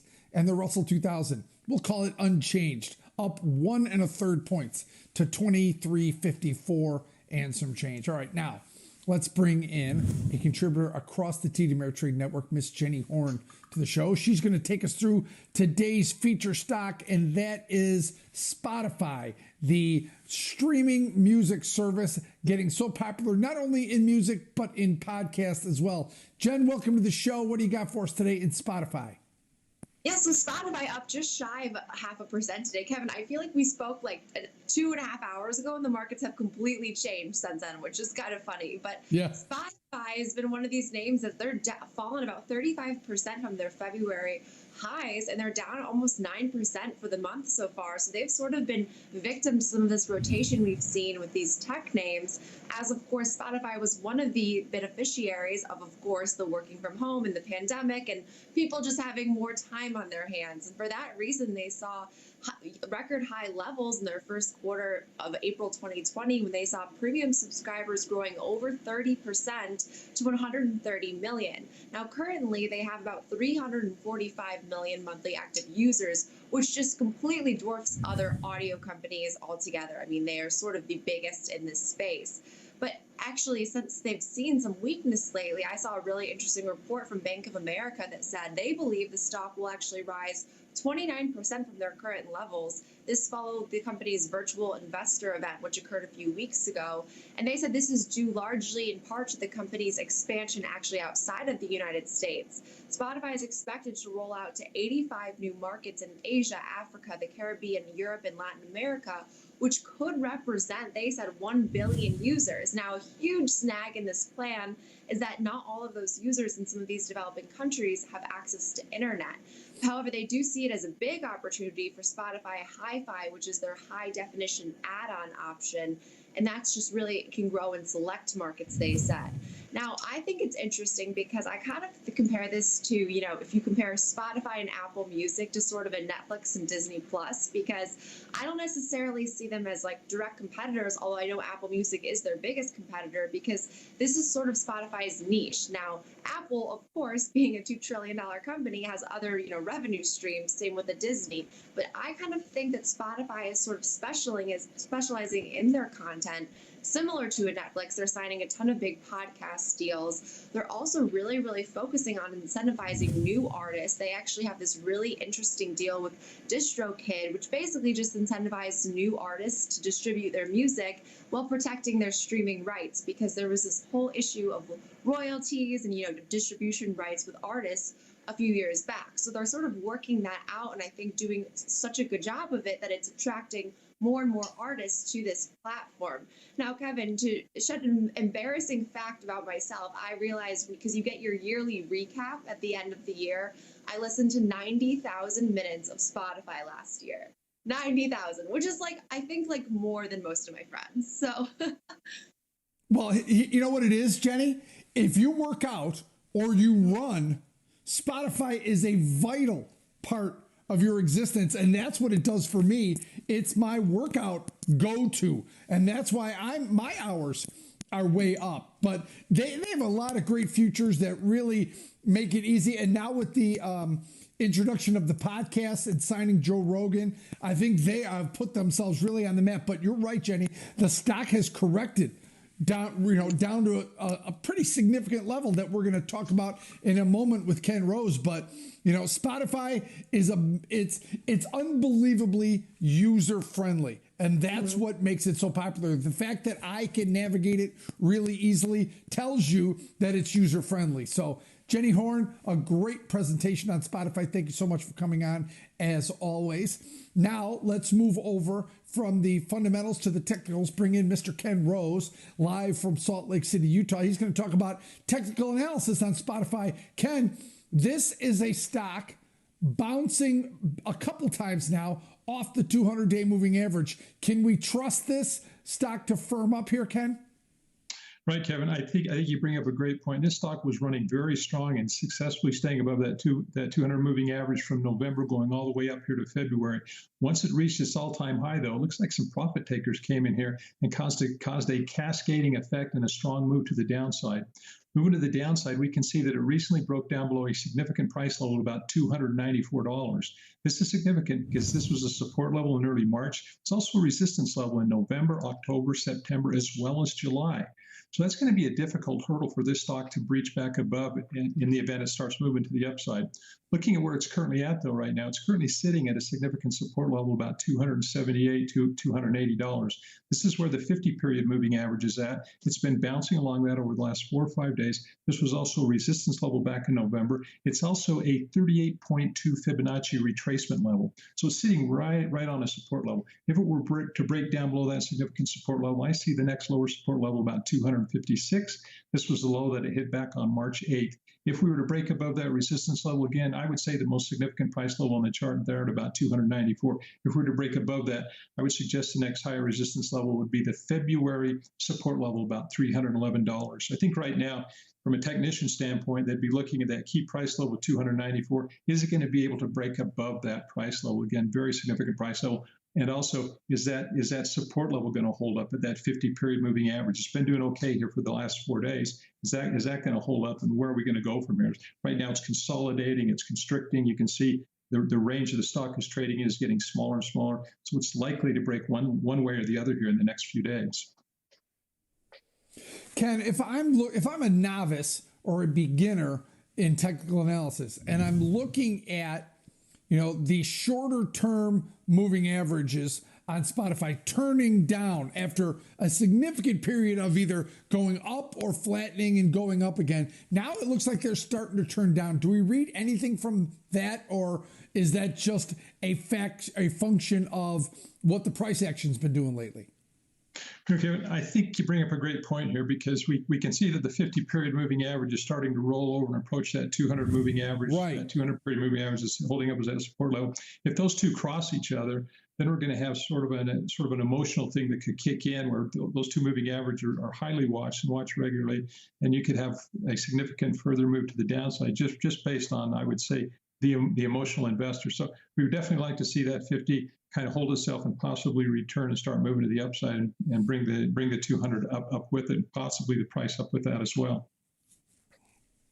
Yeah, this stock has earnings at the end of April, and they're not profitable yet. If you look at the last 4 earnings results, they're all negative. So that's one thing they have to deal with. But make no mistake, this is still a company growing and doing extremely well. Ken Rose, always a pleasure to have you on the show. Thank you so much, sir. Have a great day. All right, now let's get to our trade of the day in Spotify, and that is something pretty simple. Why? Well, because Spotify, as you know, has earnings coming up April 28th. So we're going to keep this relatively simple. We're going to stay safely ahead of that earnings date and look for some type of a bounce off of the 200-day moving average, which, as right now, if you look on my chart, it sits right at about $276. Now, it's touched there many times, including, it looks like this morning. But again, now the stock is up 0.5%, bouncing off that level. So when we go to the Analyze tab and take a look at our trade for the day, it's basically simple. It is the buying the April 16th, remember, ahead of that April 28th earnings date, buying the 280, selling the 300. It's not cheap to trade Spotify, pretty big premiums in some of these options, but you're doing that for about $1,700. So therefore, we're not doing as many of these, right? Maybe 1 or 2 at the most. It's big premium, but as you can see, a 2-lot gets you about $45 a day in decay. So if you are not right away, you've still got theta working in your direction or for your position. Remember, we try to do 3 things in most of the trades that we look at on this show, and that is high probability, risk defined, and if we can, collecting theta. So as volatilities come in, remember, VIX is now in the mid to low 20s. As you can see right here, it's right just over 20 right now. Even the vol on the NASDAQ has come in significantly now to about a 26. So what we're doing, where that designates or that suggests the strategies that we should be using, which are, in this case, more something along the calendar spread, the diagonal, where we are net buyers of implied volatility. Why? Because with everything going on in the world, you may see volatilities holding around 20 or at least in the high teens. So if you get the directional move you're looking for, that could also drag on implied volatility. But with earnings coming up in the end of April, I would expect Spotify's volatility to at least not come in significantly. So, all right, let's take a look at our trade. Again, we are buying the April 16th 280, selling next week's March 19th 300. Wait, that's not next week. That's this week, isn't it? Yeah, March 19th. Now, you could extend that if you wanted and bring in a little more premium because it's Monday. There's 4.5 trading days left. If you were to extend that duration, remember it's about $17. If you were to knock that out to the next week, March 26th, that takes a lot of money. You show how much premium is in these calls. If you go out 11 days from now, that took about $3 off that. So if you're worried about the size of the debit, make no mistake. Make sure you're in line with what the expected move is. For 11 days, about $24. Well, you're a little inside that, a little aggressive, but you'll gladly take that movement as you see. If you get a move there, you've got a nice winner. Even with just a 2-lot, you got a nice winner on your hands in Spotify. So we will create duplicate order and send that off in Spotify, and that is filled at $14.50. All right, now that's our show for today, everyone. Ben Lichtenstein is coming up next from the TD Ameritrade Studios in Chicago.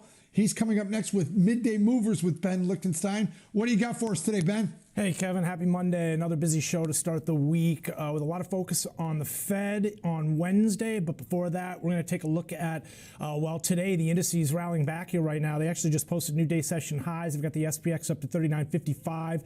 Watching crude oil, which has been struggling a little bit. Energies are lower today. The treasuries, again, kind of muted activity to begin the week in terms of interest rates. But we're going to take a look at a few individual names that are on the move. Stay, we're talking after some acquisition talks, Extended Stay America, ticker symbol STAY, getting quite the bid here today. We'll also be taking a look at, a couple individual names that are going to be reporting earnings. We've got DBI, we've got a couple other names, Coop, we've got COUP, that is Coop. We're also taking a look at Lennar ahead of earnings, and the chart master is going to join us for a technical look at MGM. They're on the move higher today in a big way. I've got my eye on ticker symbol DISCA, Kevin, Discovery on the move. Friday, we looked at Viacom, CBS. There's some a short float there that's got stock on the move higher. A lot of focus on that move up. Also, we're talking about Discovery Plus adding to some of the momentum to the upside there, and good news associated with that. So we've got a few names on our radar, some individual stocks and some futures here to take a look at. A lot to begin the show here, and a great show at that. Stick around. Ben Lichtenstein coming up with a great show. Next, that's Midday Movers. Yeah, we've got a nice little day forming here. We've got some strength now, green across the board in the 4 major indices. The S&P now up 1/3%. The NASDAQ up 2/3% as we get to the 1:30 hour. So that's our show for today. Again, Ben Lichtenstein is coming up next with Midday Movers, and then Oliver Rennick will be up after that with Market on Close. For all of us here at the TD Ameritrade Network, have a great day, everyone. We'll see you tomorrow.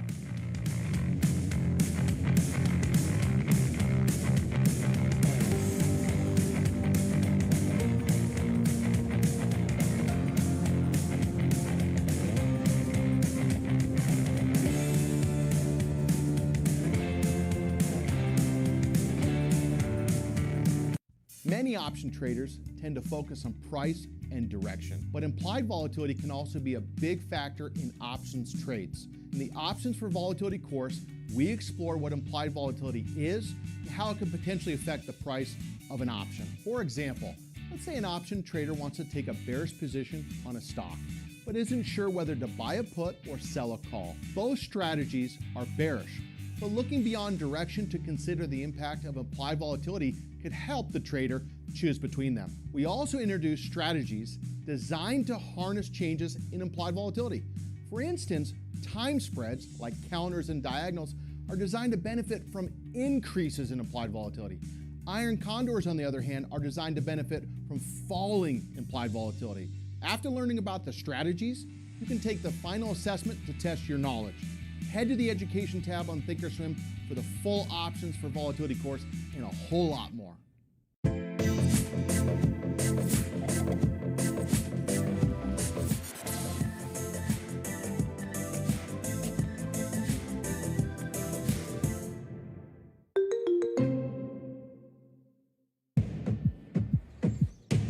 Feel that? That's the beat of global markets, the rhythm of the world.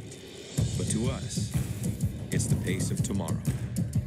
With ingenuity, technologies, and markets expertise, we create the possible. And when you do that, you don't chase the pace of tomorrow. You set it. NASDAQ. Rewrite tomorrow.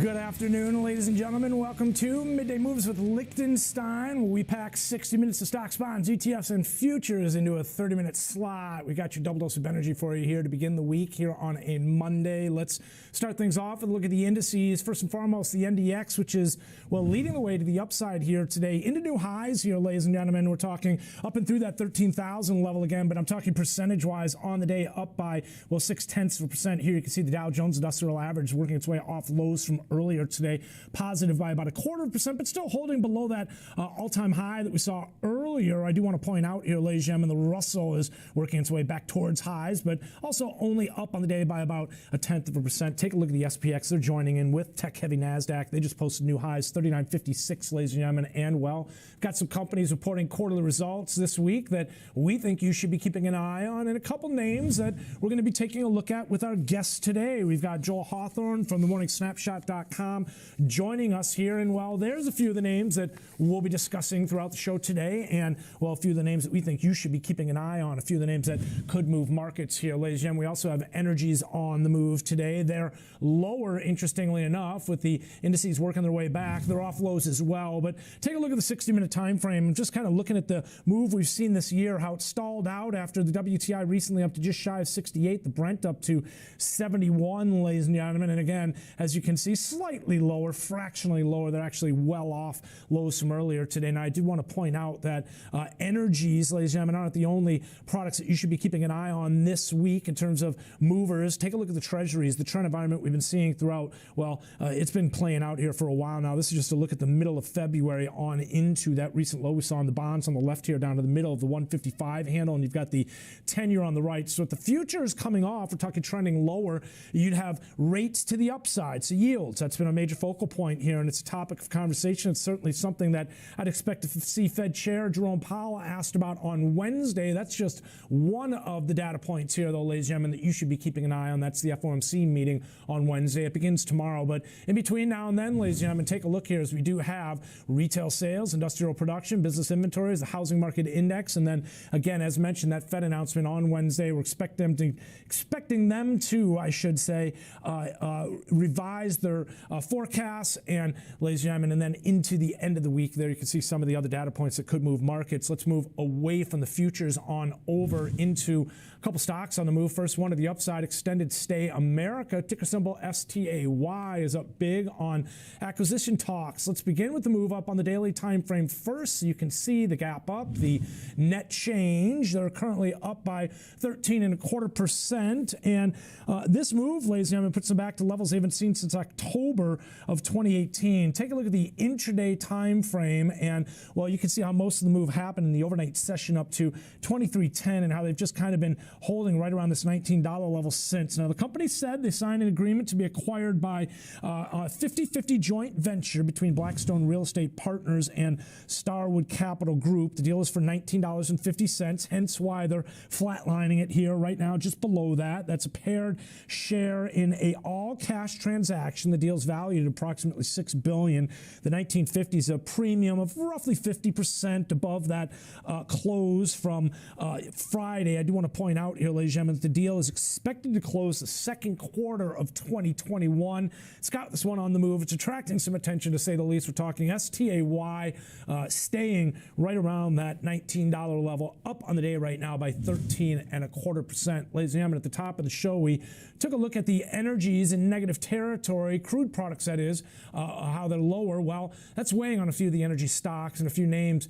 in the S&P 500. Now, I wanted to hone in on one that's at the top of that list, Occidental Petroleum, ticker symbol OXY. Let's get into the charts and I'll tell you why. First, the daily. I want you to see the net change, and well, you can see, ladies and gentlemen, down by 4.5%, but also this range that they're in right now. We're talking 32.5 down to, well, we'll call it 28 even.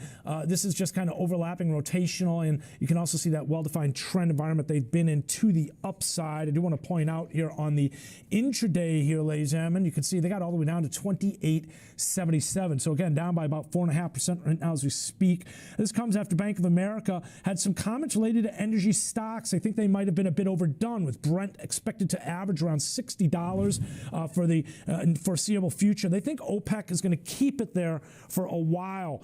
They lowered their price target on a few energy stocks as a result. Now, ConocoPhillips, we're talking EOG. We had a couple other names. I saw XCC, CLR were also now they have them with a neutral rating. But I do want to point out also, ladies and gentlemen, that in terms of the analysts, they said despite free cash yields that support greater return on cash to shareholders, but where the value of unlevered free cash flow net of debt suggests upside is more limited versus the broader sector, and they think Oxy is the top U.S. pick. So while lower today, broader market weakness probably weighing on OXY, down again about 4.5%. But Bank of America says it's a $40 stock, currently trading $29.24, and that's analyst Doug Legate. He said it's the top U.S. pick.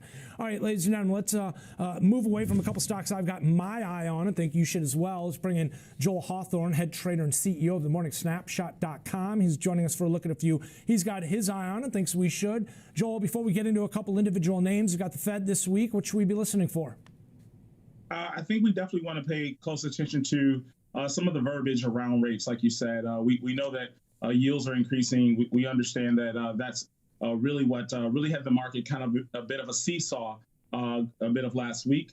I think definitely as those yields continue to pose a threat for equities, I think we can see a market that a bit of uncertainty. So I think verbiage from Fed Chair Powell will be very, very important coming into Wednesday. Yeah, the move up that we saw in rates, it seems like maybe a long time coming, but certainly the rate of, or the rapid association with the move up here is what has some of those NASDAQ, some of those growth names on their heels a little bit. Let's talk about a couple of individual stocks you have your eye on. It looks like Penn, P-E-N-N, Penn Gaming, this Friday. They're also going to be, well, part of that whole rebalancing, the S&P 500. They're definitely one of the stocks that's going to be added to the index. Talk about Penn National Gaming, ticker symbol PENN, and how, well, it looks like they're seeing quite the move up here. They gapped up or into a new high today, up to 4.9, or up by about 5.5% here. They're currently trading at 136.89. They traded up to 142, Joel.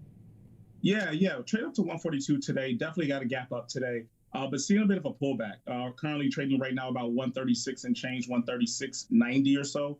I think Penn is definitely poised to continue some of that bullish momentum that they've had.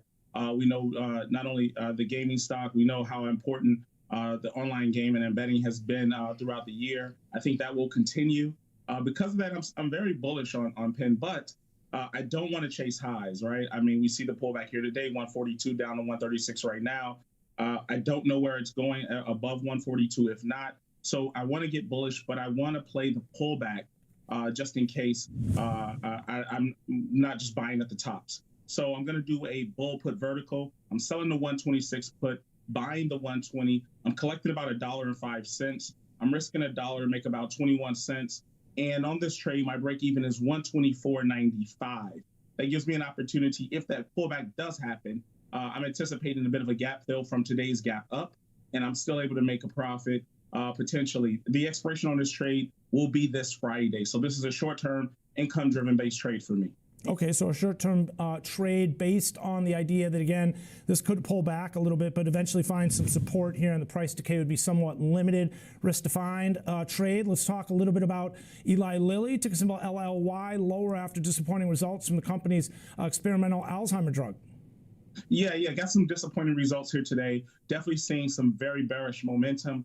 And along with not only that, but just not only on the chart from technical levels, the option stats really indicate that the bears are here for at least the short term, at least. Because of that, I'm bearish as well for the short term. Looking out until this Friday's expiration, I'm selling the 192.50 call. I'm buying the 200 call. I'm collecting about 94 cents. I'm risking $1 to make about 14 cents. And my break even on this trade is 193.44. Now, one of the things that I'm really watching in Lilly is that we understand that that 200 level was a support level or so, if you look on the 1-year daily chart. So if there is a pullback, if there is a bit of a gap fill to the upside, that 200 will be a resistance level for me from a technical analysis perspective. Another thing I'm watching really quickly is the option stats today. The calls are traded more than the puts today, but the calls on the bid are traded more than double the calls on the ask. So that is a bearish sentiment as well. So I'm thinking if that can continue, I'm looking out until this Friday expiration. Again, the break even on that trade is 193.44. Joel, what was the level again that you mentioned? Was that 200 level? Yeah, roughly 200 was a bit of a support level here on a 1-year daily chart. And again, previous last Friday and maybe going back above that, that number is slightly higher, maybe 203, 202.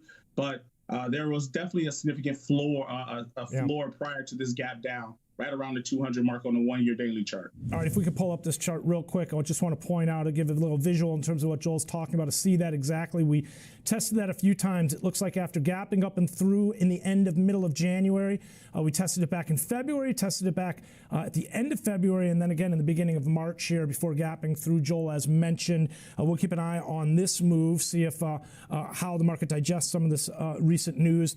Let's talk real quick. Did want to mention that the Citi analyst said that the phase 2 data fell short of market expectations that had risen in part due to highly positive management commentary on both efficacy and safety. Now, I noticed also a stock that's going to report quarterly results. You've got your eye on DBI. Those earnings are going to come tomorrow. Can you talk to us about what we should be looking for in terms of a possible trade to get ahead of results here? As you can see, EPS expected to come in a loss, Joel, of 66 cents a share on revenue of $630.4 million.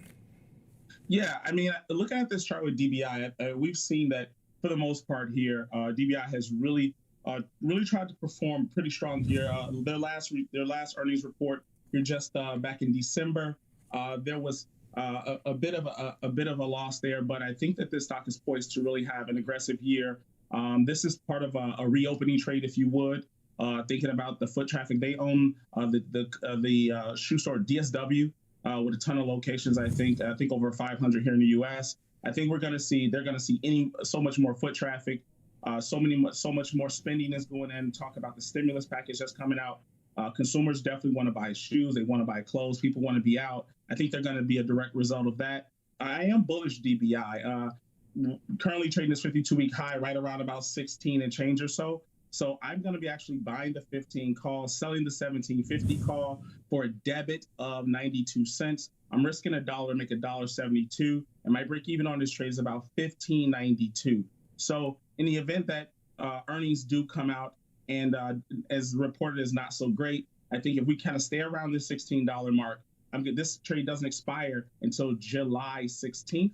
So I think that gives me enough time to see this trade through as we go into the summer months. All right, something to keep an eye on here. We'll watch DBI in terms of earnings, and we'll also keep an eye on Eli Lilly in terms of digesting some of the recent news, disappointing news, and a bit of a bullish stance there. Should Penn pull back a bit here? We're talking Penn National Gaming, and again, appreciate you joining us here this afternoon. Joel, sharing part of your Monday afternoon with us here on the TD Ameritrade Network. Ladies and gentlemen, Joel Hawthorne is, joining us from themorningsnapshot.com. We're going to take a quick break, ladies and gentlemen. Stick around when we come back. We're talking my chart of the day. And, well, after the break here, ladies and gentlemen, lots more to come here because the chart master will also join us here. He's got his eye on some names that are going to be reporting earnings as well. So heavy focus here, ladies and gentlemen. We're talking Lennar, we're talking Coupa, and, ladies and gentlemen, we're talking MGM. Lots more to come here, ladies and gentlemen. Lots more midday movers here on the TD Ameritrade Network. Stick around. We'll be right back.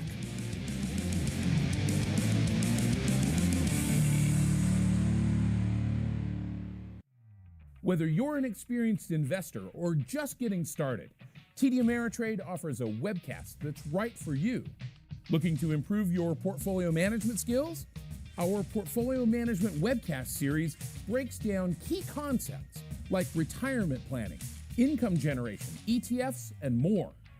Best of all, you can ask questions by chatting directly with an education coach. It's interactive learning at its finest. Tune in live or watch on demand. Head over to tdameritrade.com/webcasts and start learning today.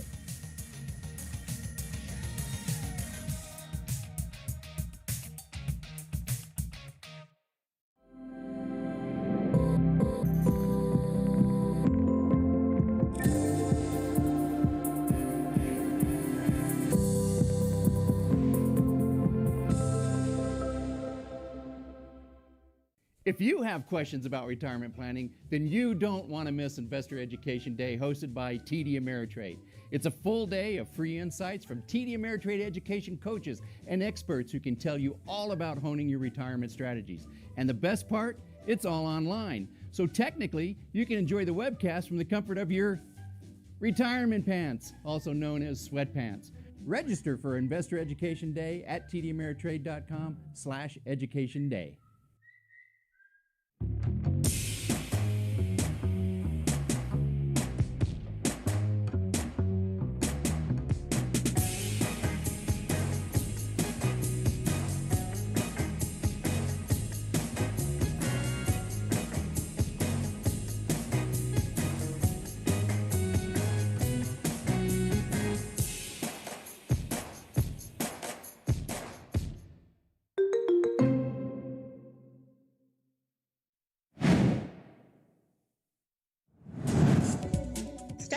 Here with your TD Ameritrade Network Market Update. Shares of Discover Financial are down 3% despite a price target raise from Wells Fargo. The firm raised its price target from 105 to 111 and maintained an equal weight rating. Discover Financial Services has an average rating of outperform and price targets ranging from $72 to $120 according to analysts polled by Capital IQ. Petco Health Wellness Company will report its first earnings report on Thursday since its IPO. And a Baird analyst is positive on the company with an outperform rating and a price target of $30 as it points to a favorable risk-reward profile. He says given robust industry demand indicators, he sees an upward bias to its fourth quarter comp-adjusted EBITDA estimates of plus 14% or $144 million. Despite a 17% move last week, shares of Petco are still down 20% from its IPO. And Netflix had its price target cut by benchmark from $485 to $472 in a research report issued to clients and investors. That indicates a potential downside of 7.5%. The firm has a sell rating on the stock, but benchmark still expects stay-at-home benefits to look very 2020, and fighting off user churn will call for compelling new content on a monthly basis.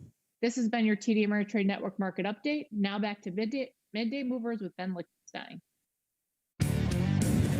All right, ladies and gentlemen, welcome back to Midday Movers with Liechtenstein. I want to dive deep into my chart of the day here, ladies and gentlemen. We're talking Bitcoin. Let's take a look first and foremost here at the daily time frame here, ladies and gentlemen. I want you to take note here, guys, of the bid activity that we're seeing here. And again, it's attracting some attention here, to say the least. Cryptocurrency has been on the move. This one, ladies and gentlemen, today in the overnight session up to 61,255. And let's just take a look here, ladies and gentlemen, again at, well, as you can see, the move up here, ladies and gentlemen, in BTC, and the chart here, ladies and gentlemen. You can see the hourly time frame, the move here, ladies and gentlemen. As you can see, the trend environment to the upside. What I really want to dial in on is these well-defined areas of consolidation, the sideways activity that's been playing out. This is an attempt to break out to the upside. And if we just take a quick look here, ladies and gentlemen, at the 1 minute time frame, you can see as we posted up to that high, 61,255, how we lost momentum here all the way back down to 54,915. Ladies and gentlemen, it does look like, again, a Bitcoin here, ladies and gentlemen, has, still susceptible to some of that intraday volatility that we know it's been so accustomed to and characteristic of, ladies and gentlemen, certainly in terms of this trend environment to the upside. Last but not least, just getting back into that daily time frame here, ladies and gentlemen, and the move to the upside. Impressive, to say the least. Up and through 60,000 here, ladies and gentlemen, something to keep an eye on. Okay, that's a quick look here, ladies and gentlemen, at my chart of the day, and I'd like to welcome in the chart master. We've got Mr. Ben Watson. Ben's joining us this afternoon for a look at a few names that he's got his eye on. Ben, happy Monday. Welcome. I see you have your eye on a couple companies that are reporting quarterly results tomorrow. Let's begin with Coupa Software, ticker symbol COUP. What's the charts telling you ahead of earnings? Well, I'll tell you what, ahead of this earnings announcement, Ben, this had been in a long-term uptrend and really in an upward channel that was pretty consistent, starting to accelerate to the upside. We get a breakdown out of that upward channel, broke down from that lower channel support right around the 318 mark a little over a week and a half ago. And we see it now settling down on a support horizontally right around the 268 mark. And it's almost as if it were dropped, like it looks like it were dropped out of that channel, and it was like a super ball that bounced and was flat. It just kind of dissipated all of that energy flat along that 268 support. Now, if we get a bounce here, we might see this back up to that 296 mark. That's that most recent little high in this bounce, and potentially back up into that channel line. But that's going to take a ways for this to go. If we get it breaking to the downside on these earnings numbers, I think you could see this maybe down around the 239 horizontal. But there is a hammer candle today ahead of the earnings announcement. That may be suggestive of this being the last little push to the downside. We might see a turn back up. The other reason I say that is we're starting to see a little bit of a bullish divergence on the RSI here versus that price. And as a matter of fact, that candle, that hammer candle, just flipped to a green candle here. So price is getting pushed just a little bit above the open today here, Ben. Okay, looks like this one's up by about 0.25% right now. You mentioned the hammer candle, the RSI, which is pointed, well, still trying to hold on to some of that move that they just bounced off of those lower levels. Let's talk about what's expected here in terms of earnings per share and revenue on COUP. Looks like EPS is expected to come in at 11 cents a share. We're talking here on 145.66 million. I do want to point out that the prior quarter, or the same quarter last year, was 21 cents a share on 111.45 million. So I guess the idea here is if they break down, Ben, and do continue this momentum to the downside, if earnings disappoint, I mean, that area, that next area is the 240 area, as you mentioned, 239 area. Yep. Yeah, absolutely. And that could be an area where we find some horizontal support. This level here at 268, though, it's been tested once now, twice. So it'll be interesting to see what happens here. But boy, that 240 area has had a couple of tests along that line.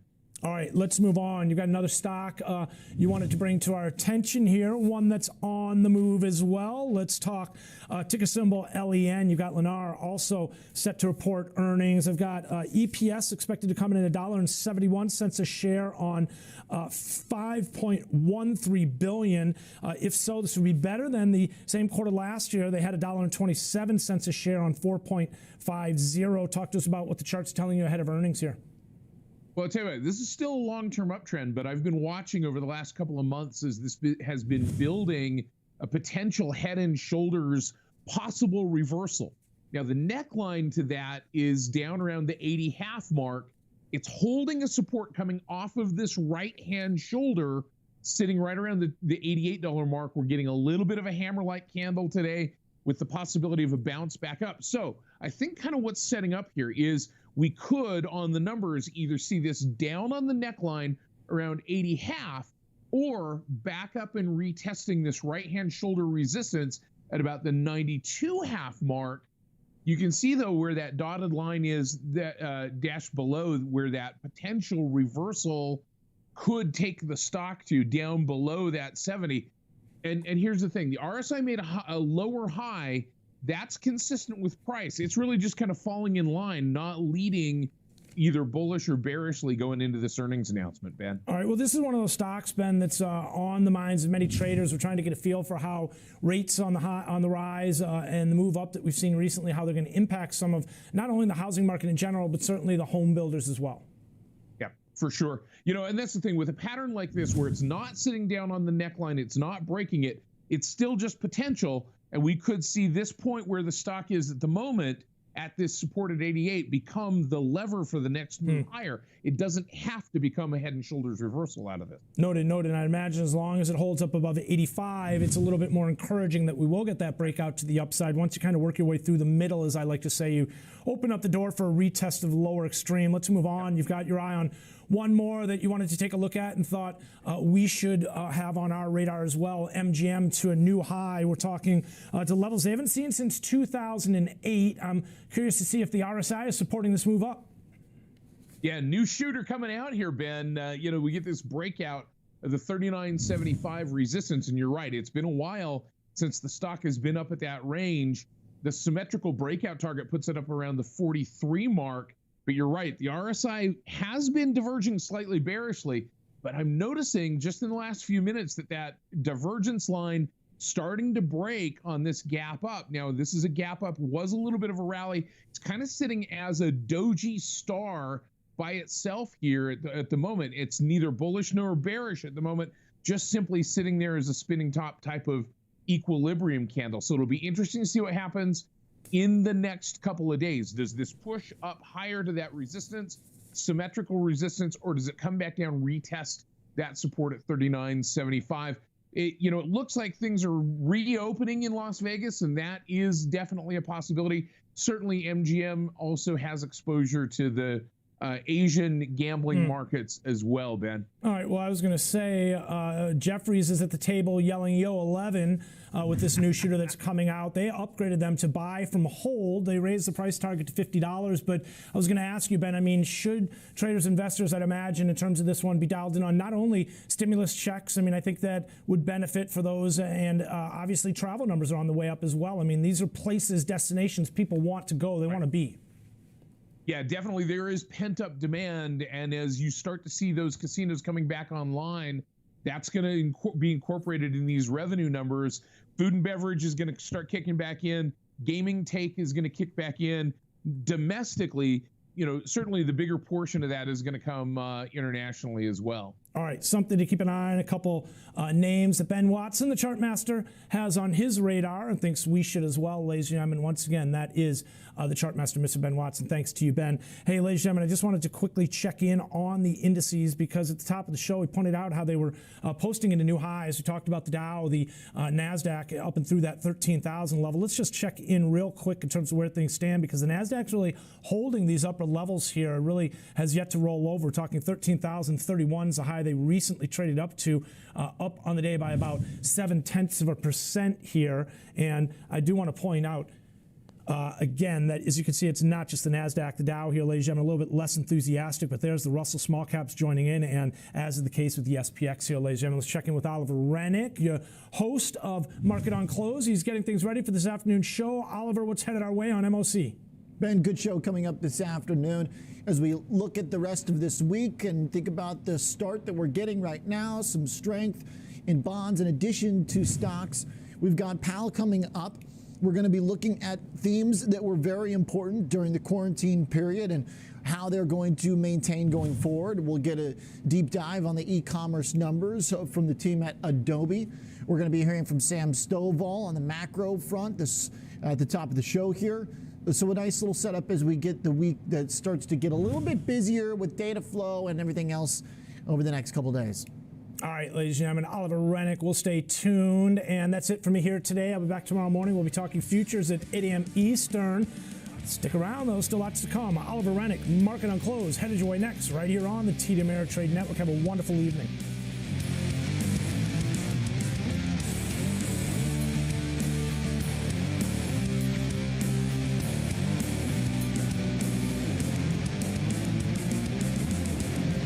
Why did I add futures to my trading strategy? 24/7 access to diverse global markets, like wheat. Can you say growth opportunity? We should probably harvest that. Feel that? That's the beat of global markets, the rhythm of the world. But to us, it's the pace of tomorrow. With ingenuity, technologies, and markets expertise, we create the possible. And when you do that, you don't chase the pace of tomorrow. You set it. NASDAQ. Rewrite tomorrow.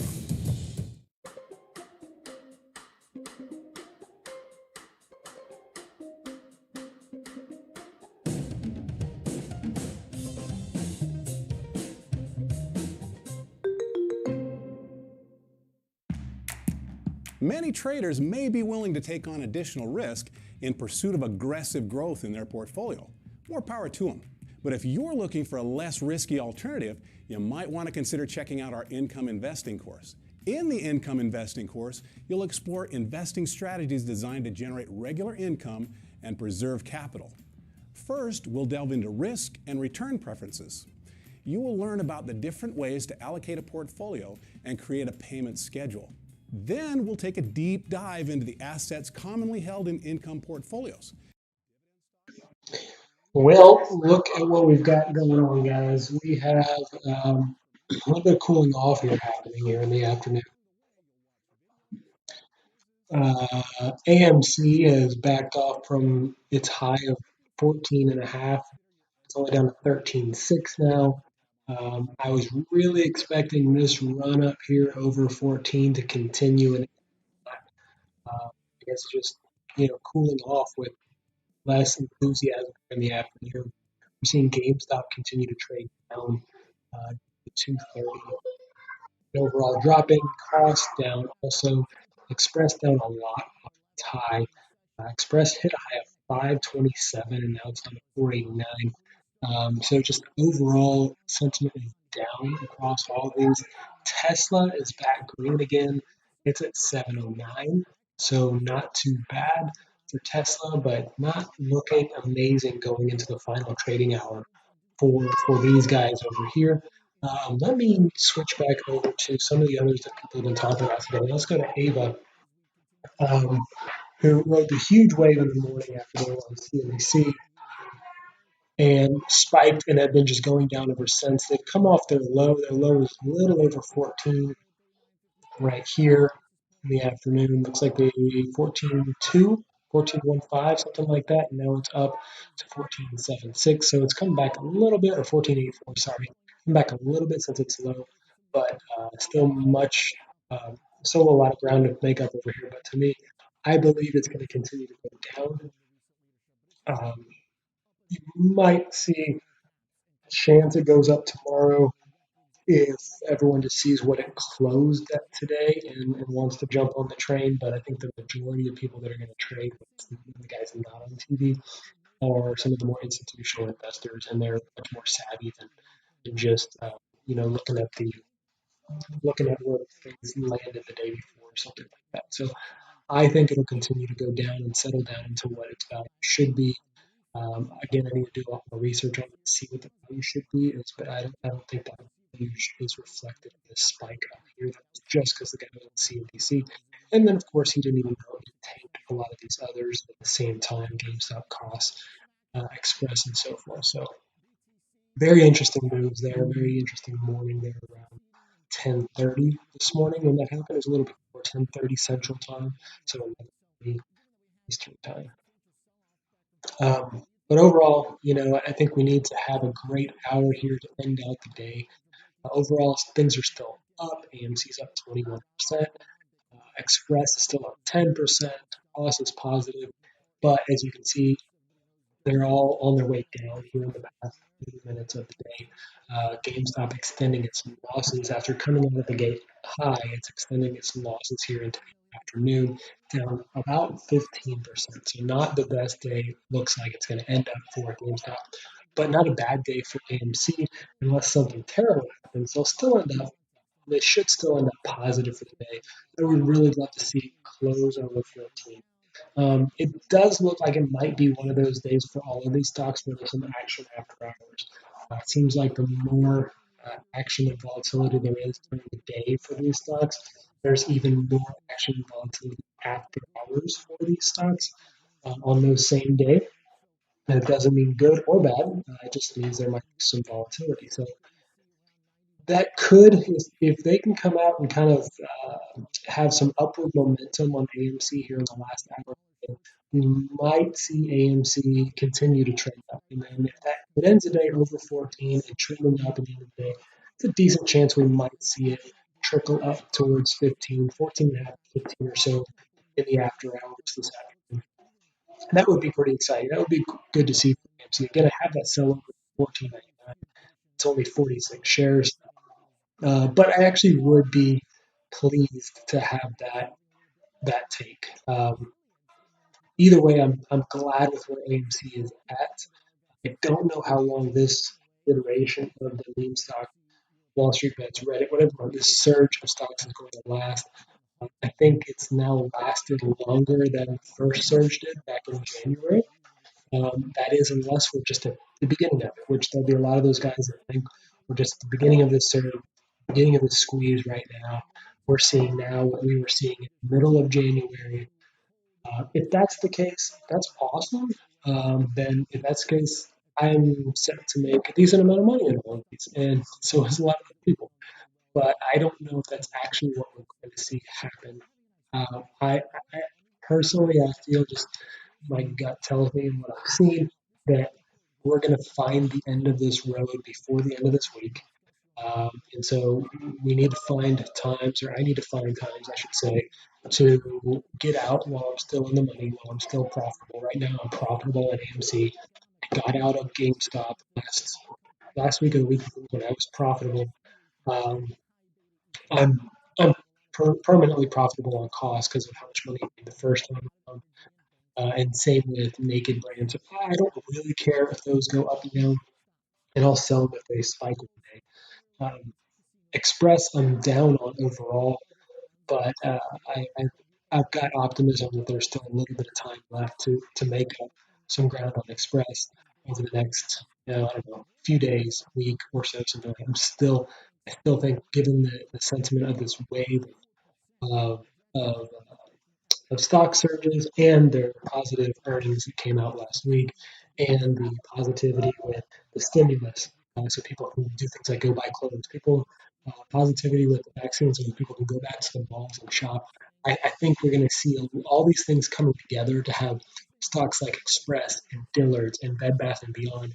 These one-time meme stocks are going to be fundamentally terrible investments actually surge a little bit. All this good news coming together along with the short sell situation. So we could see some good stuff happen with some of those stocks. But at the end of the day, it's still extremely risky. So don't bet on anything I'm saying. What I'm saying is just my gut instinct based on what I see personally watching some of these stocks over time and trends in the market. Not necessarily a technical analysis at all. AMC, every time it makes a little mini run like this, it just gets shot back down. And I don't know. I don't know if we're going to get back to 14. I really hope we don't. We have 54 minutes to go, so maybe we will. But I see Express still trending down, not really turning around. Little baby surges here with GameStop, baby surge with Koss, the baby surge with Express actually has turned deeper than it was just before that surge. So yeah, I don't know. We might be trending into just a fizzle out afternoon, which is very unfortunate. I think we really need to get AMC back above 14, back above 14, get Koss or Express back above 5, and then we might be in some business, might get some momentum. If we can close above 14, close above 5, then I think we might see some good after hours movement upwards. Koss, I don't know if we're going to get back to 30 today from Koss. GameStop, we're at 230. It's kind of wavering up and down. I don't really see a whole lot going on with GameStop today. It's down 12.5%. It's just overall not the best day for GameStop. Let's look at TQQQ, see where we're going with the Nasdaq up. Nasdaq, just as I predicted, I figured that the Nasdaq had some rocky start to the day, but has just trended up consistently through the rest of the afternoon. So we're seeing that in TQQQ as well, up over 90, which is a really, really awesome number. Let me go out to the 5-day. You'll see it fell off a cliff back here and bought back in. Actually, you know what? I did not buy back in there. I bought back in. Let me go back to the 20-day. I bought back in. It's either around here. Yeah, it was around here. When it got into the 70s, I think I bought back in at like 79 or 78, something like that. I bought a few more shares. And I think I bought more when it was at like 85 or 87 the first time it was going down.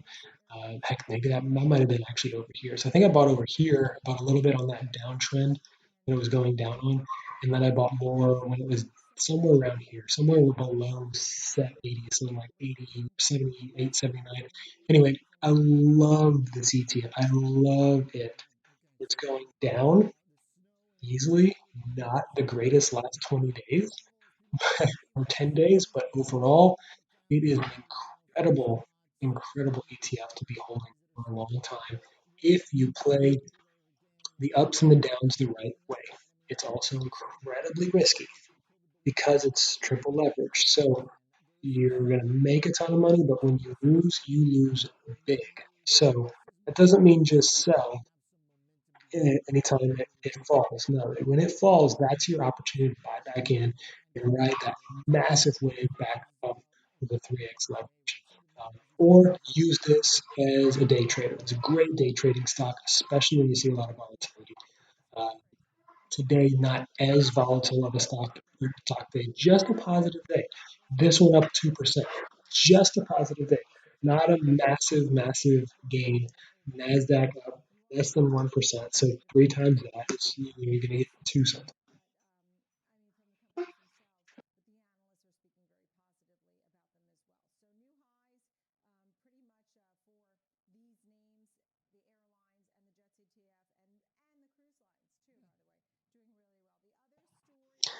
All right, guys, well, let's do this. Let's go back to CNBC again. I like CNBC coverage in the afternoon, especially. I like it better than TD Ameritrade anyway, but especially in the afternoon and the closing bell, they have much better coverage. So we're going to go back to CNBC. They're at a commercial break right now. The problem with watching CNBC on Thinkorswim is they don't show the commercials, which not that I love commercials necessarily, but at least it's something to watch and not just silence. So that's a bummer. Maybe we can talk about something else until something comes back. Let's go back to Tesla, see what Tesla is doing here today. So Tesla's up 2%, decent day, nothing special. Let's look at Genius. Let's go back to Genius. Genius had a huge opening hour. Let me go back to 1 day. Yeah, up to 2.4 this morning. Fizzled out, but it's staying around 2.3, so not a bad, still a great day. Anyway, let's get back to the news since they're back on. Choppy, but picking up, tilted towards leisure. Is that the gist of it? Yes, we've been talking about pent-up demand for a while, and we're finally seeing it now. So we've seen a significant increase in people booking over the last few weeks, both March and also into the spring and summer. I think people are getting vaccinated, or people that people have been living with people who are at risk. They've been getting vaccinated, and I think it's just people have not been doing things for a year here, and I think they're keen to travel, they're keen to see friends and relatives, and start living their lives again. And so, Robin, when these people do travel this summer, presuming they go through with it, what type of requirements do you expect to be in place by you and by governments and regulators in order for people to travel? Well, I do think as we get through the year, it's possible that we see some governments and some countries offer an alternative to some of the quarantines that we've seen in place. There were concepts around the digital passport that would sort of show proof of vaccination. It's possible some countries go in that direction. If they do, obviously, people would need to comply, just as they do today with a testing requirement. If you want to fly to the US from an international country, you have to have a test within 3 days of departure. So I think you're going to see different countries roll out schemes to bypass some of the quarantine arrangements they put in place. So on this dramatic pickup in demand for summer bookings across the space, Robin, how are you thinking about capacity? And if you have to raise capacity soon, are you in a position to do that, lease planes and get them back going quickly? Yes, we still have airplanes parked, so that's not an issue. But to give you a sort of a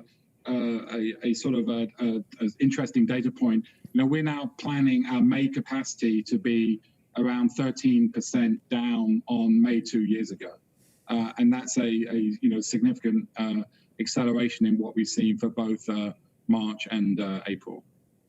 What's your take, Robin, in terms of how generously you feel your sector has been treated by the government in various rounds of stimulus? As you look at things today after the latest package, do you think airlines have been given quite a generous bargain in all of this?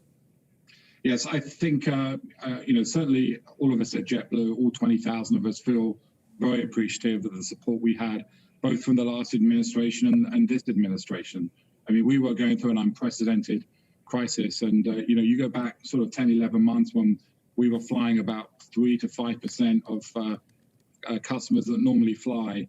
The industry would have seen a significant impact to jobs had we not received the support from both the administration and the last Congress. What are we going to see on pricing, Robin, as demand picks up? Well, there's still fares are still down on where they were a couple of years ago. There's still a lot of great deals out there. I think that's another thing that people are taking advantage of. Our vacations company, JetBlue Travel Products, they sold more vacations in the last week than they've ever had. And that's including pre-pandemic. And that's because they got a lot of great deals, a lot of great pricing. So, I think the pricing, the deals are going to be out there for a while, but there's also parts of the network getting busy now. I think so for people who want to book for the summer, I definitely think the best deals will be had by booking early.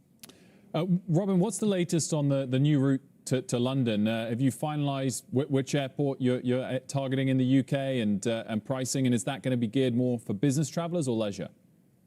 Well, everyone loves low fares, Wolf. So whether business or leisure travelers, people take advantage of it. We're still on course for quarter 3.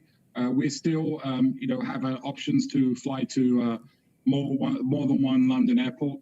We want to see what happens with the UK quarantine that's still in place. We want to see what happens with the prohibition that US currently has for UK and EU citizens to fly here. So we want to see, we anticipate potentially a change on both of those things over the next few months. We'll see. And once we've got that clarity, I think we'll be in a better position to firm up some data.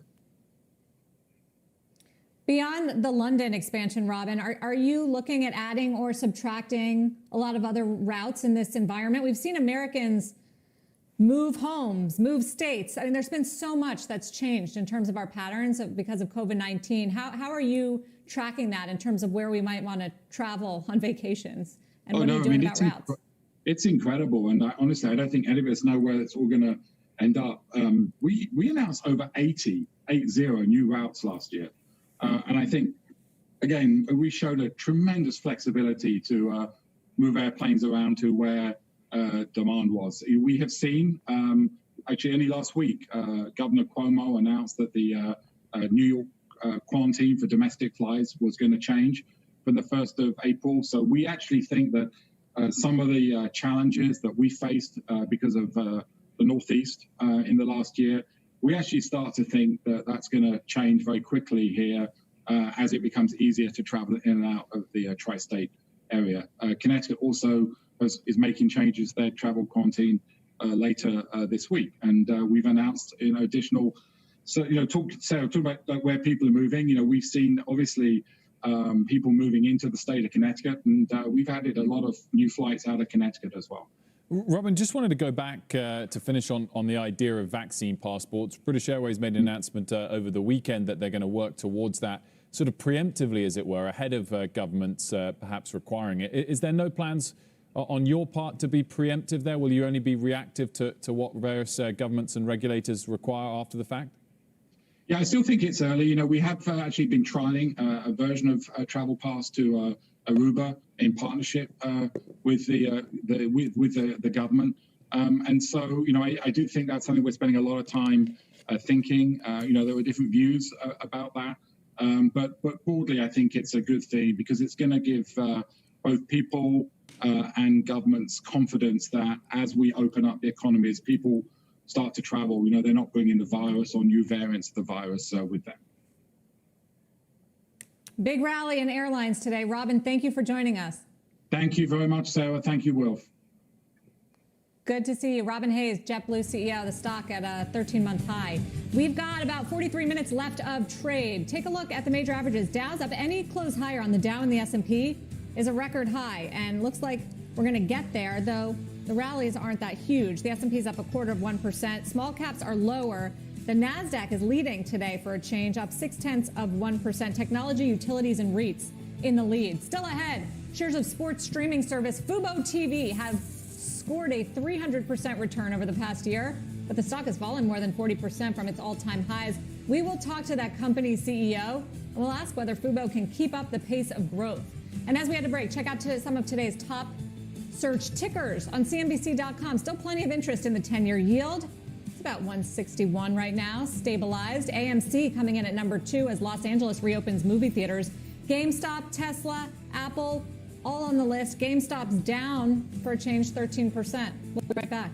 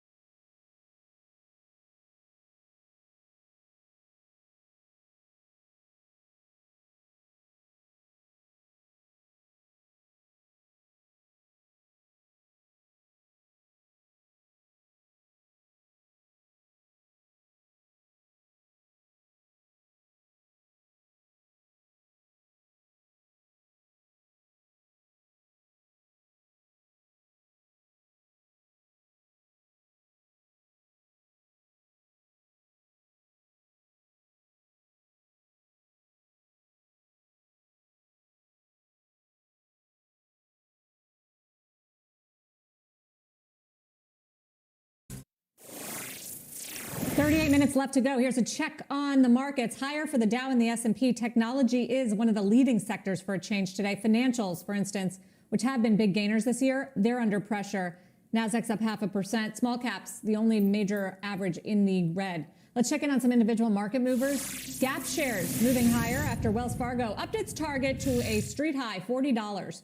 The firm says Gap seems well positioned for market share gains this year, adding that its Athleta brand has, quote, meaningful runway for continued growth. The stock is up 4.4%.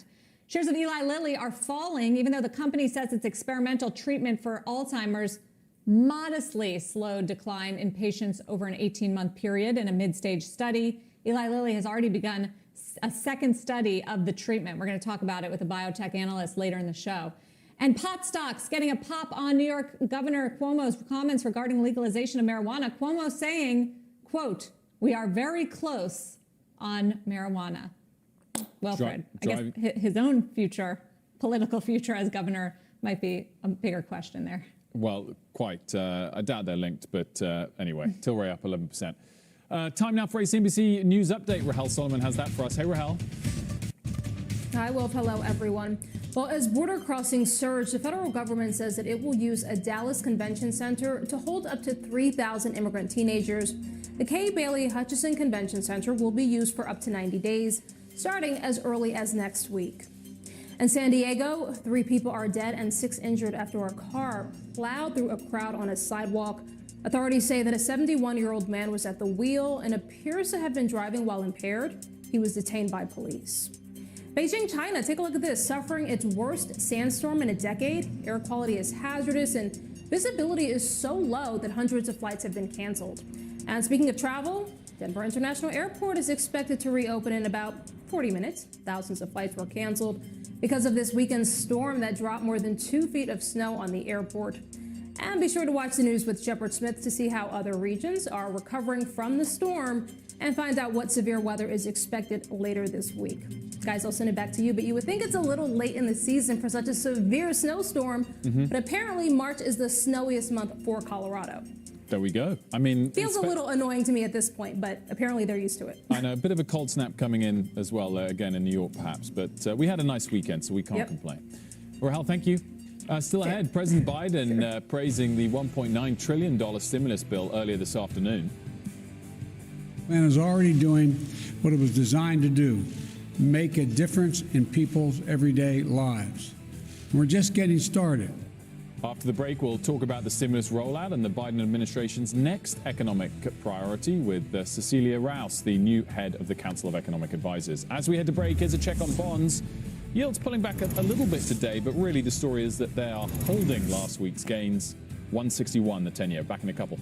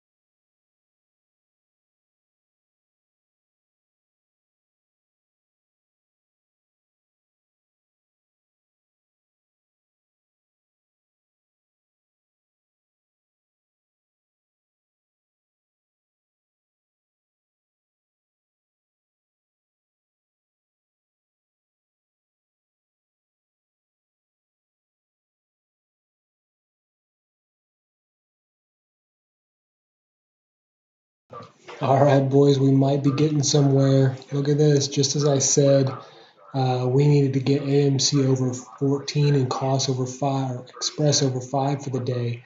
We are making this afternoon run. We need it. Koss is now, I keep getting mixed up, sorry. Express is now right at 5 and slightly above AMC at 13.95 and running.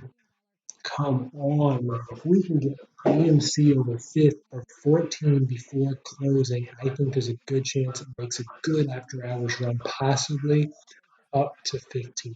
Possibly. That would be amazing if it did that. That would be fantastic. Let's see. Let's look at the overall markets as they're trending here towards the end of the day. I saw the Russell was down. S&P and Dow barely still green.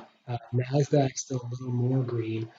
Uh, Likely Nasdaq will finish the day positive, but S&P and Dow dogging it into the finish line. They might be positive, might not. I really don't know what we're going to expect in the next 30 minutes. Treasury yield still, balancing. Crypto is kind of still down. Bitcoin's right at 56.5, so a decent day for the overall markets. Not good for the other things that we're looking at. Oh, and there goes Express. Come on, 503. Let's go, let's go, let's go. GME up slightly again at 232. Let's knock on wood, guys. We might be trending towards a great positive close, which would be amazing. Look at what we're seeing here with AMC, 1405 and running. Man, this is awesome. This is awesome. This is not really what I expected to see with 30 minutes left today, but I am absolutely thankful for it. Great finish here. Koss making a little bit of a run as well. Not as dramatic as Koss and AMC, but it is going up a little bit. Same with GameStop. Tiny bitty baby run right here, but nothing crazy. Genius not coming through. Come on, Genius Brands. I thought Genius Brands might have a heck of a day. Opening like it did, it opened out of the gate at like 11 or 12% up, then dipped down, and then I thought it was going to be an incredible day. Turns out it is not. Not like dog terrible day, still up 8%, but not the incredible finish that I thought it might get away with. So AMC, in case you're wondering, 50% in the past week, up 144%, nearly 3x in the past month. So anyone who got into AMC in that lull where it was trading around the mid fives, you are doing pretty good right now, nearly tripling your money. And so this is the situation we run into with these meme stock surges. I mean, it's is this the big spike, or is this a reincarnation of what was happening in mid-January with AMC and GameStop, and then next thing you know, we're gonna have a heck of a day like we did on the 26th and 27th of January last time. I'm really not sure. I'm really honestly for sure not sure what we're going to see, or is it just kind of going to fizzle out towards the end of this week and eventually go back to normal territory? I think right now the market, since the market's not crazy volatile right now in the past few days, but it's been positive, the market needs some drama, and the drama might now currently be in the resurgence of these meme stocks, and that's why we've seen that in the past week. The week before, it was tech stocks crashing.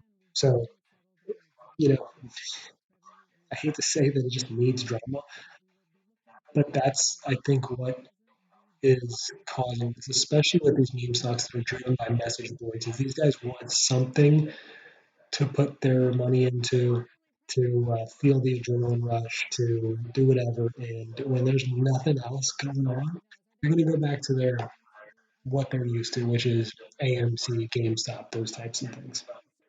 So GameStop not doing a whole lot today, but AMC still on the run, 14.13 now. Express up to 505. Express is hitting a little bit resistance there, but we are seeing pretty good run here. Oh, there goes Express up to 506, going from 503 to 506. in about a minute instantly. And then AMC just a slow stair step up over the past 10 minutes or so, but doing it very healthfully and well. Really awesome. I'm excited to see that. If this continues upward, then after hours, when the volume goes down, the volatility can sometimes go up. If the sentiment continues, we might see it go up to 15 after hours. That would be amazing. We get cost making a run. Express still climbing 507. And if I could see cost get up over 30, that would be good. I did not expect it to, but it really might. These big jumps it's going from 28.5 to potentially 29.3 in a matter of 10 minutes, at least 6 minutes. So we might have something brewing here with cost at the end of the day, along with AMC Express. So I am super excited about these two flying into the end of the day.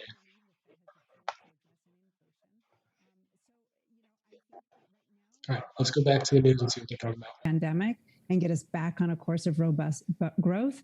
I actually am not too concerned about it, just given the depths of the economic crisis that we are still in. Just one more question about the next potential bill, whether it's infrastructure, climate, all the priorities, the better bill, as you sort of called it.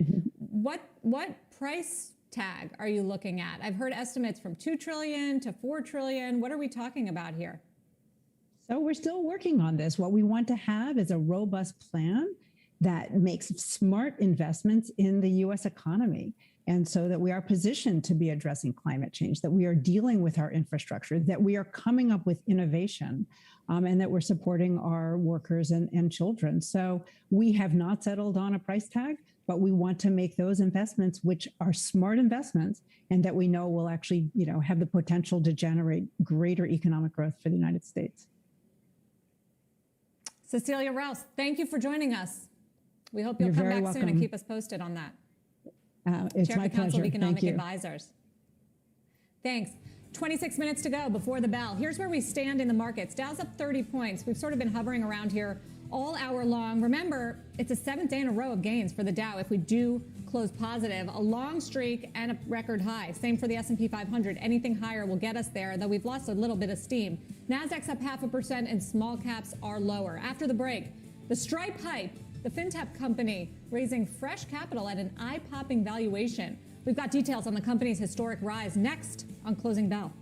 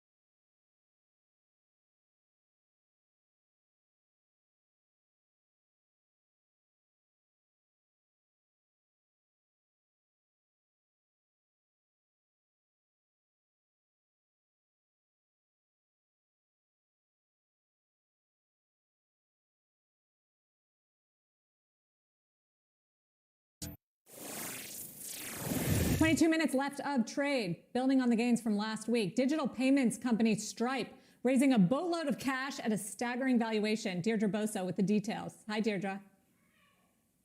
Hey, Sarah. Well, over the last year, Stripe has nearly tripled its valuation.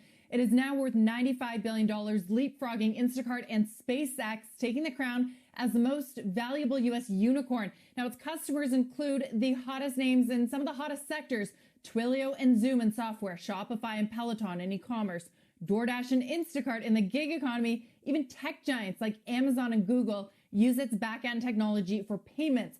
But for a startup of its size and age, there's still a lot that we don't know, like if it's profitable or even a ballpark revenue figure. The company has said only that it processes hundreds of billions of dollars in online transactions annually. Now, we know that public markets have loved fintech names over the last year. Square's market cap, it has more than quadrupled over the last 12 months, while PayPal's has more than doubled. We don't know, however, if the momentum will last, and Stripe, guys, does not seem to be in any hurry for a listing. Back to you. So what exactly is driving that valuation, Deirdre? Is their underlying business growing at that rapid clip? Is it who their customers are? Well, clearly, you know, the VCs and the investors in the private markets, they're seeing something that we're not able to, right? Because they're able to see those financials and the presentations. It is growing, though. I think it's safe to say that it is growing at a very fast clip. If you just look at the customers that it is serving, DoorDash and Shopify, we know, because those are public companies, that their business has boomed amid the pandemic. Uber and Lyft are also customers, so Stripe, you know, will take part in that reopening trade. So that diversification, their customers, the fintech model, they've been also branching into other financial services, so it's not just payments. That is probably a formula for a very valuable startup. Whether it's worth $95 billion or not, or more, we'll have to see. And I don't know when that's going to be, because we've been anticipating, we've been looking for an IPO for years, but, you know, the co-founders, the Collison brothers, have sort of remained non-committal about it. Yeah, D1 analysis I saw suggested an estimate of 2020 revenue of about 9 to 10 billion, i.e. that it's trading at about 10 times sales, which is not richer necessarily than a lot of the listed payments companies like PayPal, Square, and others. So it's sort of seemingly in that ballpark, but as you say, we don't really know. As for the Collison brothers, do we know, is it disclosed what percentage they still own of this company? But either way, clearly their value, their net wealth has soared as well alongside the companies in the last year. It's a good question, and you wonder sort of what terms they're raising money on, because they've raised money at least twice over the past year or so at ever higher valuations. So what are they getting in return? But the mix of investors is interesting too, as we've seen with late stage and even earlier stage startups. It's not just VCs in Silicon Valley, but institutional investors. Fidelity was an investor in this round for Stripe. So we'll see. I mean, it is Silicon Valley style for the founders to sort of hold on, especially, and do those sort of dual listed shares when they do go public. But I will say the Collison brothers, they do things a little bit differently. They didn't grow up in Silicon Valley. They're Irish, right? And they came over, and in a lot of ways, what I've seen is, you know, a bit more frugal than some of the really flashy founders in the Valley. Yeah, Irish State Agency, another one of the investors in this round as well. Mark Carney as well, now on the board, former Bank of England governor. So huge credibility growing as well as the valuation growing there. Dee, thank you. After the break, the great American reopening, from Vegas to vacations. We've got a number of industry updates as America gets back to business. We'll discuss next when we take you inside the market zone.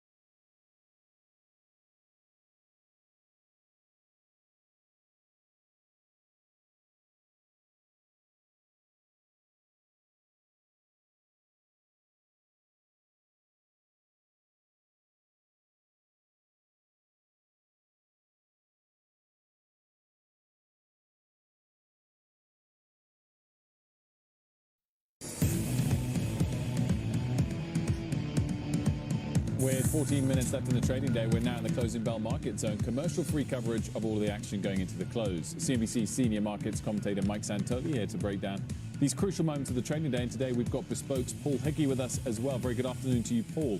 Let's get things off with the broader markets. Major averages higher across the board. The Dow and S&P are on track for record closes. S&P's up a third of 1%. Dow just behind that. NASDAQ leads today up 0.7%. And we're just improving as we approach the close, but we're still off the session highs. 152 is the high for the Dow. We're up about 80 points as we stand. Mike, S&P 500 now kind of having a little look at that 4K level as well. Guys, let's check out one last update for the rest of the day. Looks like NASDAQ, S&P is still up. Dow is up, so we might see them finish green, so that's good. In our stocks, we have been watching here. Express had a really good run and then has backed off pretty significantly since. Went from about 507 down to 495. AMC maybe backed off a tiny bit. Went down below 14. Not that bad though. 1394, 1395, and really has still a chance of getting over 14 for the day. GameStop continued to dog. So that's not good. Down to 214 for a low. So GameStop's just not having a good day today. Down 17 for the session overall. Express up 11. AMC up 25. Genius Brands making a tiny push at the end of the day. They're up 9.5 right now. Koss up 2.72%. Its little run fizzled out as well. So that is what we're looking at now. Let's look at a couple of the others that we're looking at. Let's look at Ava.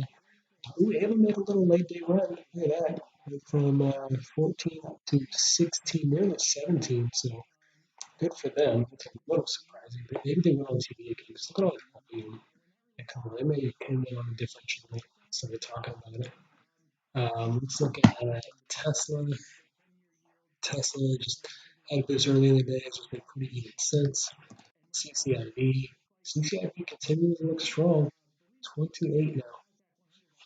Stitch Fix is one that I am kind of kicking myself for not buying the dip. I did not only because I had money tied up elsewhere. Otherwise, I absolutely would have. When it went down to 49, it would have been a good buy. Back up to 60, just where it belongs. Had just an underwhelming earnings report last week, but that would not let us know. One other that I love watching is EXPI, which is EXP International, which is a real estate group, but they also have a lot of other technology that they own. And it is looking really good today, of another 7%. It's taken a huge hit over the past, over the past month or so. It's taken a pretty big hit. As you can see, it was up over 80 after the stock split. But I think it's another one similar to Stitch Fix. Buy that dip because I think it's going back up. QQQQ. Having a decent day today. Let's go back to the 1 minute chart. It's going to end up at about 90.5, so not bad. Overall, a really good day. Let's just buckle down and watch the end of the day. Let's see what happens to GameStop. Let's see if it takes another downward dip at the end of the day right before the bell, or if it makes a little bit of a leveling off closing run. The two that I care most about today are Express and AMC. They've had the best day so far of all of these, and they've shown they have a little bit of extra life left in them here in the last half hour.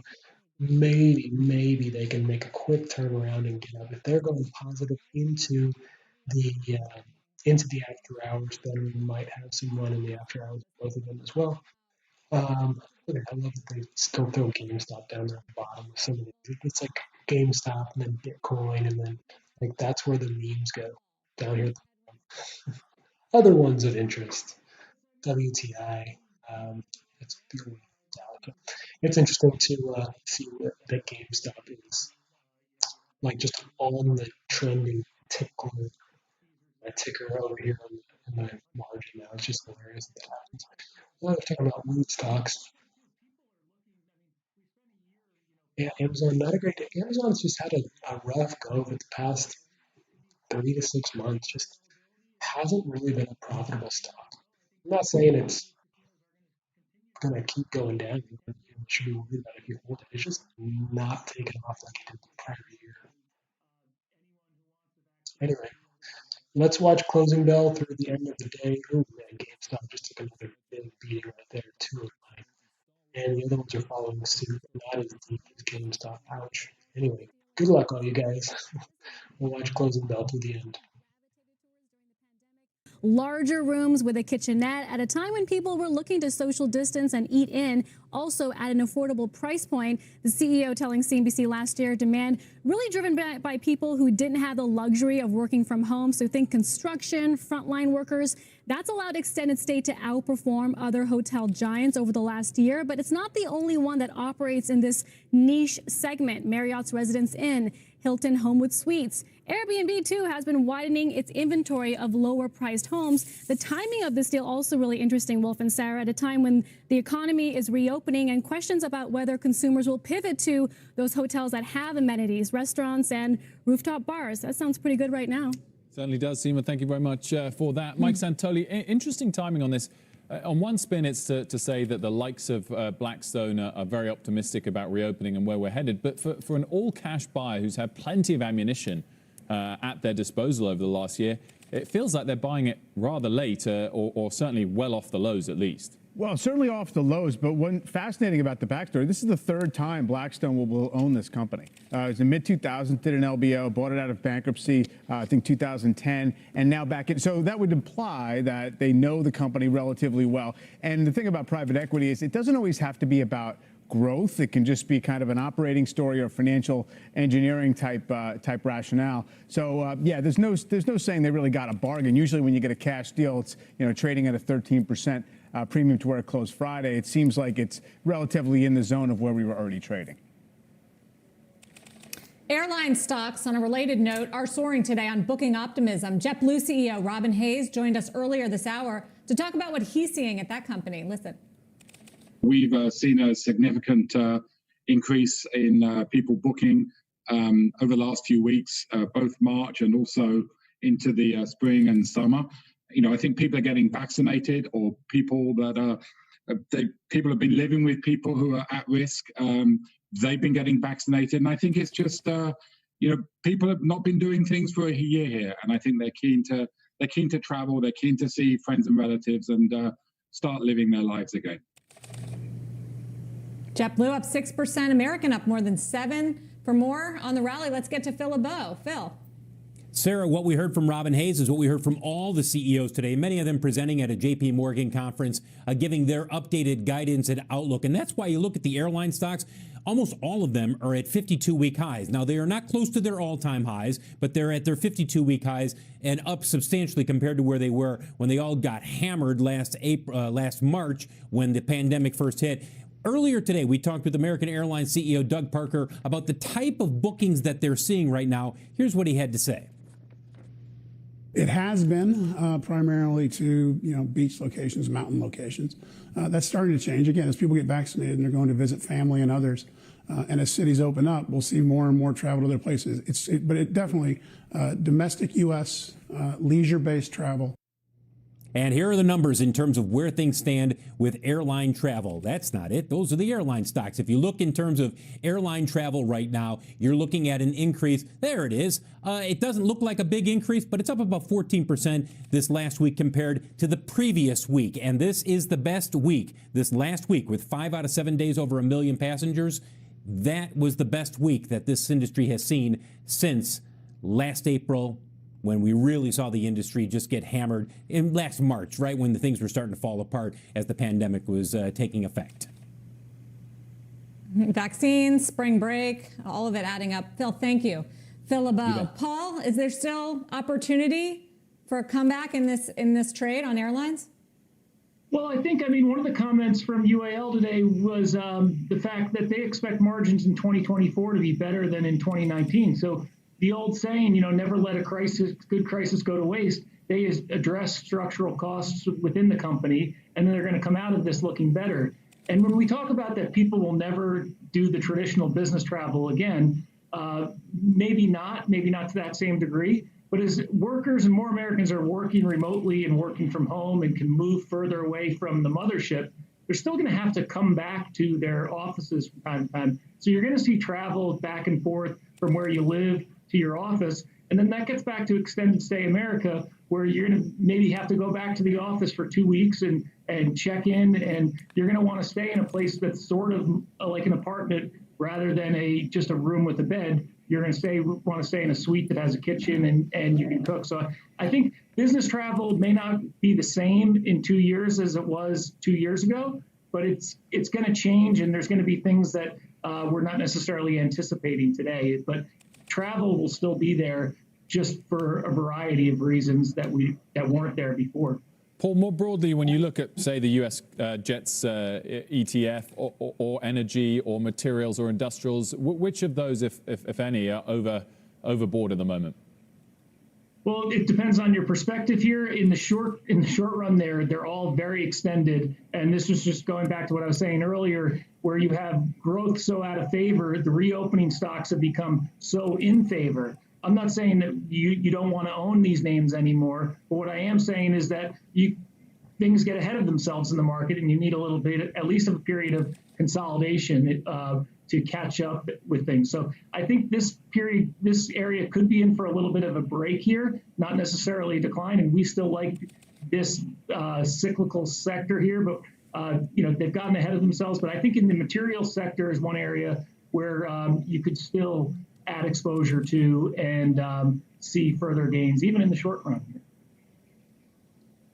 Mike, as you look a little more broadly at the reopening plays, they're the obvious ones like airlines. What else looks interesting to you in terms of what hasn't made as big of a move that might still have some room left? I'm not sure there's anything that's sort of been undiscovered as potential reopening. And to me, the interesting thing is going to be about once it's a reality and we feel as if we're back to whatever level we're going to be calling normal in the future, are we going to look at all these sectors and say, well, we pretty much got there? I've mentioned a bunch of times the airline sector has a greater capitalization in terms of all debt and all equity than it had beforehand. So you've already sort of gotten to that place that said, okay, this is basically back to where we had been before. So I think that, the trend is well underway, and you have to respect the trend in terms of the cyclicals working. But I don't know that you want to necessarily go super targeted on specific reopening plays that are going to be tied to changes in behavior in the next few months. Just under 2 minutes left, Mike. What are the internals showing us?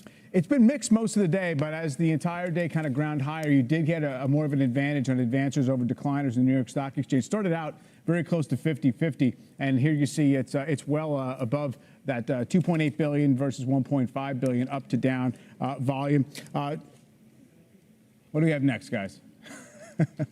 We have the consumer discretionary equal weighted and the industrials equal weighted. I want to show the really good tone to all the cyclicals. That's a month to date, so both up about 8%, and it kind of diminishes the effect of some of the mega caps like Amazon and even Boeing in the industrials. And then finally, the volatility index has a shot at closing below 20. It has been drifting lower in that direction. Here we are, 1998. Hasn't closed below there in a year since the massive spike back in March of last year. So we'll see if we can do that. Not a magic number, but it's interesting how it's been bumping above that for a while right now, Sarah.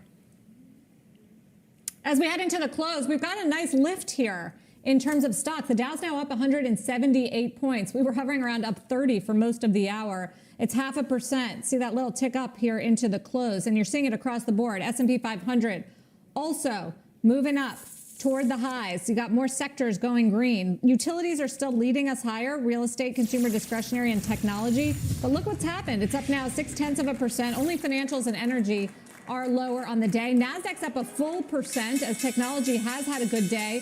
Those yields have stabilized around the 161 on the 10-year.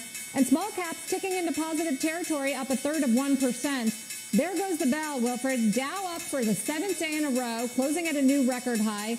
S&P 500 also closing at a record high and the high of the day. Very nice final 10-15 minutes of trade there. Welcome to the closing bell. I'm Wilfred Frost along with Sarah Eisen and Mike Santoli, CNBC senior markets commentator. As Sarah said, record highs for the Dow and the S&P ramping into the close. The Dow up at the highest its day, up 173 points, 0.5%. The S&P up 0.6%.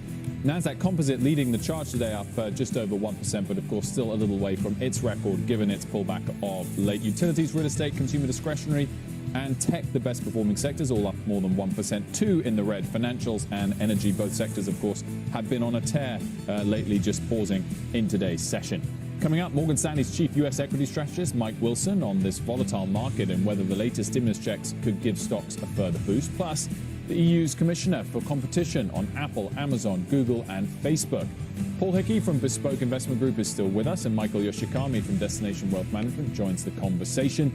Mike Santoli, come to you first. As you're discussing there into the close, and Sarah was saying, nice little final 10-15 minutes, full percent of gains for the NASDAQ and record close again for the S&P and the Dow. Yeah, it seemed like the never short a dull market rule was in effect. The market was just kind of lolling around most of the day. I mentioned that the volatility index ticks below 20. That was not, did not escape the notice of whatever kind of trading systems are out there. And the NASDAQ did have a lot of room to catch up after that big bout of underperformance, and yields allowed that to happen. So that's got outsized effect on the indexes too. I don't think it's really a different story. It's just been this continual kind of kind of orchestration of rotation from sector to sector, and today it just went in favor of growth. As you say, you haven't had necessarily a very strong push of momentum, but it's been one of those boring clockwork moves, at least in the last week or so. Michael Yoshikami, what have you been doing? Have you been buying as we've been seeing this sort of melt up in stocks, and are you repositioning the portfolio? Yeah, a couple things, Sarah. First of all, stocks that have run, growth-oriented stocks, we've been taking profit up until the tech sector started to have some problems here lately. So there's been some opportunities there. We still are positioned in names like healthcare, or sectors like healthcare. Technology, I know financials were down a little bit today, but higher yields are going to help net interest rate margins. So we're basically repositioning. We're still pretty constructive for this year. Inflation is still not obviously here, and we have a lot of money coming into the economy, including an infrastructure bill. Despite taxation issues that are going to be a headwind against markets, we're still constructive for equities. Paul Hickey, you've been doing some analysis on the last hour of trade. Clearly, it was pretty positive today. What's been your takeaway of analysis of that of late, though? Yeah, so today is a deviation from the norm. The intraday pattern all year is just basically a little bit of a rally, and then the last hour we sell off. And it looked like we were going to get that today, and then in the last half hour we rallied a little bit here. Believe it or not, over the last 50 trading days, the S&P 500 has only been up in the last hour 30% of the time, which is one of the lowest readings going back to 1983. For the people who ascribe to this smart money indicator, which usually says the last hour strength is a bullish sign and last hour weakness is a bearish sign, that trend isn't necessarily a positive trend. What we found in looking at this, testing it in real life, is when you look at it over the short term, when you see these kind of weak last hour readings, you tend to see some churning in the market, potential weakness.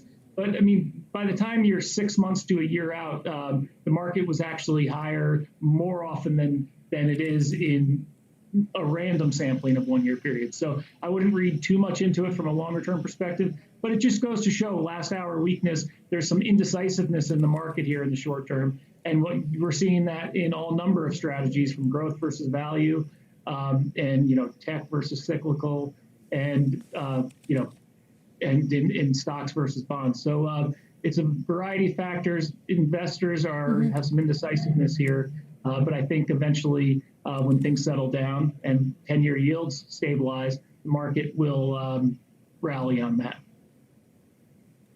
Also goes to show you last hour is the most important hour, which we already knew. Mike Santoli, of course. Mike, you've been doing some research and some writing on the impact of retail trading, which GameStop went down to double digits today. I know that's always one place to look, but just overall on the market, is it a tailwind that we've seen more retail participation in terms of the direction of this market? Absolutely has been, in terms of the kind of energies in the market, the kinds of stocks that seem to be performing well. There's been some work that among the smallest stocks, it has had a very magnified effect in, as much as a 30% premium versus what they otherwise would trade at because of a lot of small trader activity. Overall dollar volumes are absolutely massive right now. Month to date, they're running at $700 billion a day in U.S. equities. That's double where they were a year ago. It's not all retail, but retail is really pushing in terms of the marginal buyer. The question is, from here on out, how much more you can expect that effect to move the needle. I think everyone's now watching it. Everyone was blindsided by it in March and April of last year. Nobody expected there to be this small trader influx. And now everyone seems to be anticipating that we're going to get it with the stimulus coming in and with people rotating perhaps out of bonds into stocks. I would argue general equity allocations by the numbers look quite elevated versus history. It's not as if people need to buy more. I imagine that retail's still going to be a presence and probably going to be in a lot of those story stocks. As you mentioned, GameStop, I mean, it's back to acting as a little bit of an inverse indicator for the broad market, at least today. Michael Yoshikami, you were writing that you think dividends are going to be more important this year than they have perhaps in recent years. Give us a couple of names with decent yields that you've been buying lately. Yeah, I mean, I think names that are interesting include names like Pfizer, for example, that are certainly getting some tailwinds related to what's happening from a vaccine standpoint. But Pfizer has a dividend yield that's above 4%. So you have names that are high cash flow names that we think investors are going to rotate towards. Maybe a little of that has started to happen already with what's happening in the Dow as well as the NASDAQ in terms of this rotation.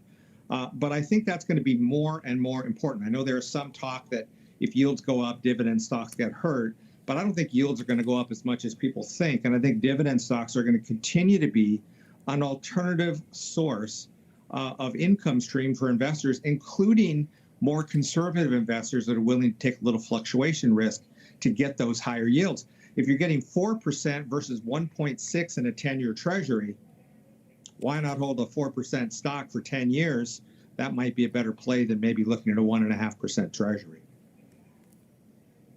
We will leave it there. Thank you. Michael Yoshikami, Paul Hickey, good to see you both. And speaking of Pfizer, we'll continue that conversation. Shares of AstraZeneca closing higher today despite a number of European nations, including France, Germany, and Spain, suspending the use of its coronavirus vaccine after reports of blood clots in recipients. Let's bring in Michael Yee, biotech analyst at Jefferies. What does this mean, Michael, for AstraZeneca, the stock, the company, the vaccine? Hey, great to be here with you. You know, I think importantly, this is perceived, I'll tell you, on the Wall Street community as political pushback. I think when you look at some of the data out there, there definitely is increased concern about it, but some of the data shows it's not necessarily any worse than any of the other vaccines. And I would argue there's a little bit of political pushback on that. So it could be a little bit more politics than actual science. And I would say most people have brushed this off to be nothing more than that. And we've got plenty of vaccines, and we've been talking about this from Moderna and Pfizer coming through the pipeline. Of all of the companies that are out with vaccines, Michael, which one do you favor in terms of what it could mean for long-term profitability? Well, that's an easy one for us. I think in terms of who's going to be in the lead over the next couple of years, it's clearly Moderna, Pfizer-BioNTech, and to a lesser extent, Novavax. Pfizer and Moderna have clearly demonstrated the ability to not only manufacture and get it out there with a safe and effective vaccine, but even as of today, Moderna announcing the start of their multiple variant vaccines. So they're way ahead of everybody else. So if we do need endemic vaccines, if we do need a booster shot every year, which most people are saying we do, clearly those players are going to be in the lead, and we're most favorable in those guys. Michael, given there are all these options, is there a risk in the US that we start to see a little glimpse of what seemingly has happened in the EU, particularly as it relates to the AstraZeneca vaccine, where there's perhaps some negativity towards it, but where people pause and say, no, I want to wait, I want to get my vaccine of choice? I guess here it would be more about the one they're most positive on as opposed to being negative on them. But is there a risk that that slows down the rollout here? Well, I actually would argue that what we're seeing and what I predict is that you're going to see a huge wave of supply from Pfizer, Moderna, to a lesser extent J&J, which I'm sure you could talk about too, and that there is going to be huge demand for that over the next few months. Whether there's questions about some side effects here or there, we heard about this, I expect that to happen, but at the end of the day, the risk benefit of the vaccine, the high efficacy, and the fact that people want to get this and get out there is absolutely on track, and that's what we're seeing. Michael, quickly, why did Lilly go down despite what I thought looked to be somewhat promising results from the Alzheimer's treatment? I mean, we desperately need this. Yeah, I'll make two comments on that. One is Lilly's had a fantastic run year to date on the initial top line results of the Alzheimer's drug. Data came out, looks very good. There was a sell-off. Lilly's clearly suggesting they're probably going to have to run a second study, as some people thought, and there's some profit taken on that. We got to wait for that next study. Interestingly, Biogen, of course, as you know, with an FDA decision on their Alzheimer's drug at the FDA right now, decisions by June. There's a lot of nervousness about it. You can pull up the intraday chart. Biogen was down as much as 5-6%. We hosted a doc call today. Nervousness about whether the FDA reviewer, Billy Dunn, is still working on that review, but there's a lot of nervousness about that. We'll find out by June 7th. Michael Yee, thank you very much. Really helpful. When we come back, Morgan Stanley Chief Equity Strategist Mike Wilson on why he just downgraded small caps, which have been significantly outperforming the broader market this year. They underperformed today. Plus, Fubo TV has been a huge winner during the pandemic. That stock is up more than 200% over the last 6 months. But shares are now well off of their record highs. Coming up, the sports streaming services CEO on the stock's wild moves and whether the new deal between Dish and DraftKings could be a headwind for business. We're back in just 90 seconds on Closing Bell.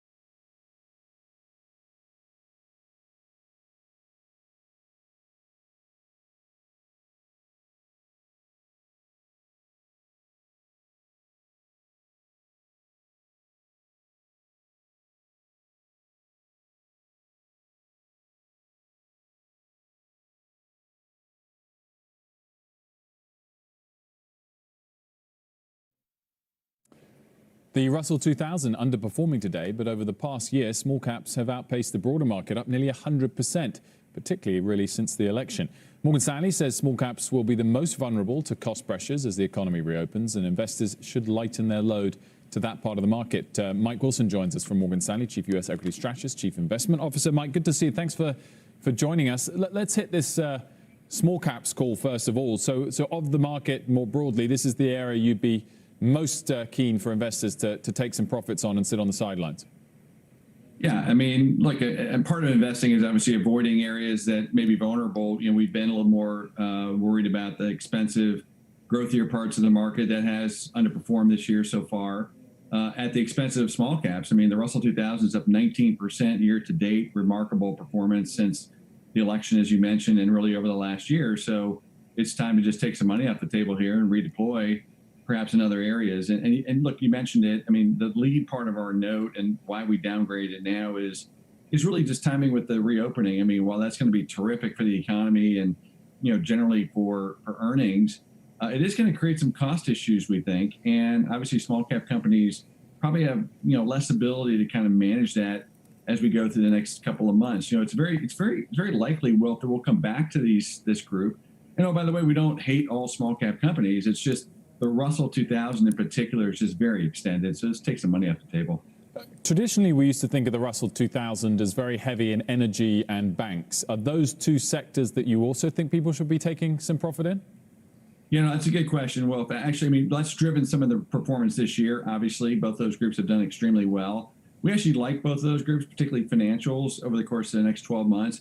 I would say that the bigger issue for the Russell 2000, it's a very low quality index. I mean, if you look at the S&P 600 as a comparison, it's just not as volatile. It's a little higher quality. So there's some other things going on. Some of the short squeeze names are now a big part of the index itself. And so really, this is a call on the index itself, not necessarily the components. Mike, what do you do with technology? I mean, you've seen this sell-off, especially in the high growth tech names, the high multiple kind of companies. It sounds like you expect this whole pattern to continue as far as rising rates, putting pressure on expensive parts of the market. Does that mean stay out of tech? No, not at all, Sarah. I mean, look, there's clearly names to own in tech. We're neutral on the sector. We actually put a note out a few weeks ago in conjunction with our analysts, trying to find the names we like. I would say within technology, we still favor those areas that are more cyclically geared, that will benefit from the reinvestment that's going to probably happen in the second half of the year. And we would try to avoid still those very expensive parts of technology because rates are likely to go up. And some of the areas we think that could see payback for the demand surge last year as we work from home and businesses digitize and all that. So it's going to be much like the broader market. It's similar to our call there, which is it's a stock picking year. And I think if you guys read our research, when we've really been focused on individual names and creating screens of names that can outperform, and that's worked quite well over the course, not just this year, but over the last 6 months. And just to elaborate on that, Mike, a bit more, I mean, without successful stock picking, from here for the rest of the year on S&P 500, is it going to be a flat year, or only buy the index on the pullback, or only buy the stocks you're talking about? What's your year-end target for the S&P as it sits just below 4K? Yeah, we're basically there, Wilf. I mean, we're not that excited about the index level. 4,000 is a pretty full number. Maybe we can stretch that. We can overshoot that in the short term.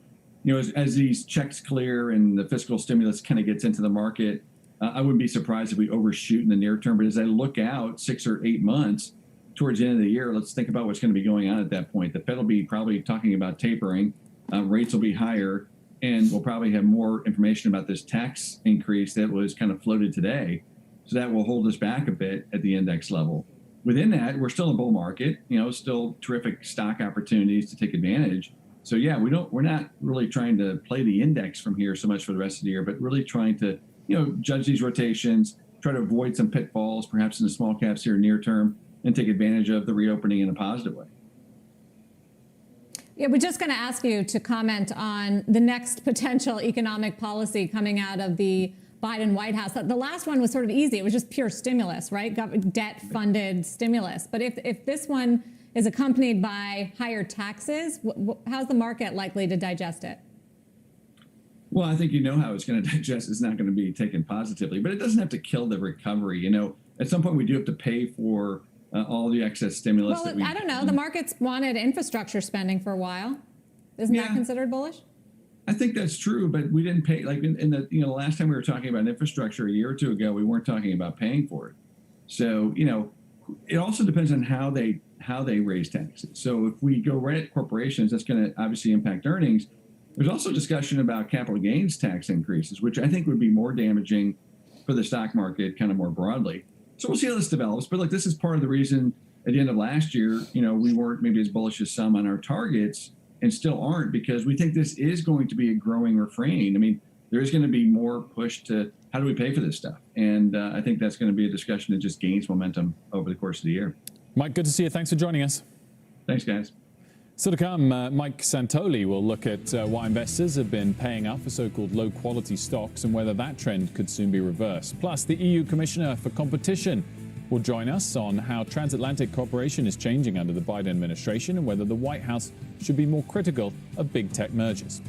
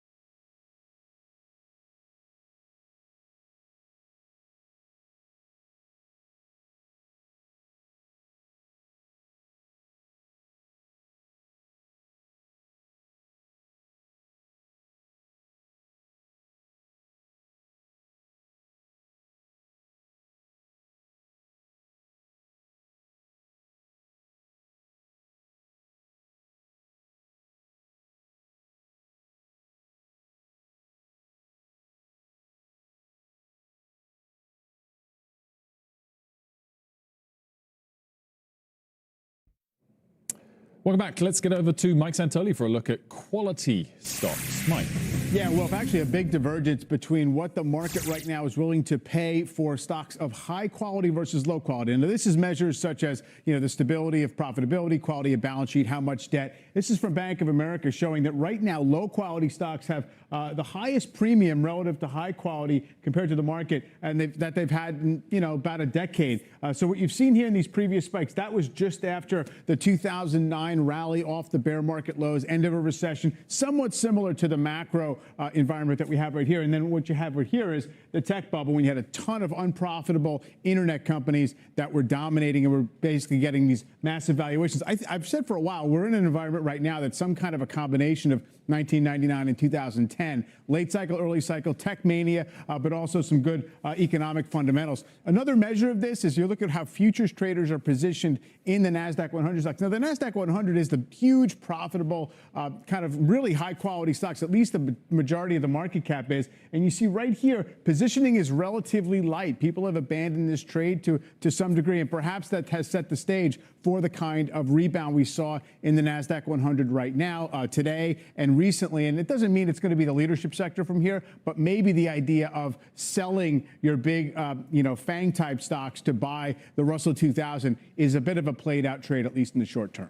Mike, broadly speaking, I know we've been talking about the correlations and so on and so forth, but should we expect, based on history and based on normal analysis, that the overall PE for the S&P 500 will come down over the next couple of years because rates are going to rise, or should they hold up if growth is going to bounce up? Well, I think you might expect the PE to come down in part because right now the market is running ahead of earnings. So earnings should come up to some degree to close that valuation premium that we have right now. And yes, if yields go up, it has tended to be correlated to some degree with lower PEs. It's not really a one-to-one. I always point out, we had the highest ever S&P 500 price earnings multiple in 1999 and 2000, and 10-year yields were at 5 and 6%. So it doesn't mean that one thing leads to another, but yeah, I think the direction of many of the factors point toward maybe we shouldn't count on multiple expansion from here.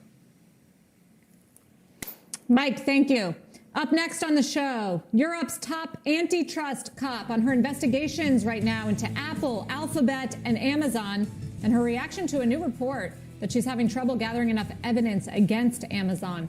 Plus, talk about a crowning achievement, Elon Musk taking on the new title of Techno King of Tesla. But it's another Tesla executive title change that is raising eyebrows. Details on that later on Closing Bell.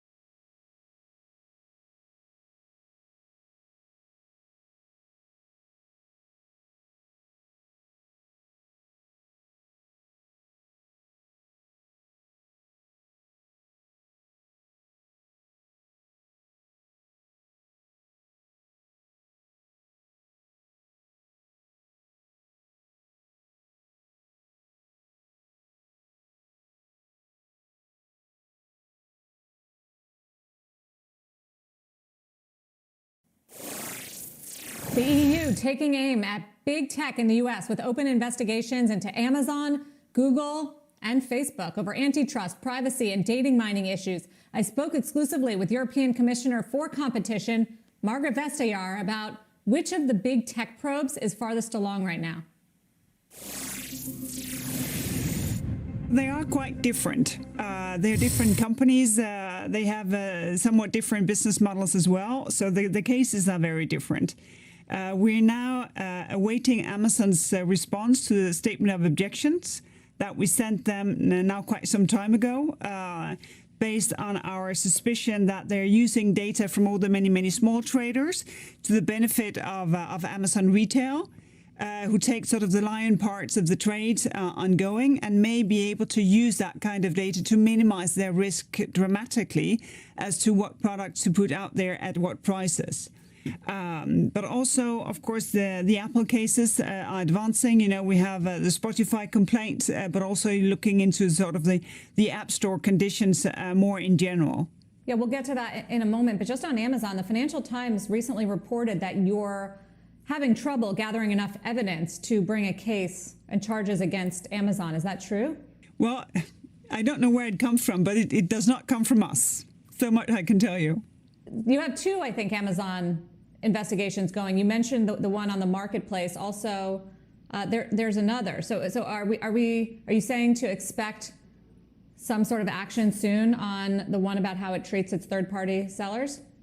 Well, on the day of sending the statement of objection, we also opened the second investigation, which is how to get into the buy box. This is a very attractive place to be if you want to sell something on Amazon.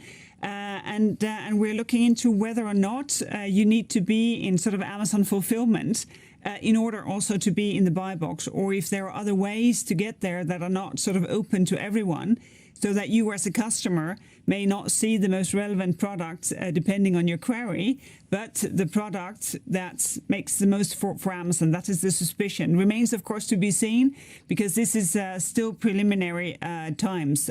So I don't have the timing for that. The other Amazon case where we sent the statement of objection, obviously so much more advanced than the second one. Seems like one of the biggest questions when it comes to antitrust concerns in Amazon is whether this company, as a marketplace and one of the biggest digital marketplaces we have, should be allowed to sell its own private label products. Should it? Well, that is not what we're questioning. No, the problem here is whether or not Amazon Retail gets access to data which is not publicly available data. Because, you know, of course, they know everything what is ongoing on that marketplace. Where you shop as a customer, what you're looking for how long you're looking for it, if you put it in the basket but you don't buy it, or you wait and you come back, if you use a guarantee. All of that data, which is of course really rich data, if that is being used by Amazon Retail to minimize their risk in that marketplace. Have you had any discussions with Jeff Bezos? Have they been forthcoming? I have not had any discussions with Jeff Bezos, no. You mentioned Apple and that case far along with the App Store and the Spotify complaint. Epic Games also filed a recent complaint. Has that factored into your investigation there? We're looking into this complaint as well, obviously. It is sort of the same line of thinking as the Spotify case and some of the concerns we have with the App Store as such, because we both have sort of the specific Spotify case, but also a more generalized case on the App Store as to how it's working. So, of course, the Epic complaint is part and parcel of what we're doing right now, yes. You have issued a number of fines at Google over the years, and now you're saying that the company faces a very large investigation into its ad business. What are you looking at exactly? Well, we are looking at how the ads ecosystem is working. You know, it's a fully integrated system, and obviously we would want to check if that's a system where there is still truly competition, and where people get the data that they produce themselves. You know, a number of different questions in that value chain of advertising, which is a big and quite complex ecosystem in itself. So it's a big investigation. We have a lot of data to crack, and I don't know when we will have sort of our first preliminary conclusions. As far as the new Biden administration, I know you do have a relationship with Senator Amy Klobuchar. You're speaking on a panel with her today and have spoken with her. She heads up the Senate subcommittee on antitrust. What are your expectations for this new administration? I have quite some expectations because having followed the debate in the U.S. Now quite intensely for 6 years, I've seen how it has changed. And actually on both sides of the aisle. There's a very, very different approach, not to technology, not to success. I'd say that is the same. I sense the same sort of engagement and curiosity as to what can tech bring us. But when it comes to the question of how to make sure that everybody actually plays by the rule book and make sure that there is still a competitive marketplace where competition is driven forward by competition. So I'm really encouraged with the signals that we get. Both when it comes to considerations of privacy, resources for our colleagues, but of course also for an even closer transatlantic cooperation. Should they be more skeptical and critical of big M&A in technology?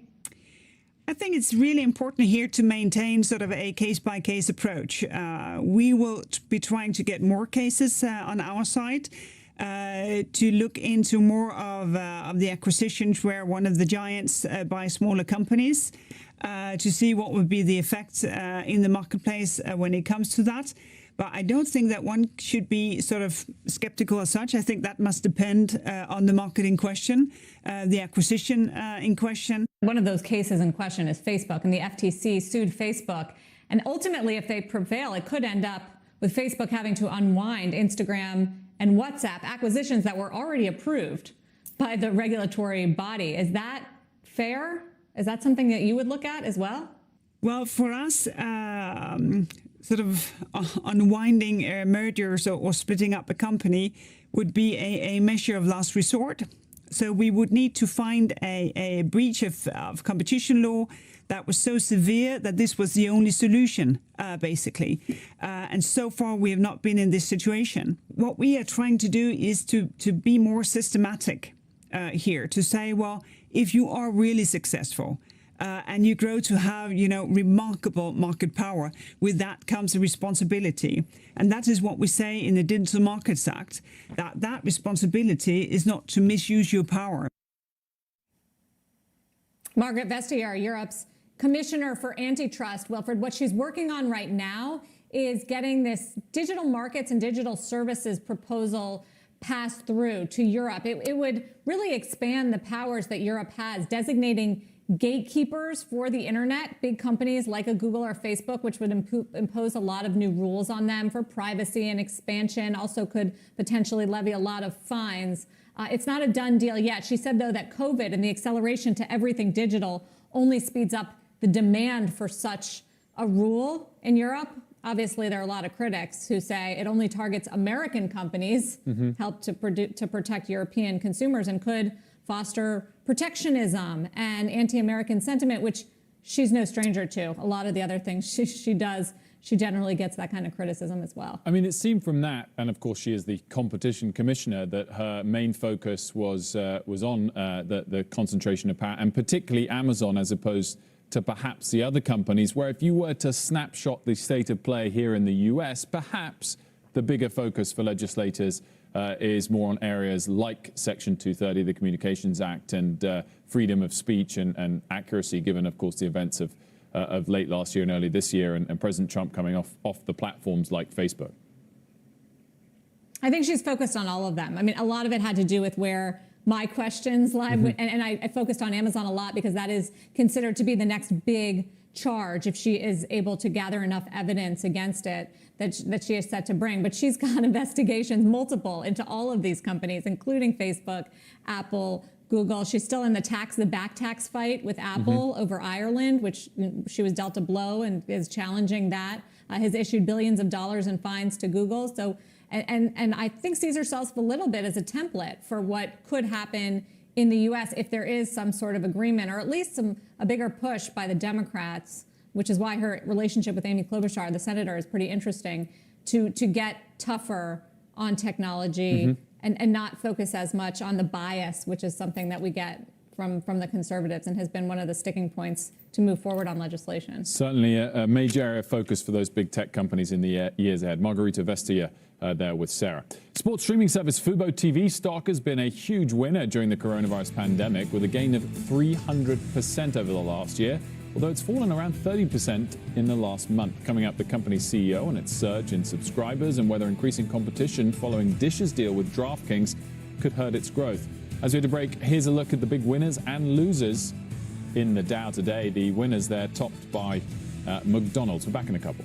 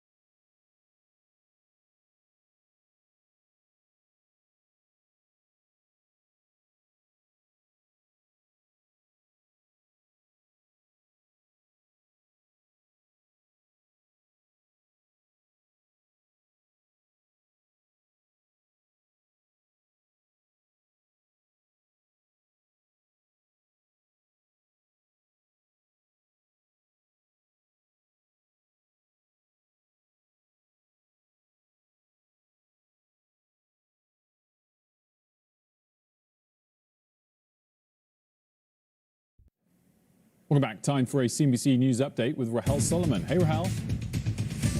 Hi, Wolf. Hello, everyone. Texas power retailer Griddy Energy has filed for bankruptcy. Griddy blames the Texas power grid operator for allowing prices to soar and leaving some Griddy customers with bills of more than $10,000 following that February cold snap. Connecticut Governor Ned Lamont now expects to be able to start vaccinating everyone 16 or older starting April 5th. Connecticut residents 55 and older can already book their shots.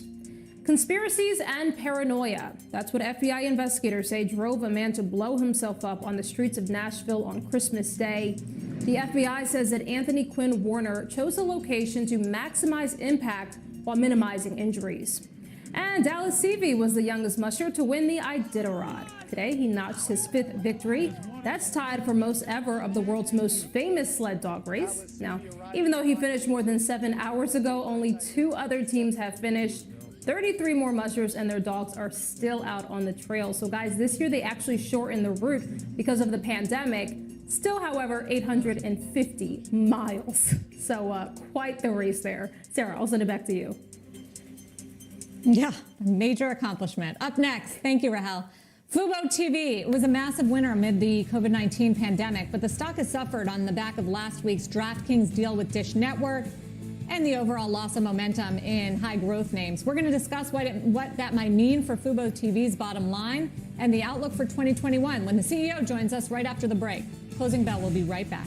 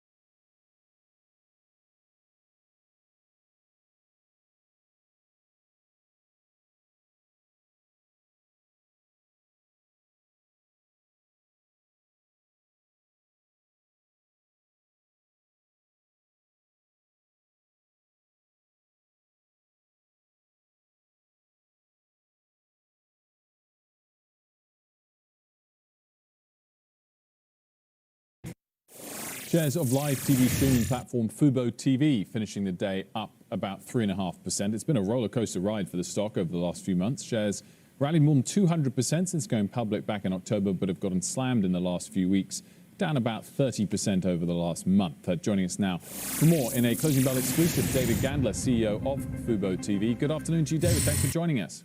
Yeah, thank you, Wilfred.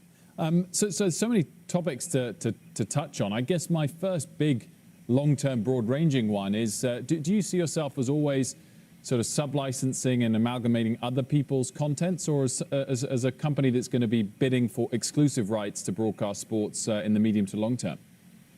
Yeah, well, currently we're a virtual MVPD, so we continue to aggregate the most important content out there for our audiences.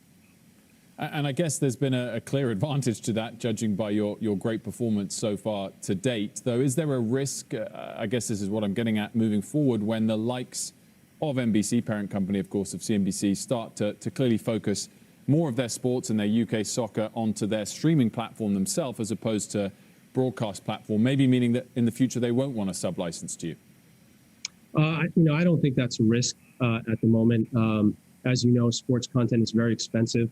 And in order to monetize that content, it's best when you're fully distributed, both from an affiliate sales perspective and a licensing perspective, as well as an advertising perspective. So we're very comfortable with the deals that we have today, and we have great partnerships with all the great media companies. And we think that continues going into the future. Investors were clearly disappointed, at least on your stock, with the announcement that Dish and DirecTV were joining forces. And I know you're planning a sports book. How big of a threat, and was that a blow to you? Yeah, so for our business model, I think this was clear validation of what we've been saying over the last 8 months. I don't believe this is a blow at all. I think the most important thing for Fubo is that we're able to link the video data with the betting data stream. That allows us to, under one platform, really be able to create a seamless user experience. So think about when you're watching a Lakers game and you can immediately get a bet slip with that Lakers game, or when you change a channel to a hockey game and the bet slip changes again. These are the types of things that we're going to be able to do with the data that we have, because we will be regulated. This is something that will be very difficult to achieve for video companies and sports books that try and partner together, because you cannot very easily provide each other with the right data, right? There are privacy rules. There are also regulatory reasons why that can't be done. So we feel we're actually well ahead of the game. Key for us that this was actually validated very recently. In 3 years' time, David, do you expect more of your revenue to come from gambling as opposed to viewing? Yeah, I mean, our approach is going to be the same as it has been for video. Back in 2018, we had a 1% market share of the virtual MVPD market. In 2019, 3%, and in 2020, about 5%. Our goal with sports betting is to create a flywheel, open up the top of the funnel, and we think we'll continue to take some share as the business continues to grow. Why do you think the stock has been so volatile and all over the place? Is it that retail traders have embraced that as they've come into this market, and you've seen such major gains and then really steep declines? I can't speak to the movement of the stock. What I can say is that Fubo has raised guidance 3 times in 3 quarters. We've over-delivered on every KPI, subs, revenue, and ARPU. We continue to benefit from very strong tailwinds, secular decline of television, the shift of TV ad dollars to connected devices, and very shortly we'll be focused also on the wagering component of our business. So at the moment, the tailwinds are strong. We think as we continue to execute, things should continue to play in our favor. Are there more sports you wish to add, David? More focus perhaps on the domestic sports going forward, and flip it the other way, more markets externally that you perhaps can move into as well? Yeah, no, I think the correct answer is all of the above. I think we've done a great job in the back half of 2020, particularly in fourth quarter, where we added about 18% of net additions. And if you think about the traditional attrition of cable, we added about 6.8% of the 1.35 million people that left that ecosystem into the streaming space. So we're very comfortable where we are today. We have a great package. We have over 50,000 live sporting events, the most expansive RSN portfolio, and also the largest football package combined with NFL and college football. So we feel really good about where we are, and we're looking forward to 2021. David Gandler, thank you for joining us with an update. Thank you. Crazy stock, still ahead. It's good to be king. Tesla's Elon Musk has given himself a new title in addition to CEO. We'll explain next. And as we had a break, check out shares of Nikola falling in the post-market after the company filed for a common stock offering of up to $100 million, down 4% after hours. We'll be right back.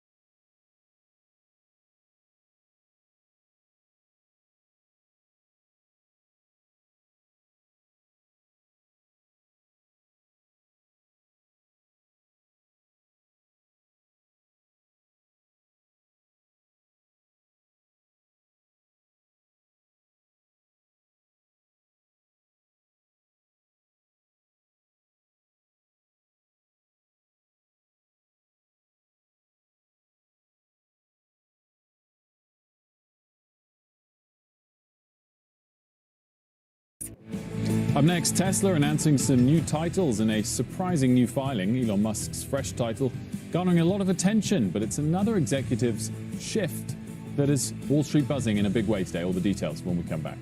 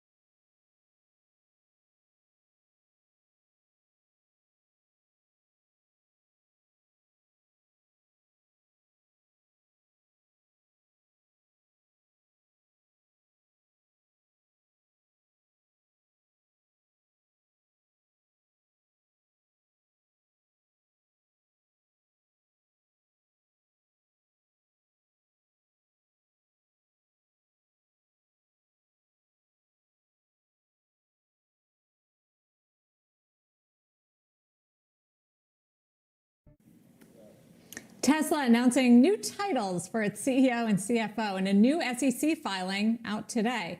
Elon Musk will now be known as the techno king of Tesla, while the CFO, Zach Kirkhorn, will be the master of coin, which is a reference to Game of Thrones. Not clear what brought on the title changes, but it is worth noting last month, Tesla did announce it bought $1.5 billion worth of Bitcoin.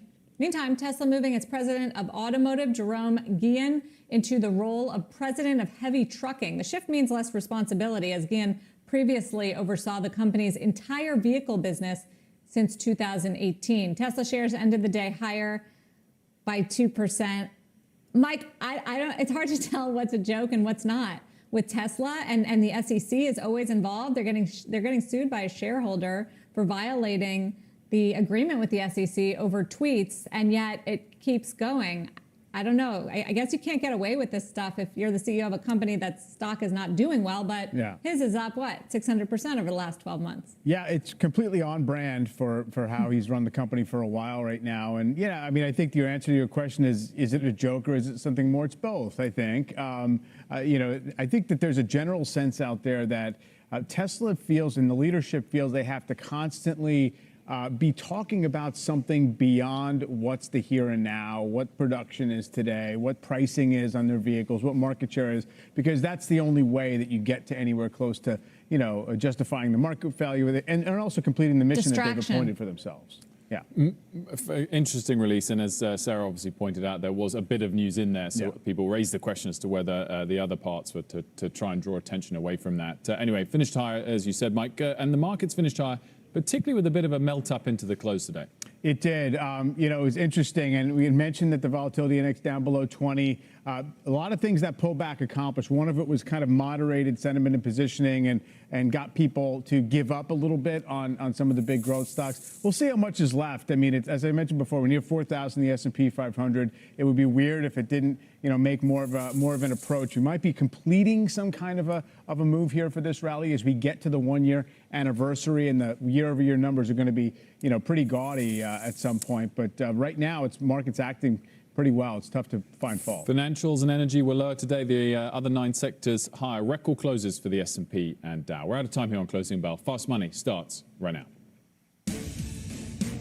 I'm Melissa Lee, and this is Fast Money. Tonight's trader lineup: Tim Seymour, Karen Feinerman, and Brian Kelly, and Guy Adami. Technology permitting will join us in just moments. Tonight on Fast, it is time to nibble on big tech.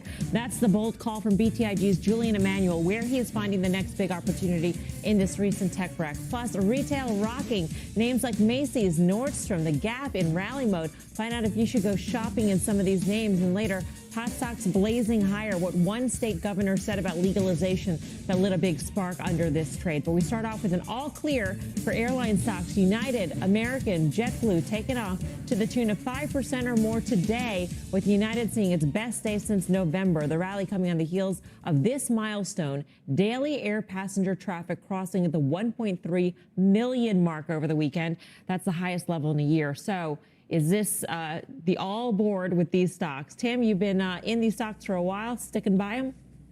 Yeah.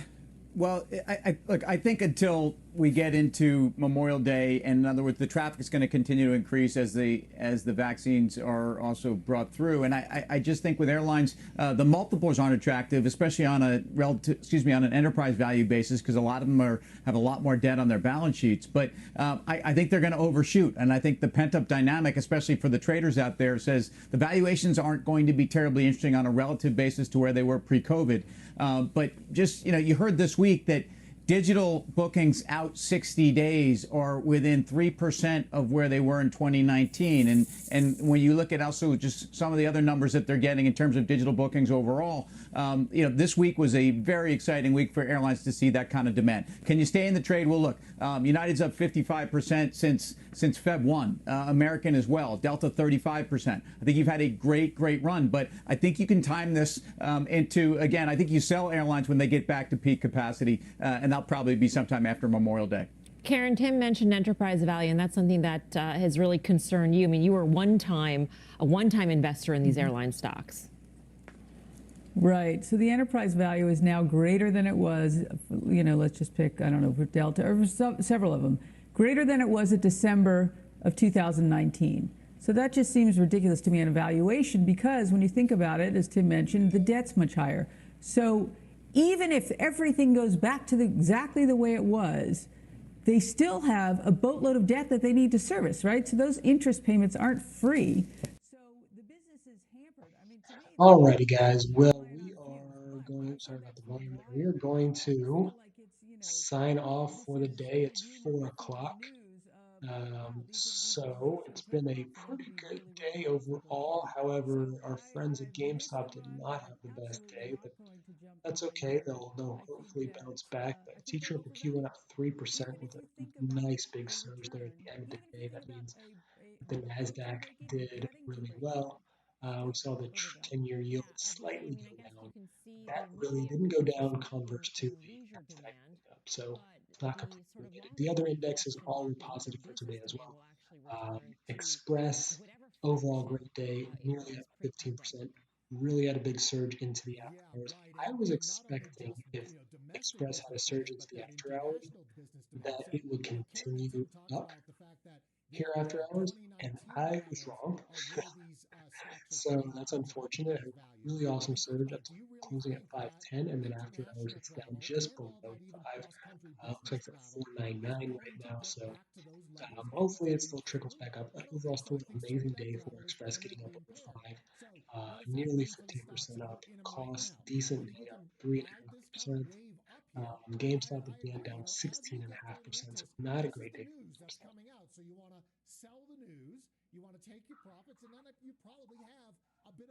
And overall, AMC had a fantastic day, up 25%, and it's just riding the macro hours, nothing special going on. So pretty decent day. We're going to sign up, be back tomorrow.